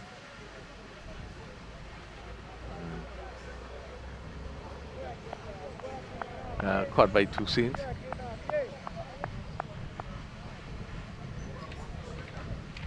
Caught by Cosmori off the bowling of Toussaint. So once again, Grenada striking Dominica 23 for 3 and losing the wicket in the power play. Which certainly going to make it harder for the batsmen coming in. But good start by Grenada, picking up 3 valid wickets. So Jelani Joseph comes in to strike.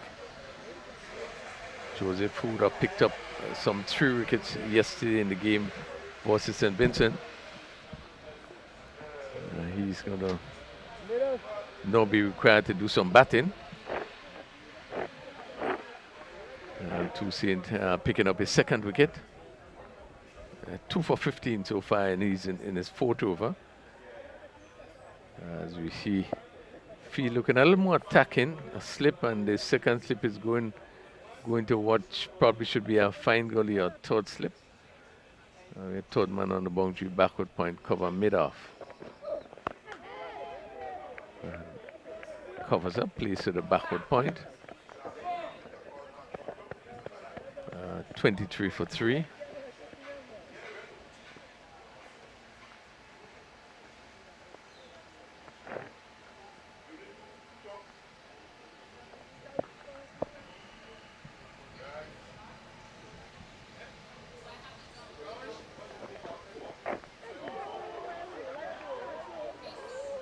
Another good delivery outside the off stump.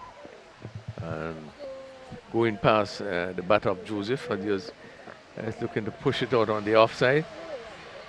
That concludes another good over by Toussaint. 4 overs, no made 15 runs, 2 wicket. And Murray 4 overs, 1 made 8 runs, 1 wicket. It has been a good start for the Grenada team. Dominica still requiring some 198 runs.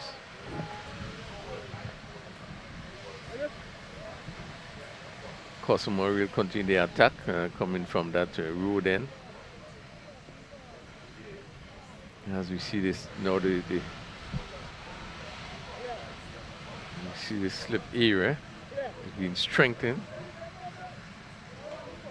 The 2nd slip is just being moved out and placed at a short mid wicket.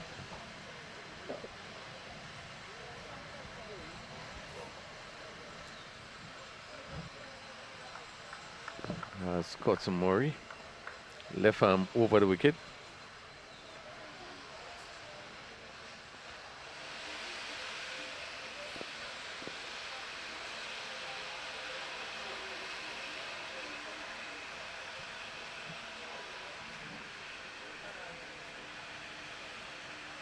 Fontaine just having a look around the field.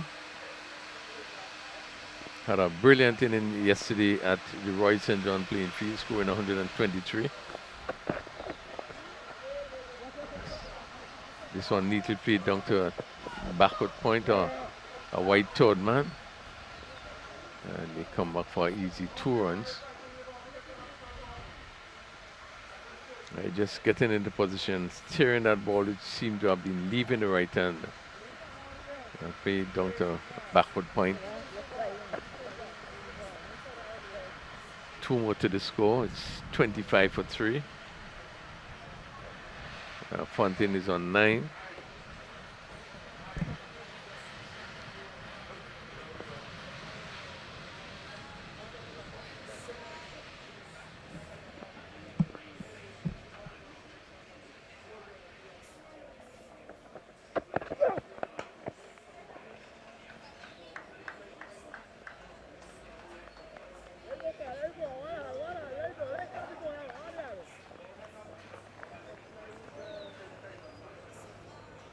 Fielders given support to Murray, and it's good to see that they are giving a sort of support, encouragement. Again, he's bowling to a pack offside field, and this is for the right-handed Fontaine.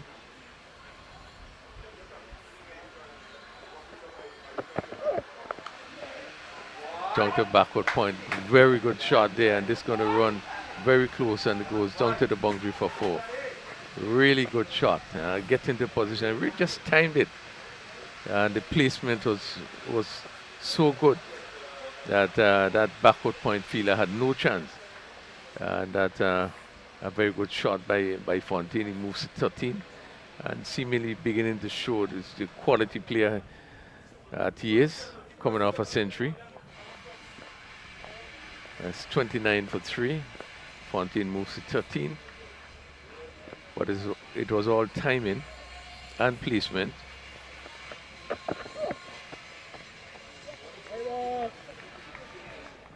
Another wide ball being called down the leg side. And every off and on you'll find Murray looking again for more pace. Just been straining that ball down the leg side. So 30 for 3.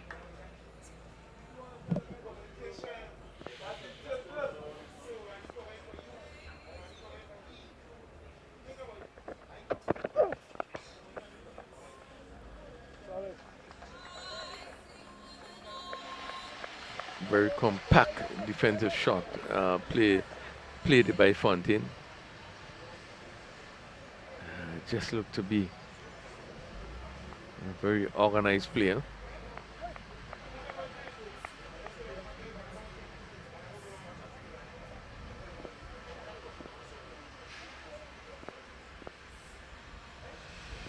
So he awaits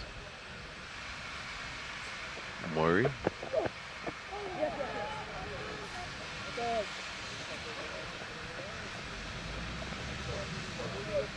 Yeah, good slow delivery. He waited on it and played it down to long leg for 1. I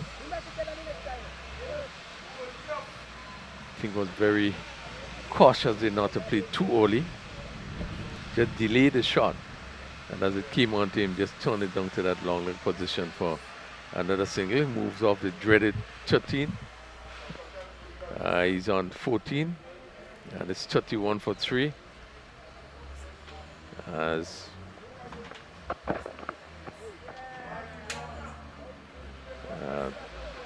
yes, wide is called again because of the bounce. Ball bouncing high over the batsman's head. And umpire Manwaring doing the right thing, signal wide.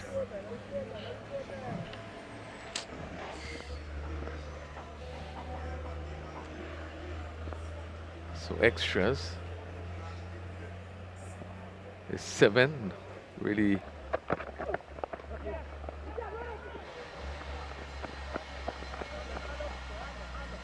quick single taken. Last ball of the over, so 1 more. to Joseph.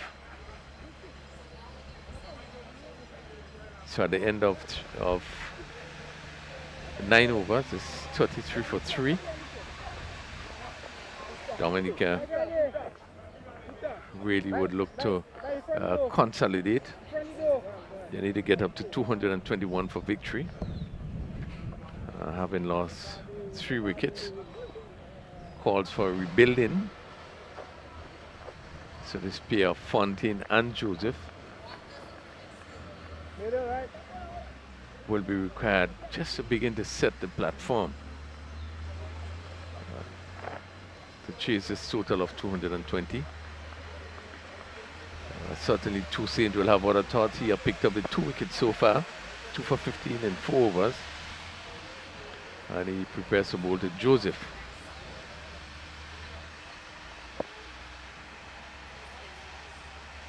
As we into the 10th over. This is driven. That's good a shot. good stop. Excellent stop. Got down quickly. It had 4 written all over it, Crony. Yeah, good work done by the cover fielder there.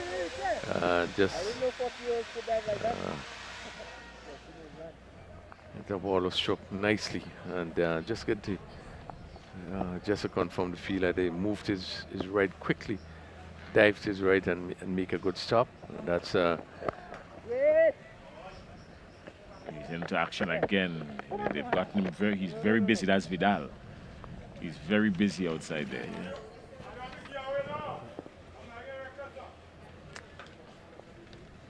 Sylvester, sorry. Raquel Sylvester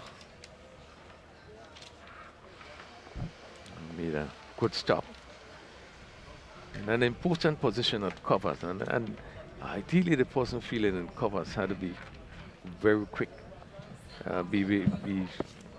Is that where you put your best fielder normally? I think one of the areas that you put your best fielder. This This one one is was- in the air. Let's see where it goes. Again, Sylvester is coming under it and takes a catch. A really poor shot. Again, played there by Joseph. It really was probably was free hit there. Probably was just a free hit there, so he was just looking to hit it over the top. And plays back to the bowler.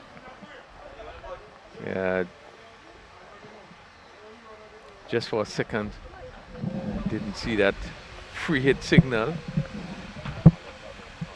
But Joseph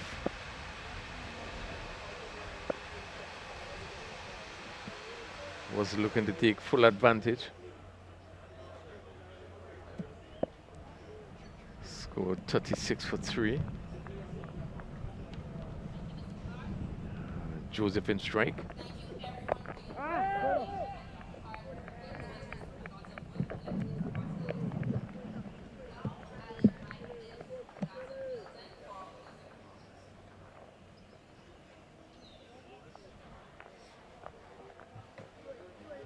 Quite a tense period as Dominica looked to consolidate.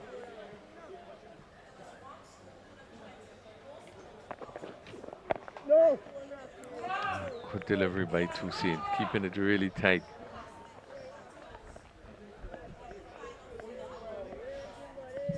Joseph.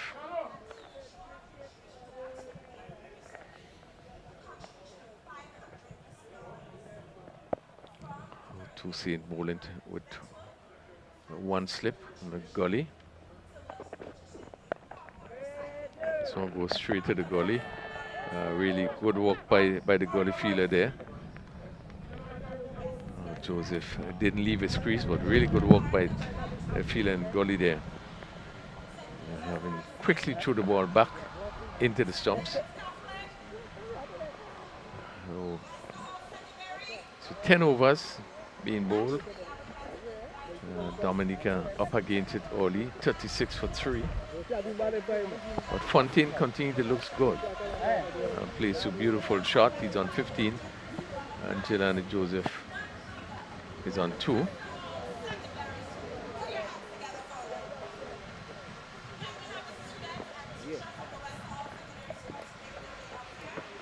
Murray has bowled 5 overs so far. Picked up 1 for 18, and Toussaint also has bowled 5 overs and picked up 2 wickets. Toussaint.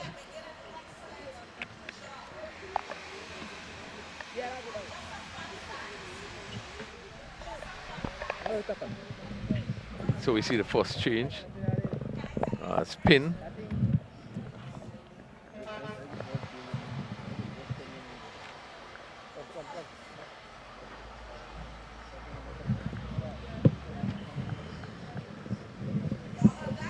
Caught Murray. And he's coming from the road end. Spending a lot of time in setting the field, trying to make sure that all the fielders are placed in the correct position. So there's just 3 fielders on the leg side, a mid-wicket on the boundary, and then a short mid-wicket and a mid-on. Bowl into 1 slip. And umpire just signal the end of the first power play.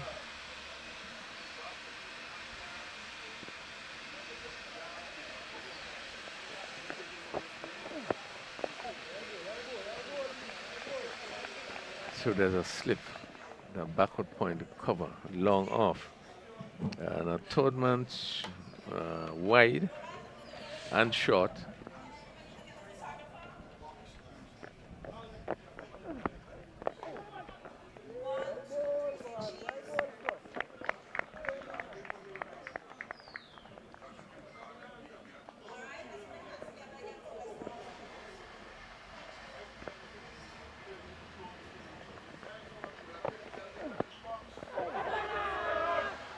It's going down leg. He's not going to get out there. But the good thing about it is that Kurt Murray has the batsman playing. He's active in every delivery.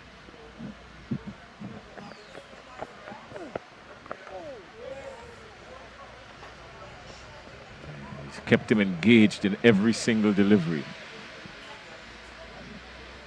Yeah, looking to attack the stumps, which is and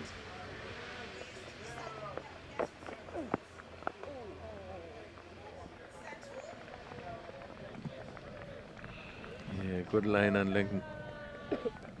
Not giving away anything much.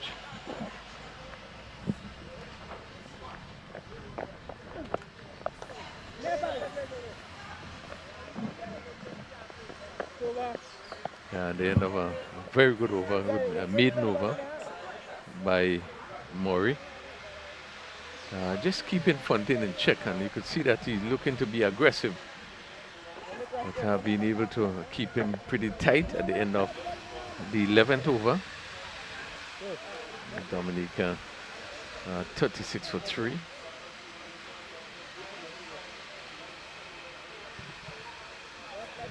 As we would now see spin from both ends.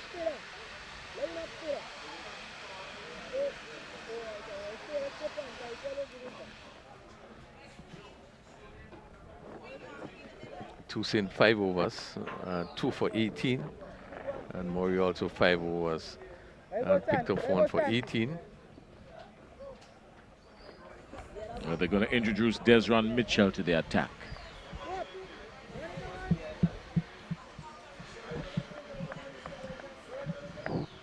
As you say, spin from both ends. It has been relatively quiet. Dominica trying to consolidate after losing 3 early wickets, and with just 36 runs on the board.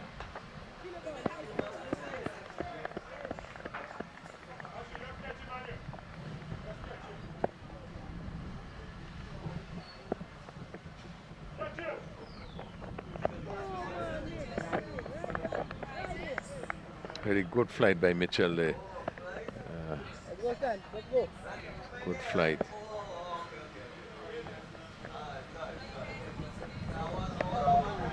He's pitching on a good line too, pitching on a good length. Yeah, getting some turn, that leg break really turned. As Joseph was on his back foot there.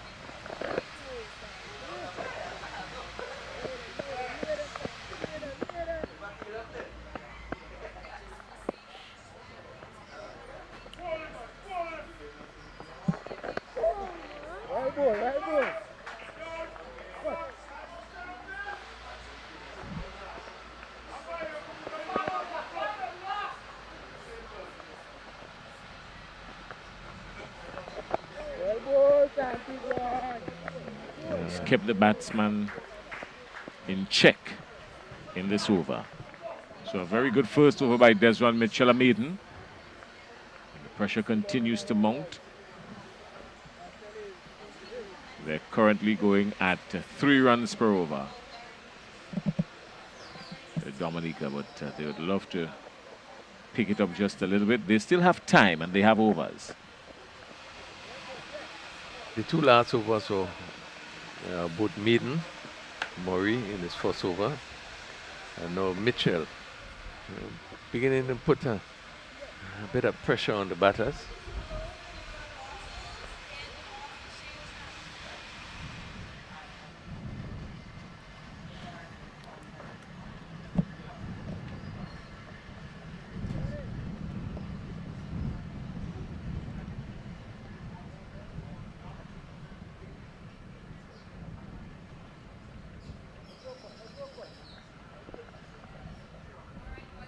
So Kotsumori begin the second over.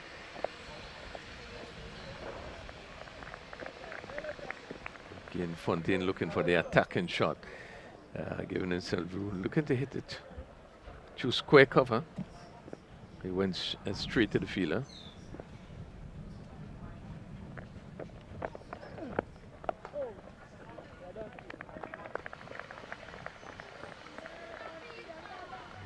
Good stop. Cover.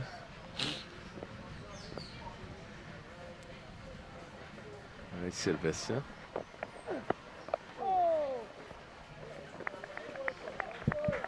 Again, quicker delivery again. Fontaine looking to pierce that gap. And he succeeded in hitting straight to point. Really interesting battle developing here.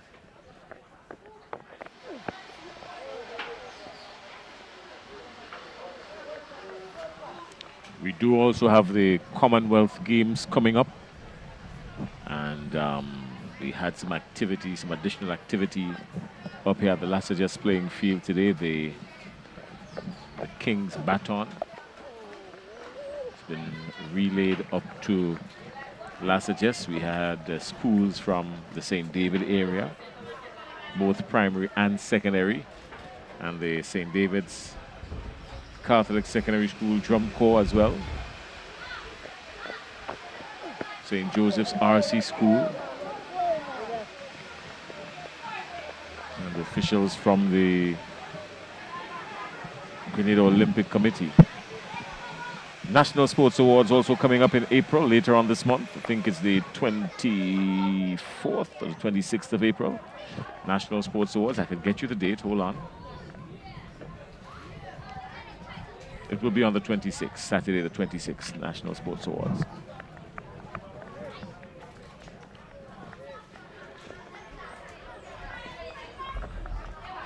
So this is a 3 maiden overs bowl. This is still 36 for 3.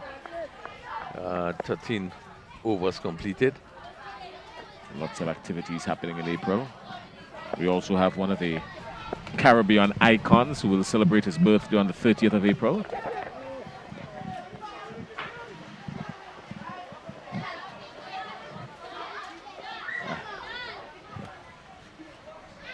Jason, you into that field, you probably would know. I promise to tell you before the evening is out. Good flight, good bowling. Just 1 run so far, coming off the last few overs. Yeah, we know into the 4th over, 3 had 3 maidens in a row. We had 1 run. We're going to get 1 here for sure. And John is out there in the deep. Justin John.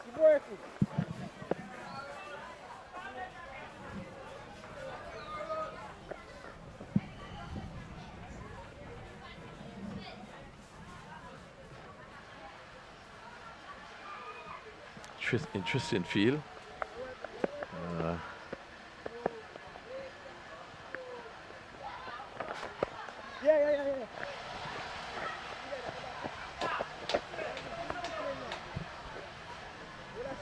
He's bowling to his field. They've limited Dominica. They've kept them in check, so to speak, and they've not been able to get him away at all. It's a full toss and given the right treatment, hit down to long on.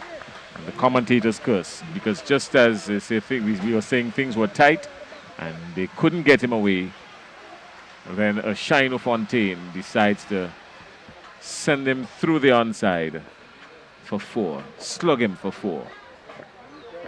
So there's Ron Mitchell. He goes for 7 runs off the over. He still has 1 more delivery remaining.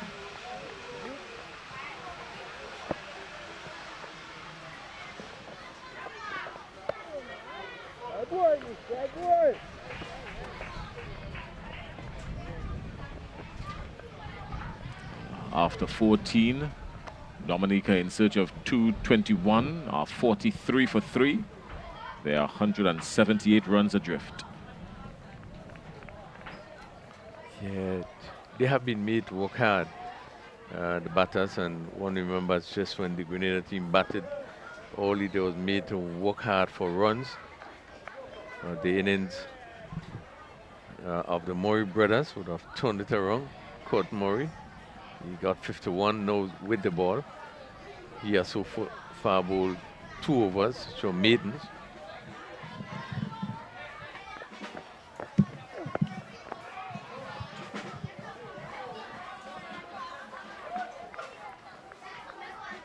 His brother Courtson Murray got 44. And there was 34 from Bob, which brought the score up to 220. Grenada were 56 when they lost the 3rd wicket.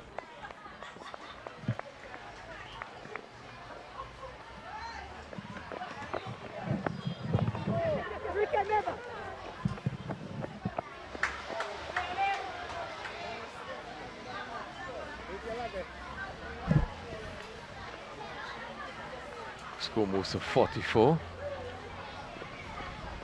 Fontaine comes in to strike.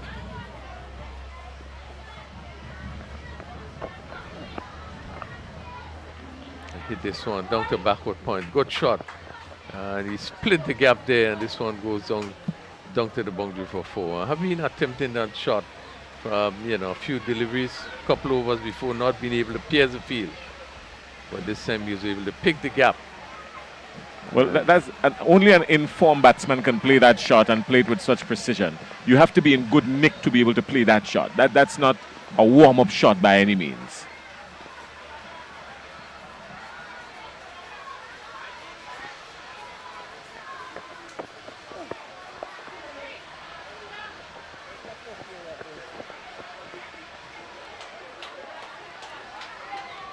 Looks a very risky player.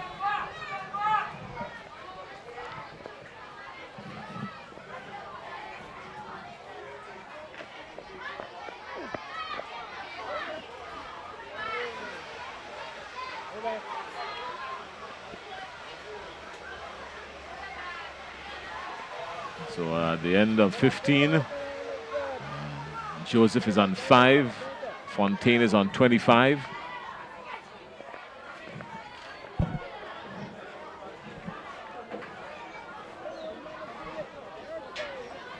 Dominica 49 for 3. Just a little bit of gathering for the students coming off that session there. So there's some noise in the background. But the cricket continues with Mitchell giving this ball a lot of hit over cover, and it's going to run into the boundary for 4. Again, ball sliding off there. It's not really getting the direction he wanted. That's again Fontaine. but clearing the cover fielder comfortably and picking up another boundary. He moves to 29. The score 53 for 3. We in over number 16. We now see the cover fielder is dropping back on the boundary, so there's a long off which is wide.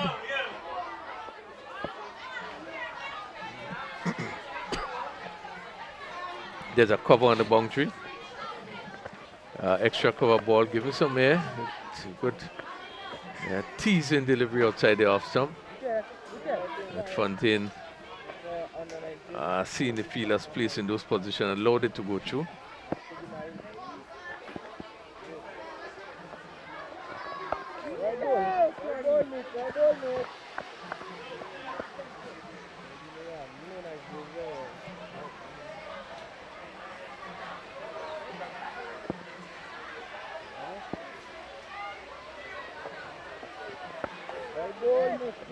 Once again, can only defend, push it back to the bowler.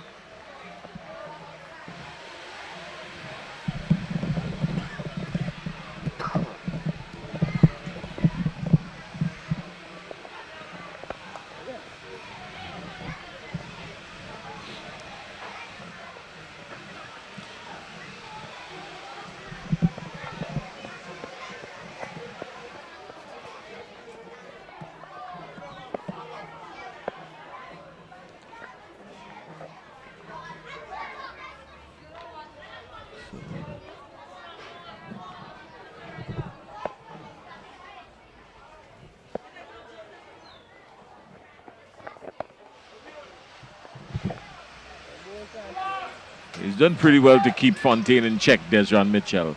Only 4 coming off the over. Well, 5 actually. 5 coming off the over. So he's done pretty well to keep him in check. But Fontaine is in form. He picked up a 100 yesterday, 123. And since then, he's been looking in good nick for Senior Fontaine. Today definitely will call for a lot more discipline. So no, he'll have to bat to get up to that score of 220. Dominica is trying to reach 221. I think yesterday he batted first, so really was trying to get as much as he can. He was a lot freer yesterday. A lot freer.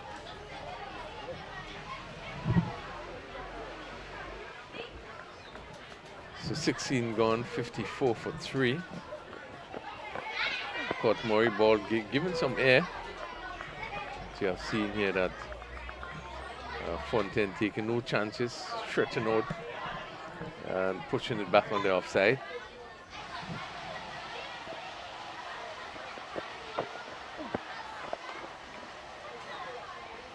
Can't get him away. He was cramped for room, trying to tug it through the onside because there's some room there and the offside is packed. He can't. You would have to manufacture something almost very special to get through the offside.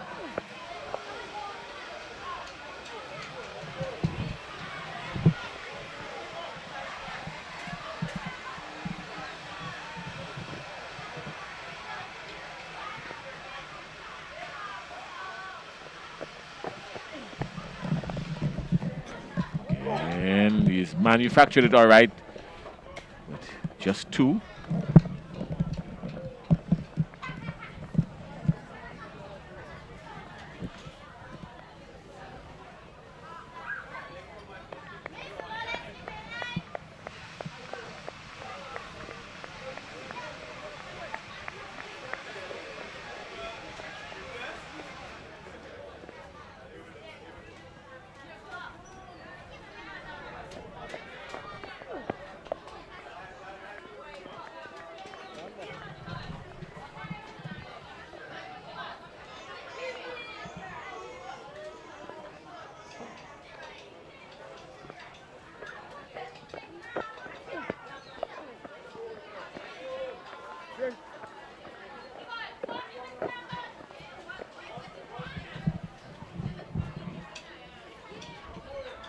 at the end of another over, 17 overs being completed, 56 for 3. And Fontaine continued to bat on. He's on 32. Jelani Joseph on 5. Mitchell, so far 3 overs, 1 for 12. 3 overs, none for 12. And Maury, who's going to, again, after this break, water break, one would think that he will continue. But a good contest developing here at 56 for 3. Jason would say still even? I think Grenada may be in a slight advantage. I believe so, even for the fact that 17 overs have already gone and the Dominicans are scoring at pedestrian. But this is cricket, but I still do believe that Grenada has a slight advantage. As you said, they're refreshing. The umpires are taking a sip, the batters, so too are the fielders. Why don't we do the same thing? Let's stretch our legs for a couple of seconds, and we'll be back with you. Well, we're staying here. We're not going anywhere. In the meantime, enjoy the pristine, well-manicured outfield at the Lassa Jess here in beautiful St. David.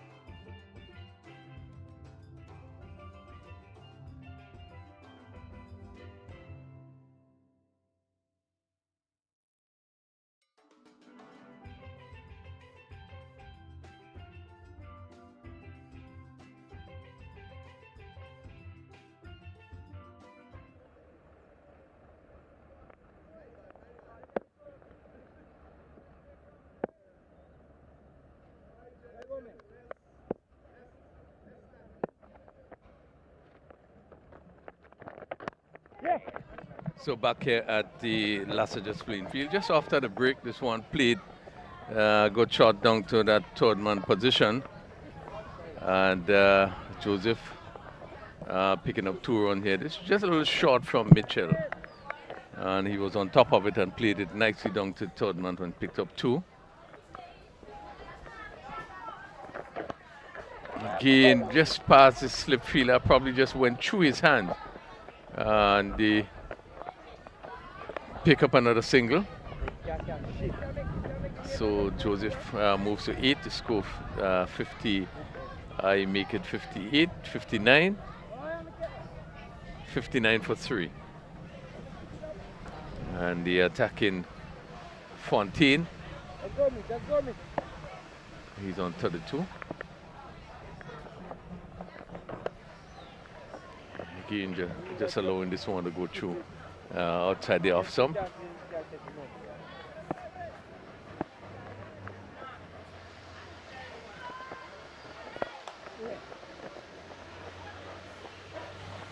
Quite a bit of activity at the Lassiter's venue.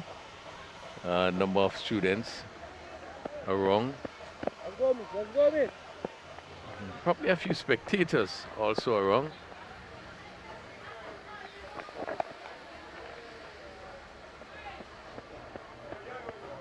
As both batsmen seem seemingly much more comfortable.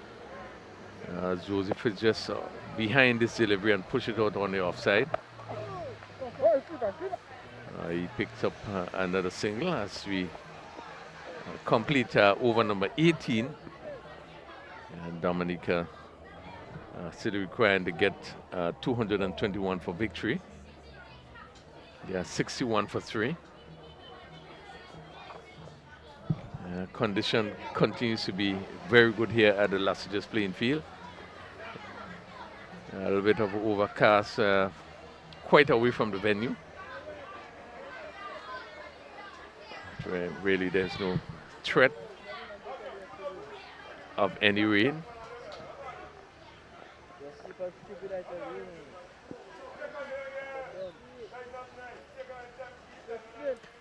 Court Murray is into his 5th over.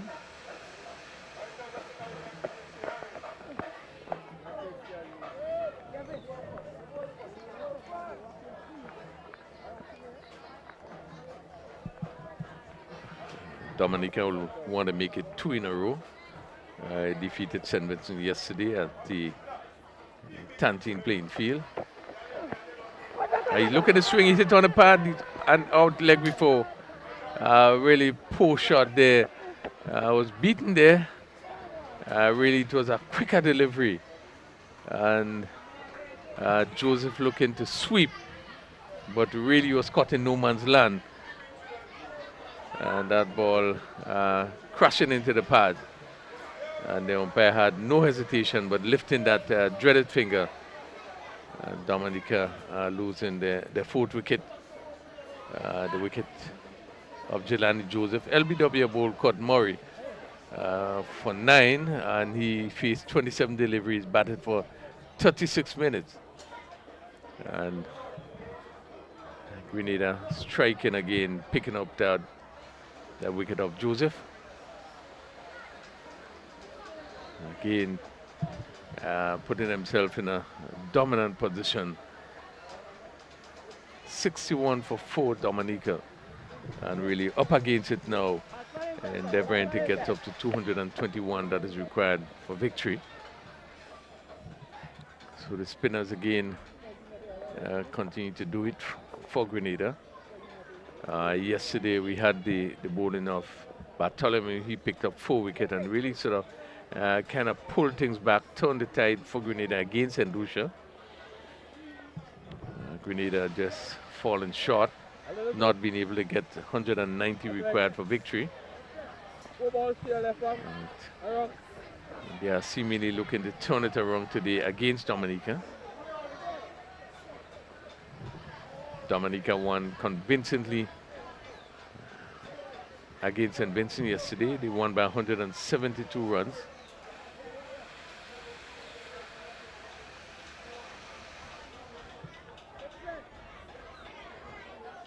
So Vidal, the left-handed Vidal.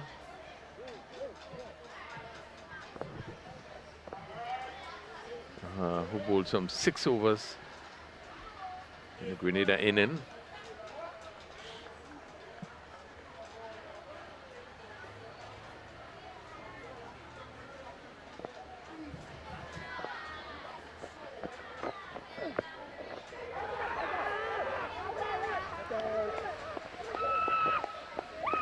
Again, first delivery beaten outside the off stump.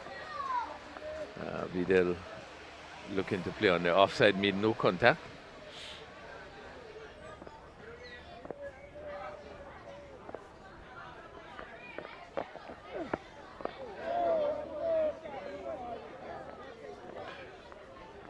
Murray continued to keep things very tight in his 5th over.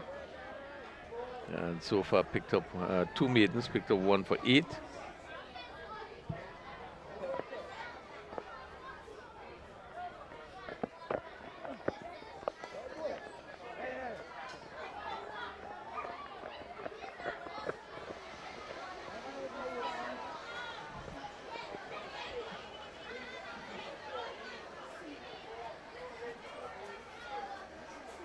So Fontaine on 33 come back into strike.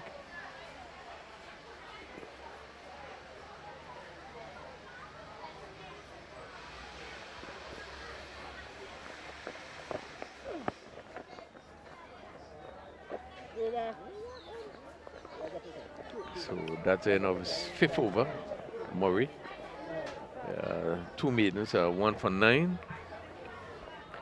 Dominica up against it, 62 for 4. A lot will depend on Fontaine.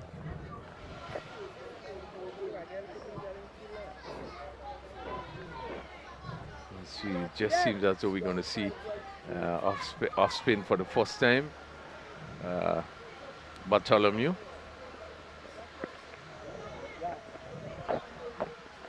Looking to pick it up from this pavilion end.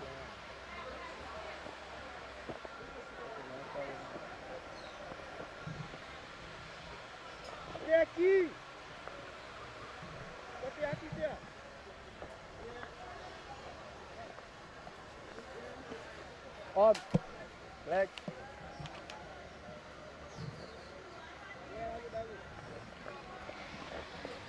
That's it. Leg, right?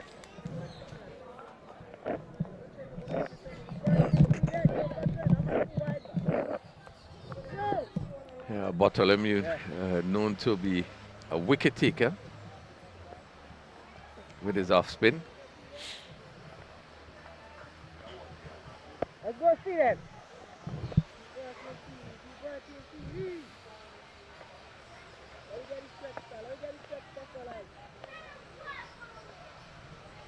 And he's going to bowl to the left-handed Vidal. 1 slip. Packed offside field. He has a backward point, cover, extra cover, and a long off. And he goes around the wicket. Right boy, right boy, right boy.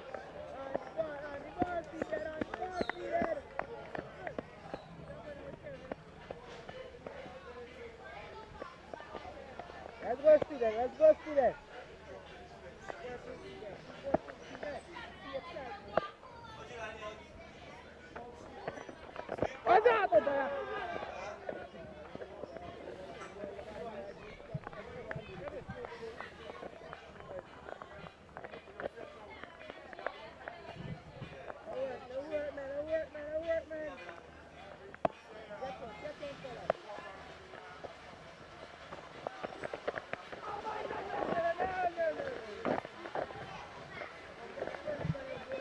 Vidal looking to sweep there. Ball just coming off the pad, not get any contact in bat. Ball just ricocheted on the onside.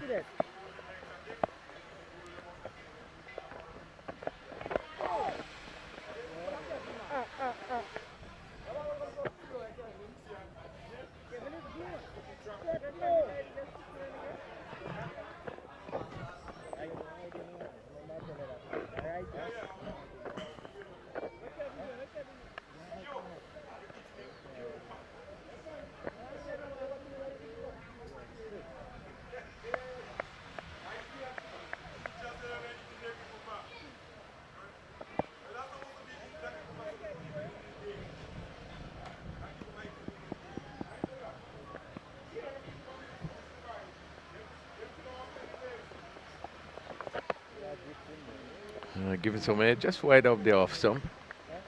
Looking to draw the batsman into making a shot.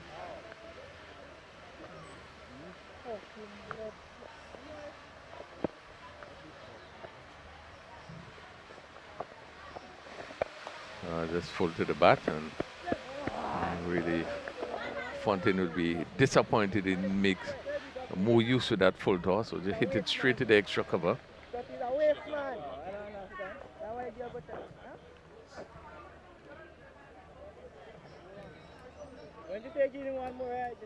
Yeah, that last delivery was sitting up there waiting to be put just about anywhere, and placed it straight to the fielder.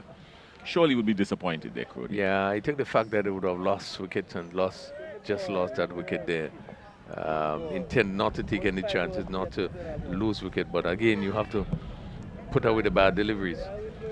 And that one certainly should have been put away. But once again, you see the breeze really picked up here.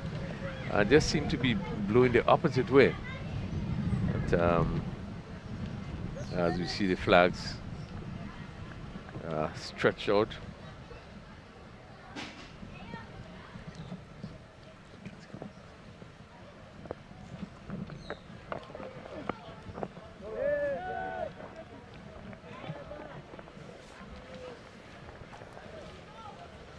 Murray into his 6th over.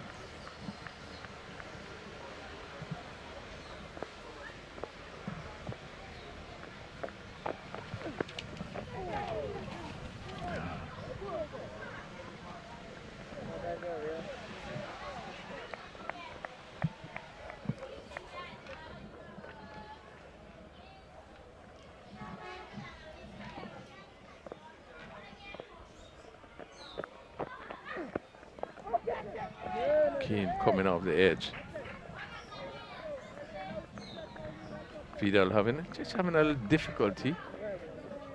Just seem to be playing around the spin of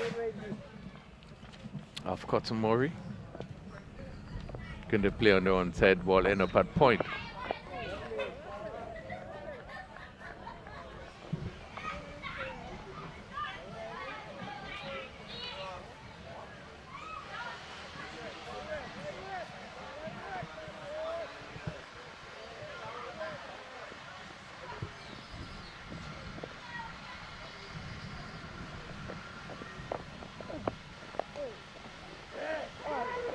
This could be danger here.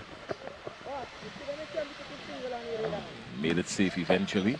Yeah, I think the middle fielder was just a little bit on his back foot, and not expecting them to take a single there. Credit to Fontaine. Fontaine realized it and he called for it. He was going to the danger end anyhow.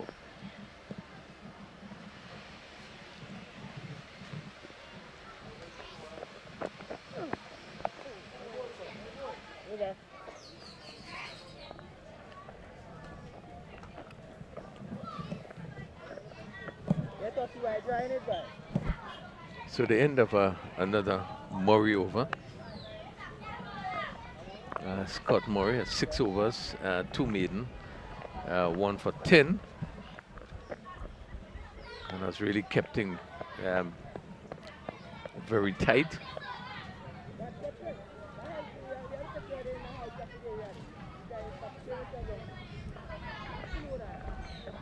Just 1 run coming off that Kurt Murray over.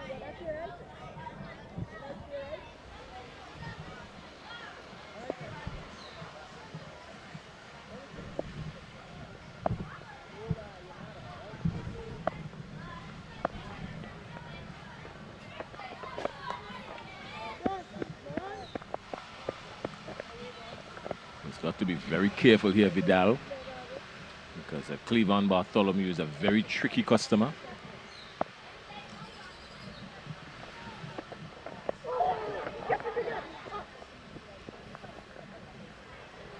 He's going between the umpire and the stumps.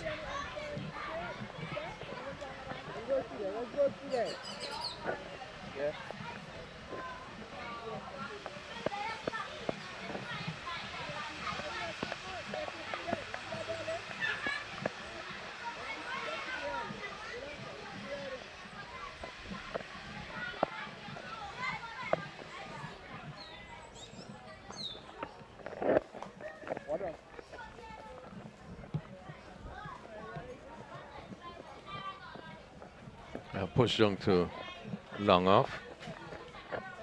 So Vidal goes up by 1 to 4, 65 for 4. Over number 22 in progress. And he's now going around the wicket to the right-handed Fontaine.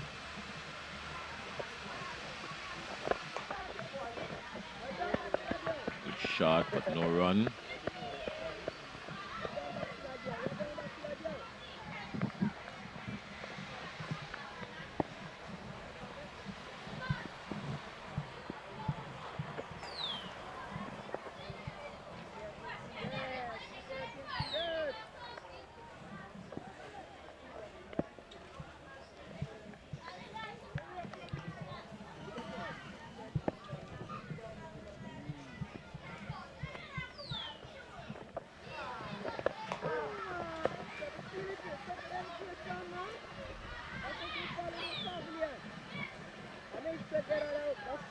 Bartholomew is almost tempting Fontaine, inviting him, please do something with this. Try and do something with this. He's tempting him to try and just lure him into something detrimental.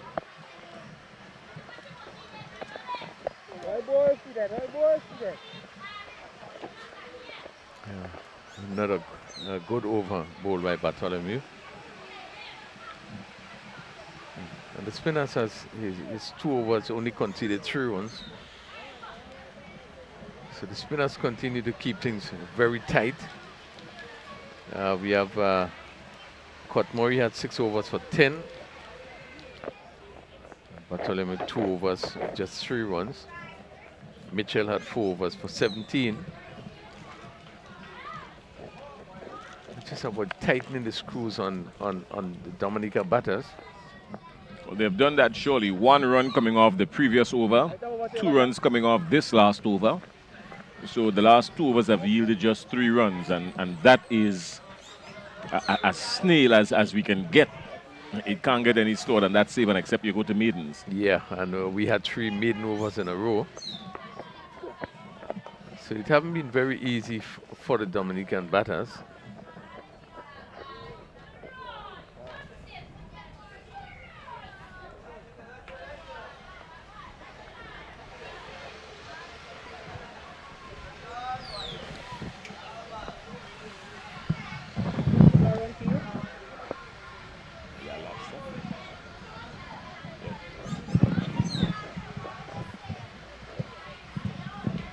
We're about to see the start of over number 23.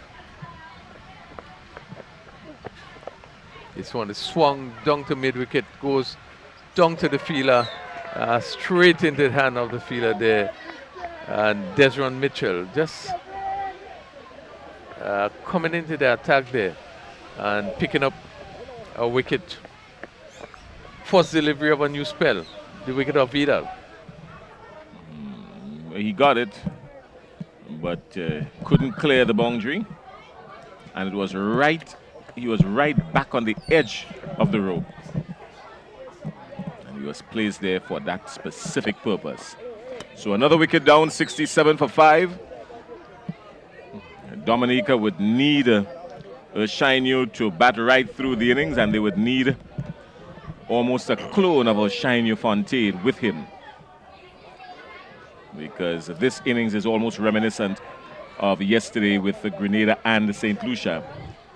Grenada was in similar waters, and the good thing is that they got close. They only lost by 17 runs, and quite sure Dominica, they're not in panic mode just yet, because Fontaine is still there. And a lot will hinge on his batting performance here for Dominica. Yeah, we require a masterful inning from Fontaine. Well, we know that he has the ability. He would have played it just yesterday.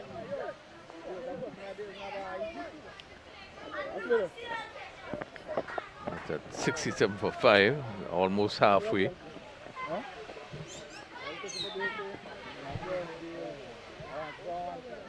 They will need some form of partnership. We haven't been seeing the partnerships mature the Dominicans, and there have been no partnership.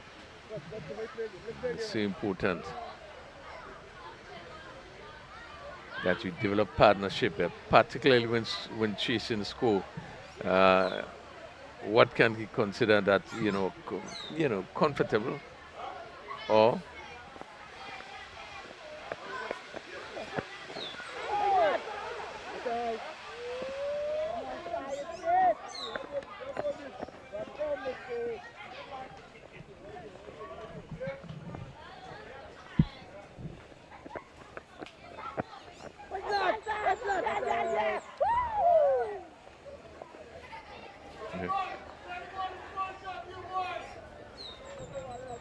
yeah, look at the sweep there. It's Moranci.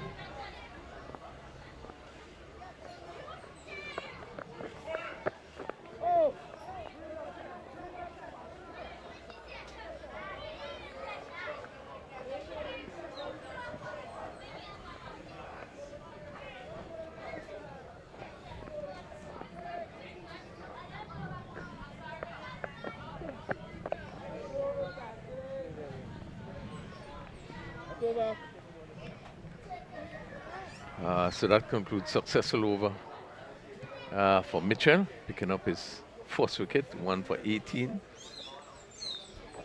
in his 5 overs. Dominica 67 for 5. The lone stay in Fontaine is on 35.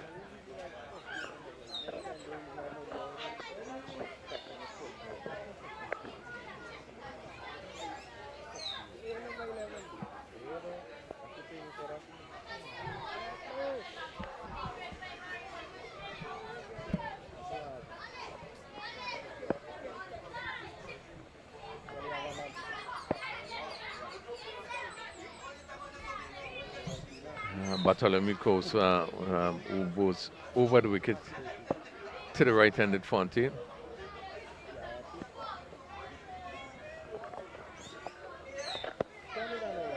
Thank you very much. Thank you.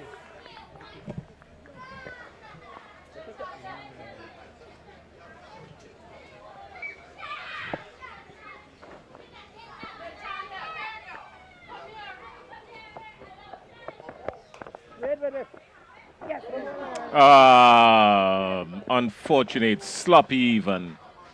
He took his eyes off it at the last moment.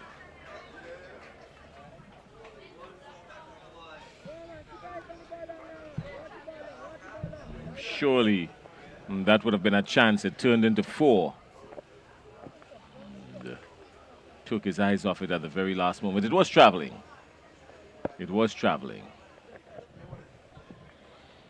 Fontaine moves to 39. Right ball, right ball.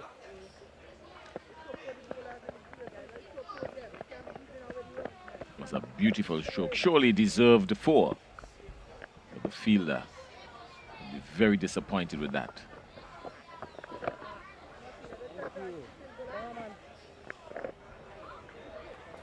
Bartholomew's hiding.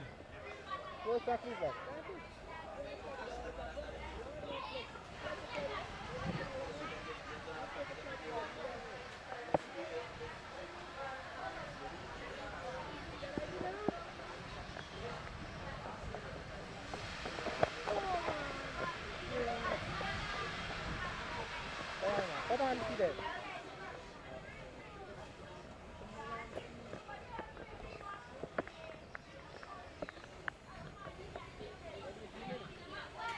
Center.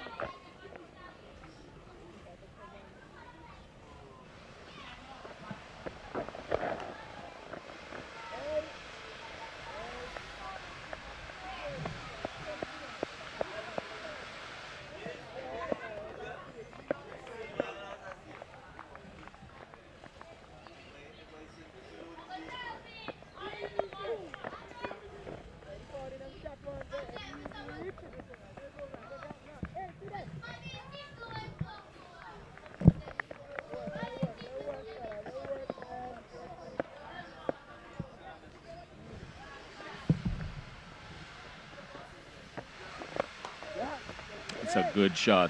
It's a good-looking shot.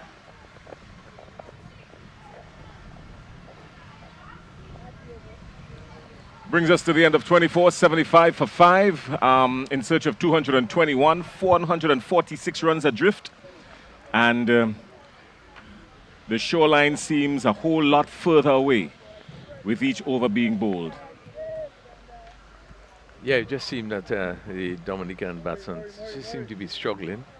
There's no fluency, with the exception of Fontaine, who looks the part and who looks fairly comfortable in pushing it around. But certainly he will need some partner, someone to stay with him. What is required now is really a partnership of some sort that would help probably turn the tide. He looks very organized, as Senior Fontaine. He looks like an organized young batsman. Doesn't look flustered at all at any point.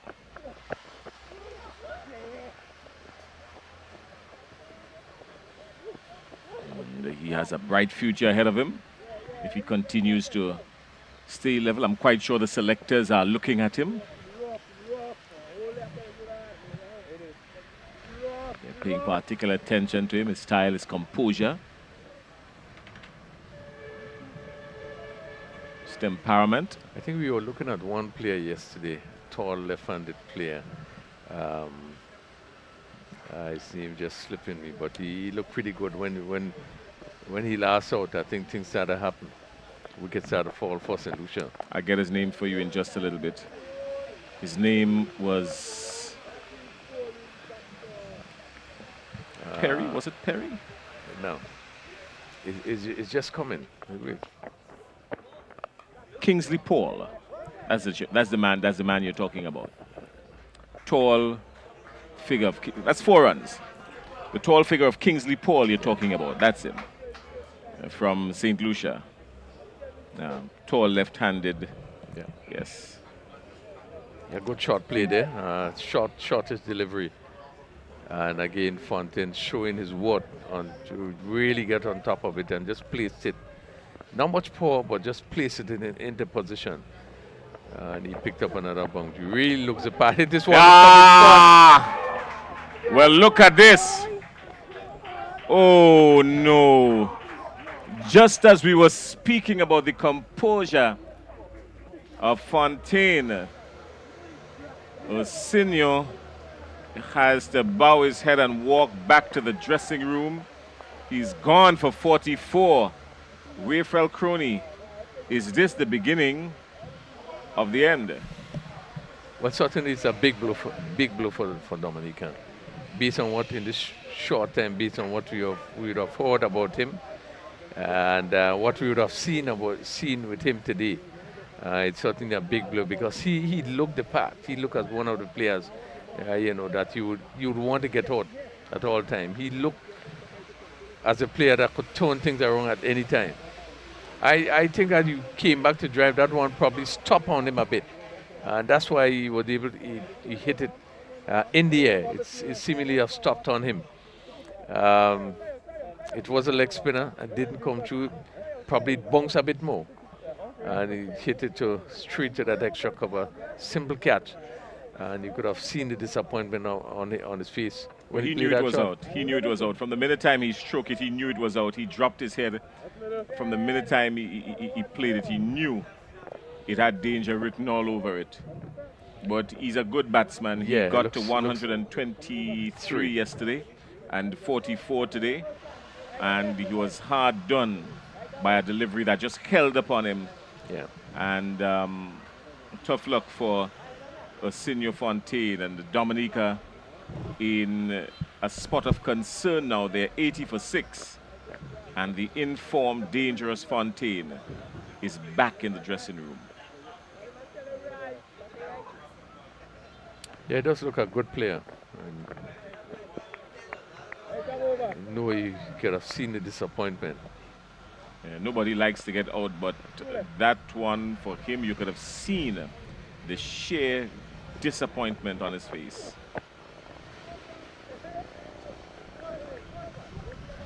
So Mitchell has come back and picked up 2 wickets In his second spell, he's just into his 6th over, 2 for 22.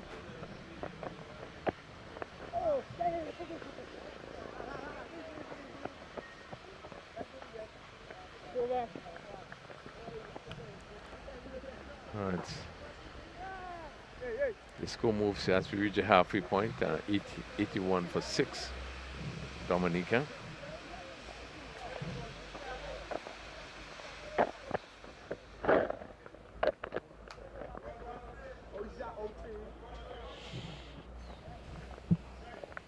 Go see that.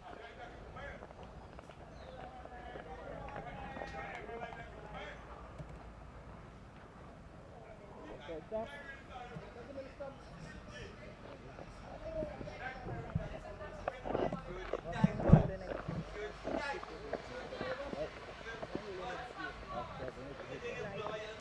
Bartholomew is going to continue from this. Cleveland Bartholomew from this pavilion end. He's in his 4th over. Again, just a bit wider the off stump. Just seem to be throwing that ball up probably wide of the off stump. You say a bit wide. I think you're being generous with that last delivery when you say a bit wide, Crony. It almost went to the adjacent wicket. Yeah. Well, It seemed to be a plan, just to throw it outside there and have it come back, but also encouraging the batsman to push at it. And with the keeper, the slip in place, hoping that probably get an edge. Again, this is wide up. Well, it has beaten the infield. It will go all the way to the boundary, just ambles over the rope. And the 4 welcome runs for Dominica. They wouldn't mind that at all. Malinga Bernie is outside there. He's on 5. He's been joined by Edmund Moranci.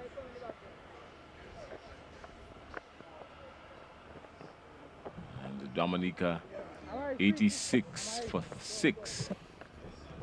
Grenada not doing too bad in the extras column, only 12 extras so far. Yesterday they had 48 extras in the innings against St. Lucia.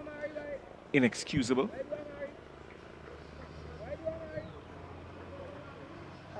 They've had a couple of missed fields outside there today. This is Bartholomew.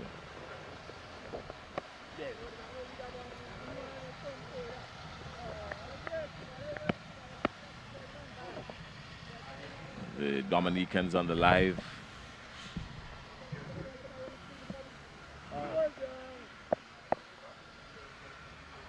Quiet. There is an Senior Fontaine on the line. I'm not sure if she's related to Sinio, but there's an Senior Fontaine. So maybe they are related. She's gone very quiet, understandably so. Yes, his sister, she plays for the Winwoods, yes. Senior Fontaine played for the Winwoods. And the West Indies under 19. She keeps wicket and bats as well. You know of a Crony? And I cannot remember picture. Senior Fontaine, they also have a young brother who's a wicket keeper, batsman as well. Plays for Dominica under 15 and for the Winwoods under 15. Seem to be a cricketing family. Family. Fontaine.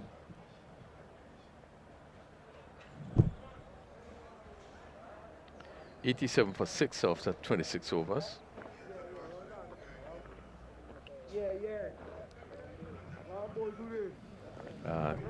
Outside just be a bit more overcast.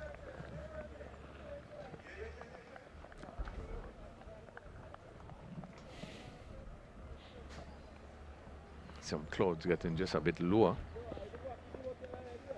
But no threat of light. As Mitchell picked up the last 2 wickets.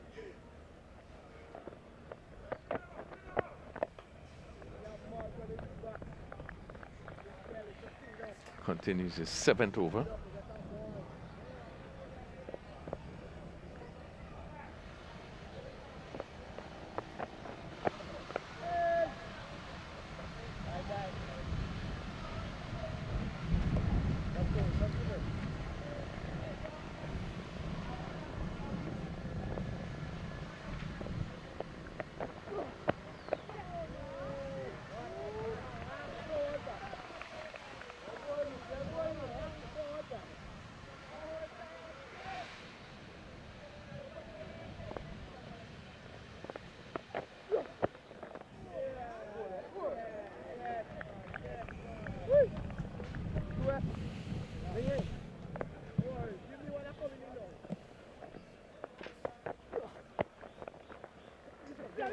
Short third man and a quick single taken there, but a good backing up there by Moranci.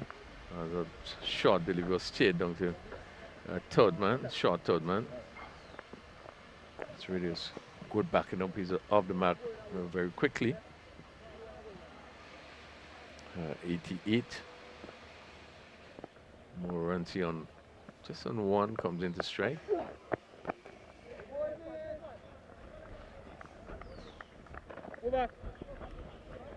So that completes another over.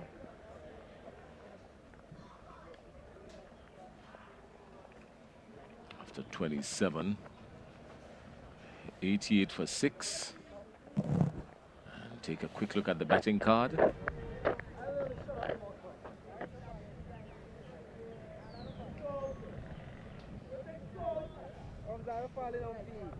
They're strolling along at just about 3 1/4 runs per over. They need to get that up. What is required is above a 5 3/4. And with every over that Bartholomew and Desron Mitchell bowls, the over rate continues to climb. They've kept these Dominicans at bay.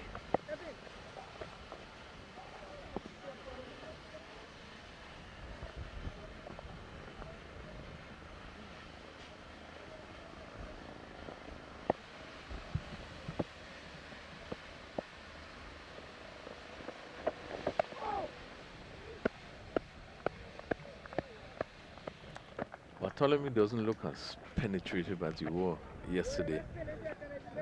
Just seem not to have the sort of rhythm that he had. Well, what he has is variation in pace.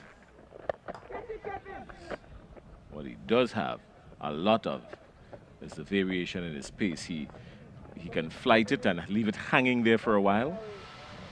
It could almost be as hanging for as long as Sunday afternoon close. And then he pushes it faster. There's a faster one that comes through as a rocket. But he disguises it very well. Who does he remind you of? A man who says he bowls spin but never turns the ball, just varies his pace. Who does he remind you of? I want to think that person is Atlas just here today. He's bowled him. He's gotten him. He's gotten him. Well, look at that. Just as we was talking about the deception in the pace of Bartholomew, he put it to work and picked up another wicket. This is chaos here now for Dominica because Moranci is gone. He's been bowled by Bartholomew for 1. Dominica are 89 for 7. 132 runs adrift. Crony? Yes, another important blow struck there, really. Another nail in the coffin. Let's say they are really up against it now, Dominica, 89 for 7. And they are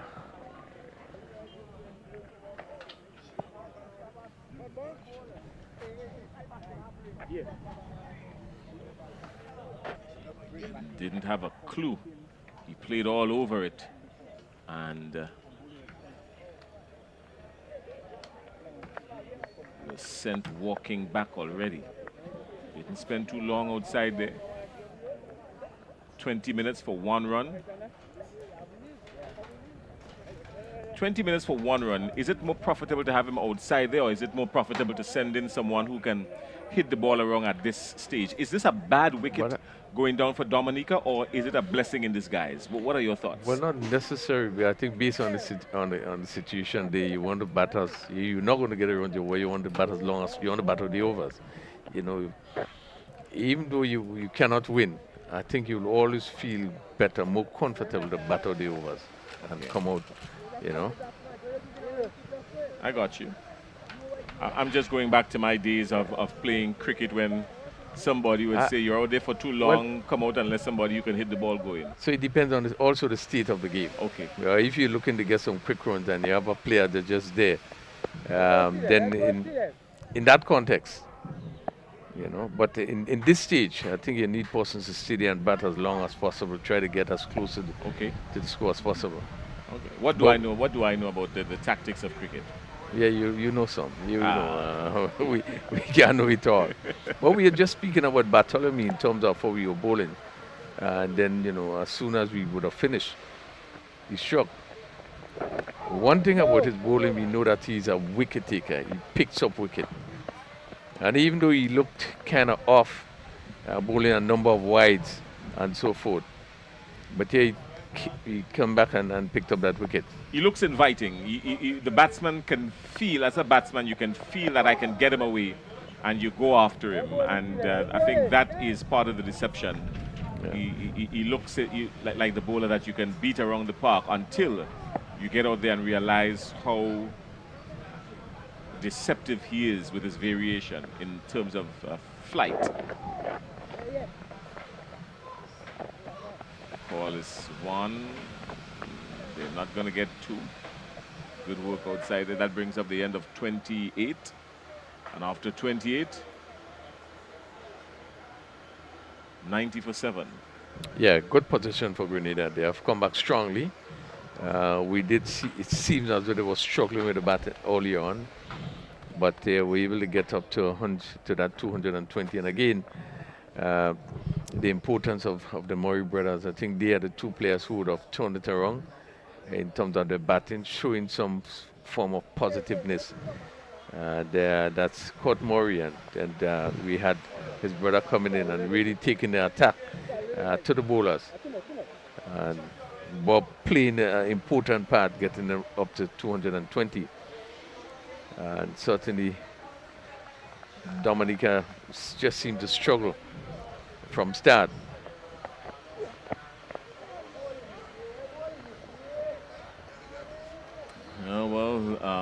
Sierra says that they know that Dominica is in a difficult place, but they're keeping the faith. So if you don't have anything else, you might as well have faith. The evidence of things not seen but hoped for. He's given him, he's gone.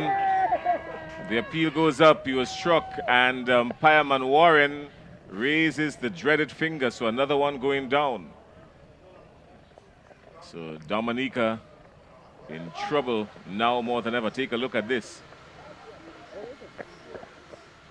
Yeah, surely it was hitting middle. Yeah, the batsman was a bit casual there, I thought. Very, very casual there as he just stood up and just tried to turn from, turn.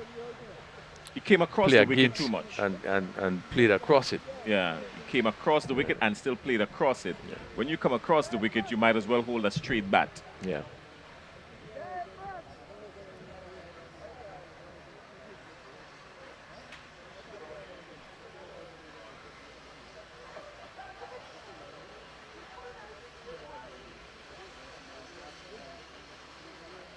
So Durant went LBW. Mitchell picking up his third wicket, just for 1. So Dominica, 90 for 8. Still again. Using a lot of time, still again. Conflict and miss.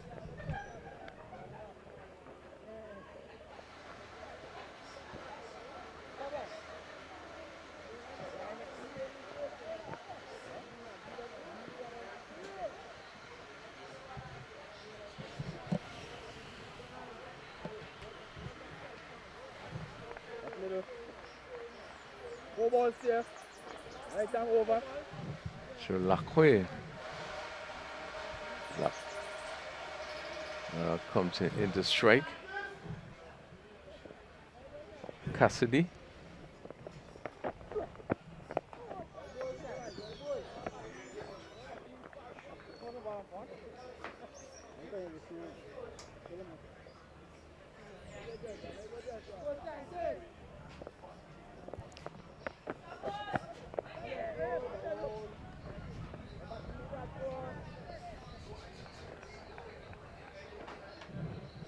Mitchell picking up 3 for 24 in his 8th over.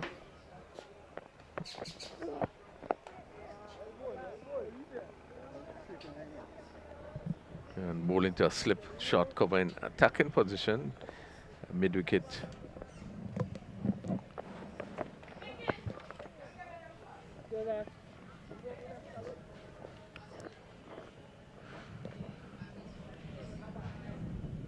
It's completed 29th over. What's your message to the Dominicans now with 29 overs gone, 8 wickets down, 90 runs on the board? If you have to walk into the dressing room now, what would you tell them? But they had just continue batting, bat as long as possible. Bat as long as possible, play each ball on its merit.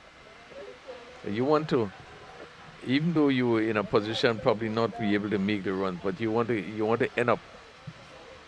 The closer you could get to batting the overs, you know, it will give you a sense of comfort that you can do better next time around. So they just continue batting, and opportunity for these batsmen.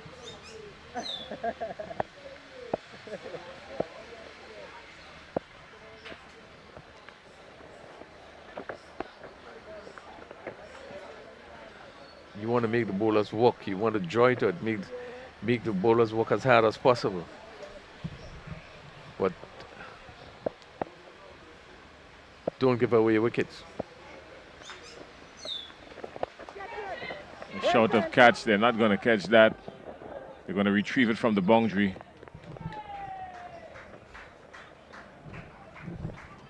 Yeah, no danger. Good positive shot. Again, ball given a lot of air outside the off stump. And with the field in, he just had to swing through the line, Rooney, which he did. And picked up a boundary.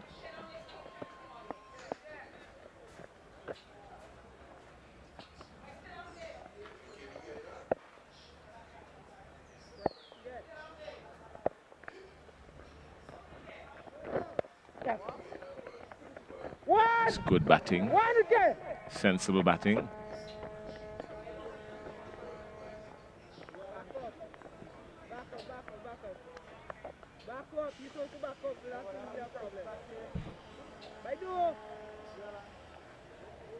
No ball signal by the umpire.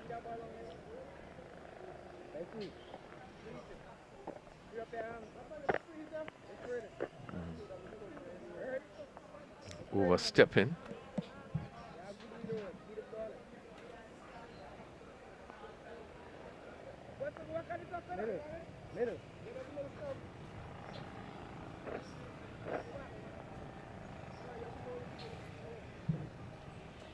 So it's 97 for 8. We are in the 30th over.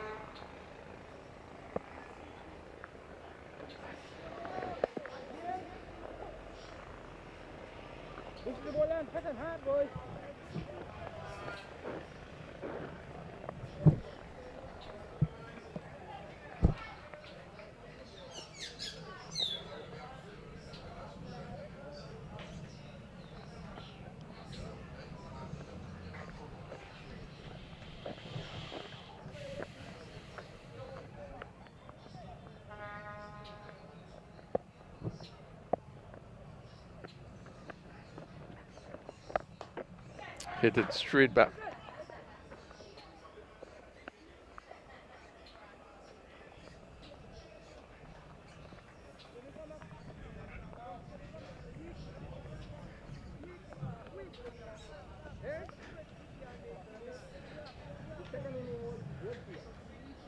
Not too sure what happened there, but that ball was hit straight back to the bowler. I know seemed to caught it and throw. Maybe it was called, and no ball was probably called. So That's exactly what it was. yeah.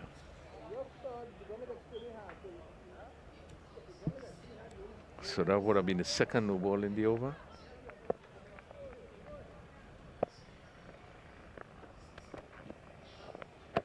What's that, Tomba?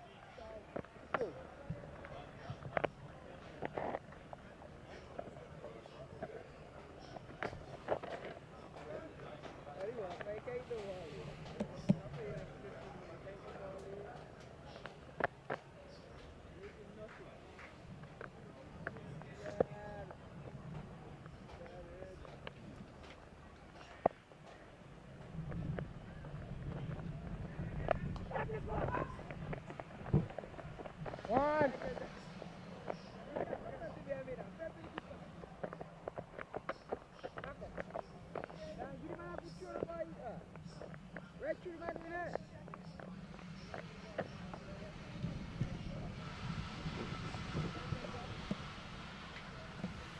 So the 100 is up, 100 for 8.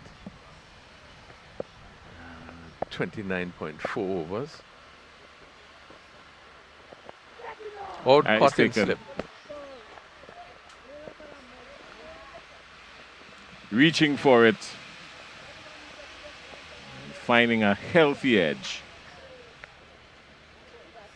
The rest is history. He wasn't playing to the pitch of it. If his bat came where his front foot was, he would have been safe. But he hung the bat out to dry, and now he is walking back to the dressing room. I think that was a plan. As you look at Bartholomew bowling, he have been consistent just outside that off Sunday, you know, actually dragging the batsman out. And he pushed at this one and really was nowhere close. Just took the edge and went to slip. Very simple catch. And Dominica has lost the 9th wicket. Still in the 38th over. 100 for 9. It has been a good bowling display by the Grenada team. Dominica never really got off. They just seem to have struggled from start. And they're in a position now where they seemingly will lose by quite an amount. So Bartholomew following up his 4 wickets he took yesterday in that game. He coming back and pick up another 2 wickets.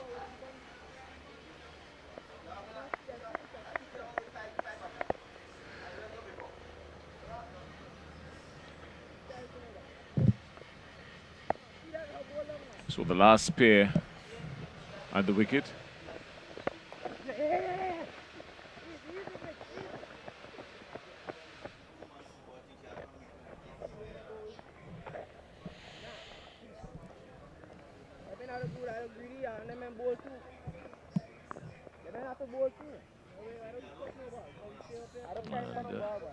Dominica 120 runs away.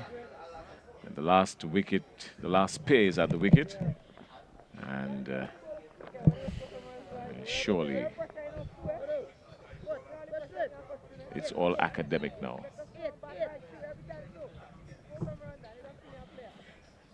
So Mitchell, who has picked up 3 from 8 overs, probably would see him continuing.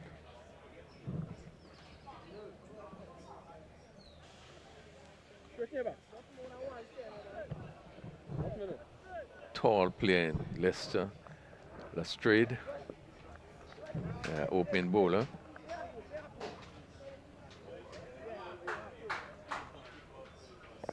Now would be required to do some batting. Tossed up.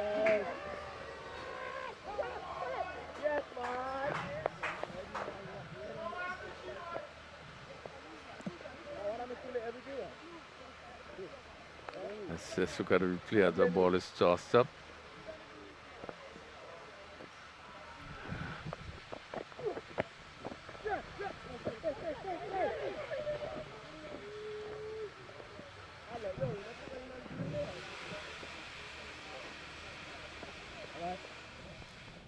Yeah, some difficulty there for the batsman. Lestrade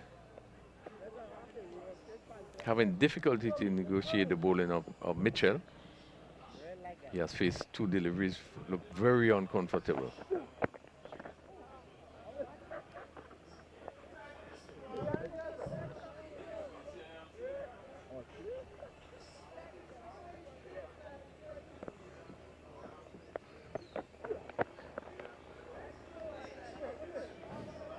Just need to attack the stump. It's Mitchell, but this one went outside the off stump. He's into his 9th over. He's trying to wrap up the innings here for Grenada. He's gone for 24. He's picked up 3 wickets. He's been the most successful bowler of this Grenadian bowling lineup for the match today. He's picked up 3 wickets for 24. He's bowled 2 maidens. An economy rate of 2.72 for his 9 overs. But that is, now that he's completed, the economy rate has been reduced to 2.67, even better. And Desron Mitchell picking up 3 wickets for Grenada. As Dominica still in search of 120 to win with just 1 wicket standing. The bright spot for Dominica in this innings was Senior Fontaine, 44.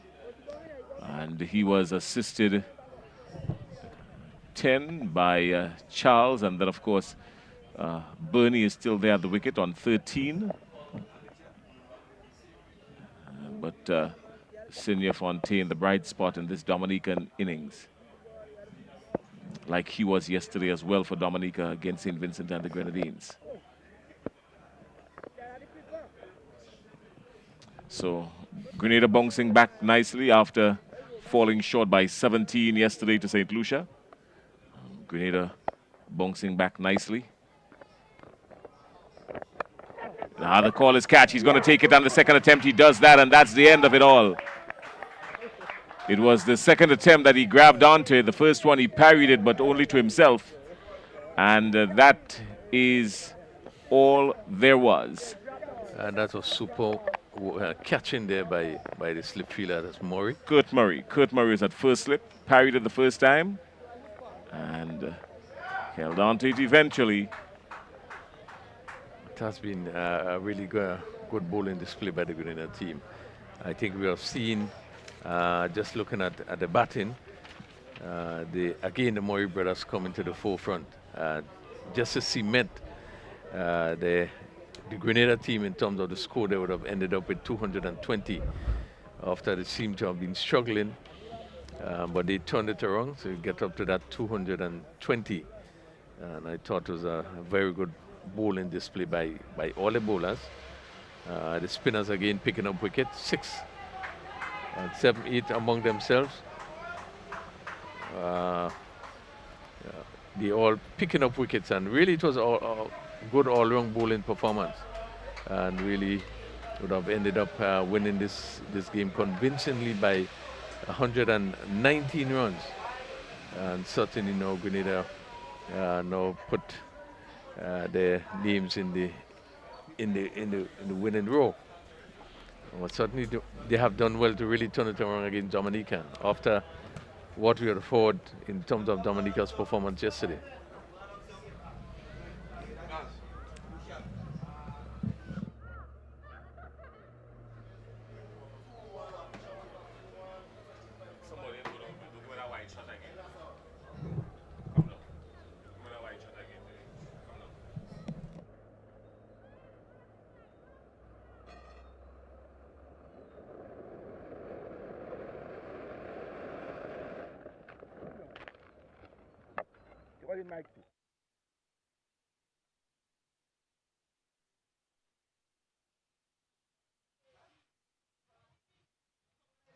Dominic required 221 for victory, and started off not on the note that they would have loved in terms of the batting.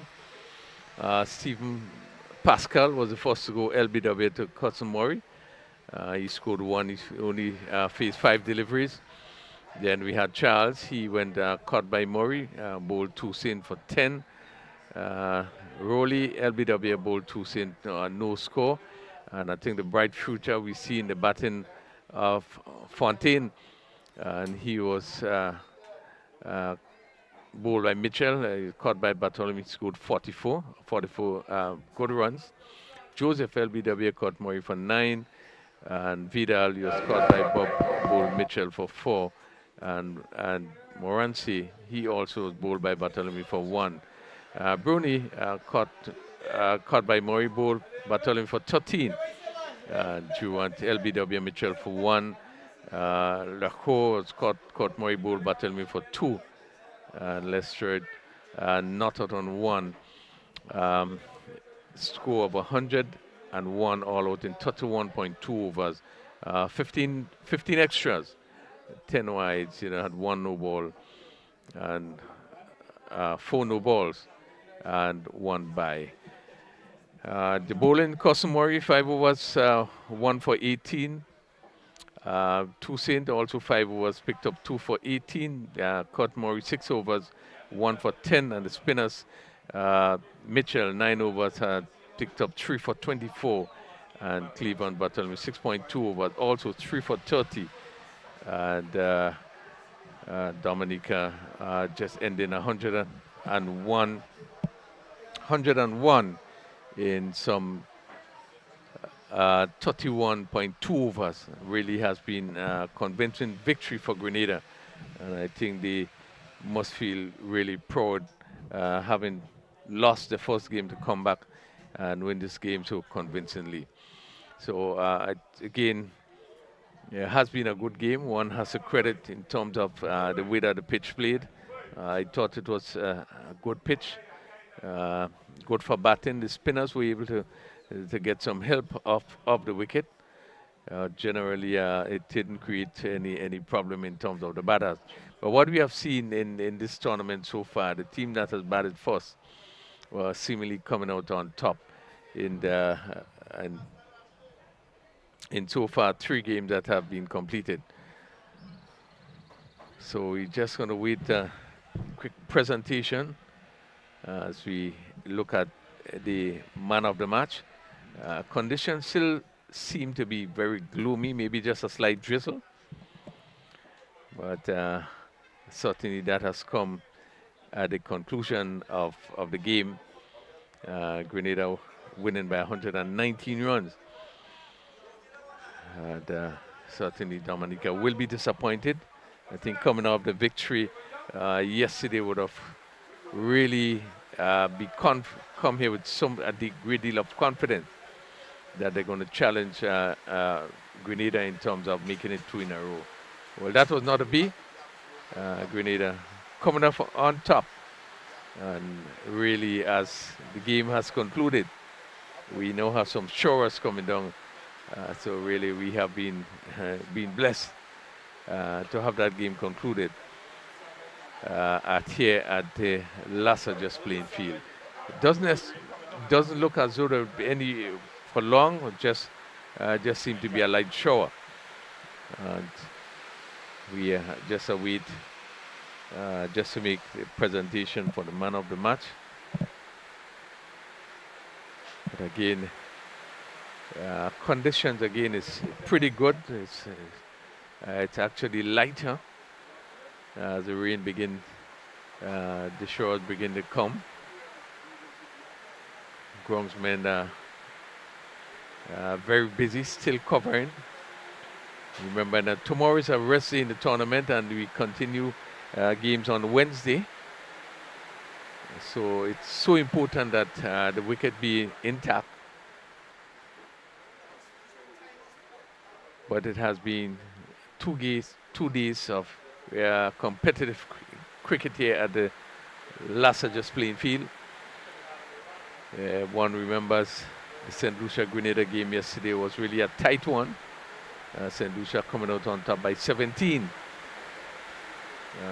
Certainly as this tournament go further, we expect that really will become really competitive coming down to the end. There are 2 games going to be played on Wednesday, 2 on Thursday, rest on Friday, and we'll have the final round of games Saturday and Sunday. So we certainly will invite you. Thank you for being with us today because of the weather.